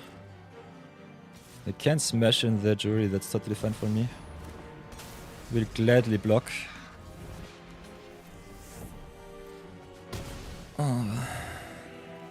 Chromium can gain hexproof at instant speed, so I'm not scared of their removal. Nice. I think they should shock my face. They could also just card me a card. It's totally fine. I got 2 answers for the jury next turn. Yeah, they should go for face. We've got the Glasswing Grace though, so that will be annoying for them. So play the Grace. Give the Chromium lifelink and that should be game. This is 9 life damage swing. I think we drop the land here. Definitely can see us, just keep it in hand.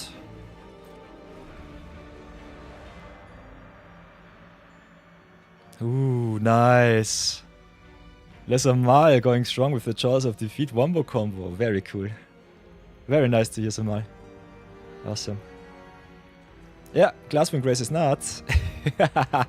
And Chromium goes to town. So yeah, we'll give him hexproof. Drop the Downpour, I would say. GG's.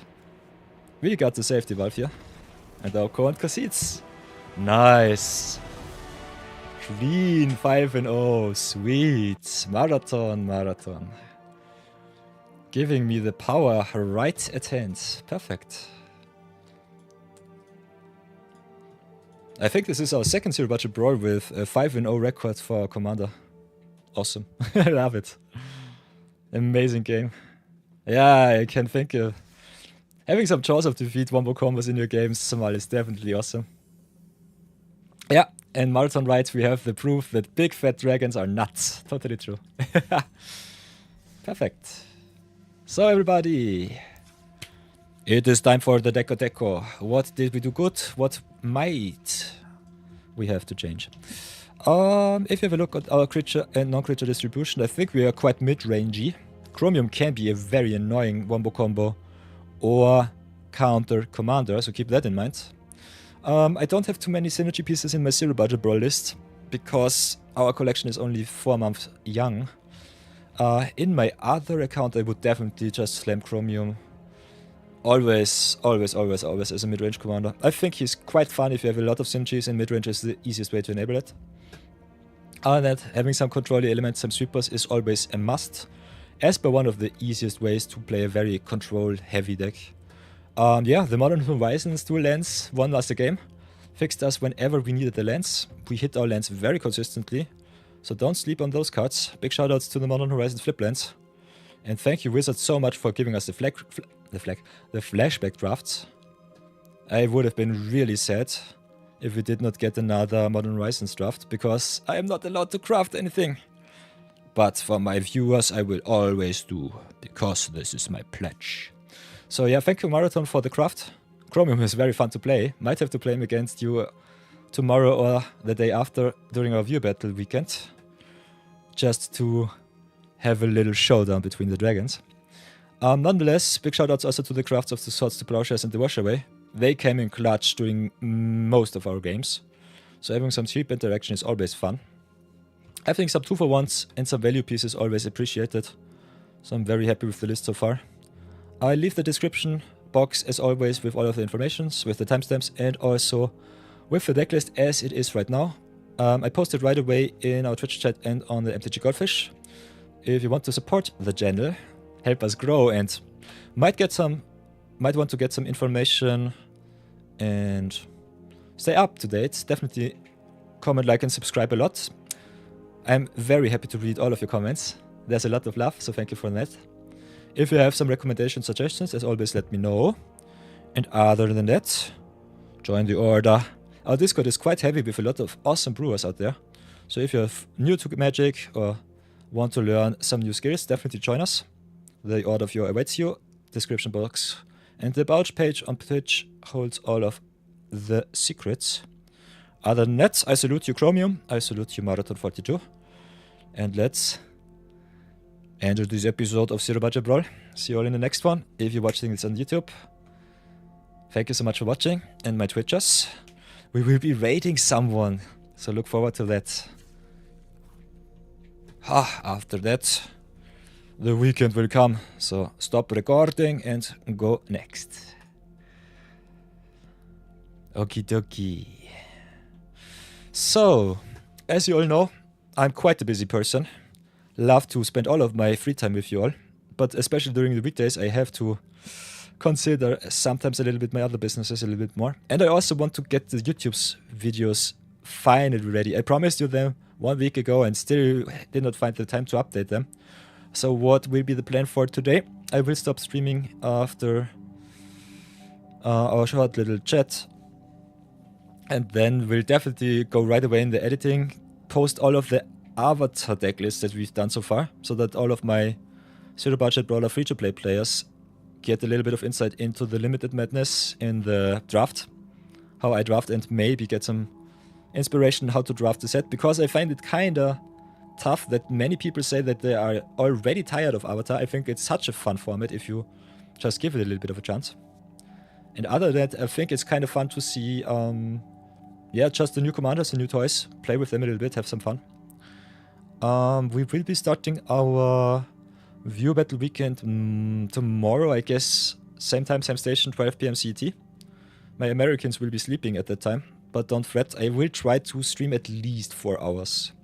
So if you want to play some games against me, I open the queue right now, so you can join right now. !queue open is my command. Should be open also off stream, so you can definitely join in the off stream chat and queue up for the event tomorrow. If you don't have the time, or if you want to leave, you can always go queue join or queue leave. The commands will be in the description box, in the stream description on YouTube and on Twitch tomorrow right away. So you can just copy pasta. And other than that, Do I ever play on Tabletop Simulator at the moment? Not so much, sorry for that. We can maybe do some private sessions, but I have to look at my timetable. Until the end of year, I'm pretty much booked out. I have some new business corporations that need a lot of time right now. If I have extra time, you can definitely make something work in the future, that's for sure. But at the moment, I'm only playing in paper with some precons, with some friends, or otherwise on Arena. Would love them to update MTGO or MTG Arena for the Commander players. I think MTG Online might be a little bit easier to play than Tabletop Simulator. Don't know what your experiences are so far. But especially for streaming, it might be also a better experience. So if you want to give that on the streaming side a little bit of a chance, that might be maybe the way to go. Other than that, I think this was everything with the announcements. I will be doing some giveaways and let you know how we do that. Want to monetize the channel a little bit better. So I think I will be giving away some games. I've joined Oats and Goats yesterday during his Metroid Prime 4 release stream. He gave away 8 copies, each worth $70, which was kind of crazy. Kind of want to do that too, but he's a multimillionaire and also has a follower base which is, I think, 1,000 times, 10,000 times bigger than mine. But yeah, if I can make the subscription base work, I think I will give at least 1 or 2 games away before Christmas hits. So I'll keep you updated on the Discord. Otherwise I will also do some shenanigans and maybe do some videos, some presentations for the following streams. So definitely we look that up at the VODs if you are not live on Twitch. Otherwise, might just pull it up once or twice if you are interested. And this will be it for our Magic stream today. Hope you had a lot of fun. Next week we will be definitely drafting a lot more. During the weekend I think it is a little bit more zero budget brawl, free to play. With a lot of brewing, a lot of fighting. If you want to see me draft a little bit, also on the weekend, let me know. I've got the other account ready. I'm nearing my 30,000 gems once more. Ooh, there's also a beta. Marathon gives me the link. The guild. Can definitely do some MMOs too, if you want to. So that could be something fun for the community. If you are into roleplay, if you are into multiplayer, we could try some other free-to-play multiplayer games out too. I'm mostly interested in variety, so Magic is just my main base right now, because I think it's kind of fun and kind of easy to enable as content, but can definitely do something else. So if you want to do that with me, let me know. I'll put it on the wish list. Might have to check out the beta. A big fan of THQ Nordic, played a lot of Titan Quest. So if you have a look at my game collection right now, I have over 1,700 hours in Titan Quest. And still have to try out the Titan Quest 2 beta too. So there are still a lot of games to game. A lot of fun to have. But other than that, that will be it with the stream today. Will we be raiding someone so that you can earn yourself some laurels too? For all of you who might not know how the raids work, I've got this cute little raid button here, where I can raid some channels. If you have some recommendations, suggestions who we should raid, so that I can send you through the ether, let me know. Otherwise, we can definitely raid also someone else. But I think giving you the free laurels is definitely something that I have to do at every stream. This is something that is a mainstay in my stream, I guess. If I have the energy, I definitely do that. So if we want to, we can just raid Scuffle. Scuffle is also really good for free-to-play new players, because he's also making educational Magic content, so that's awesome. So I think we will be raiding Scuffle Deluxe today. Big shoutouts, give him a lot of love, ask me a lot of questions, and I will see you all tomorrow at 12 PM. CET we will start. Until then, be good, be brave, and I will see you soon. So let's start El Reido. Earn yourself some laurels. Have some fun. Maybe leave a follow at Scuffle. He's an awesome content creator. Also a member of Team Magic Tank, I think. And yeah, check out his content. It's awesome. Until then, be good, be brave, behave a little bit, and I'll see you tomorrow. Bye bye.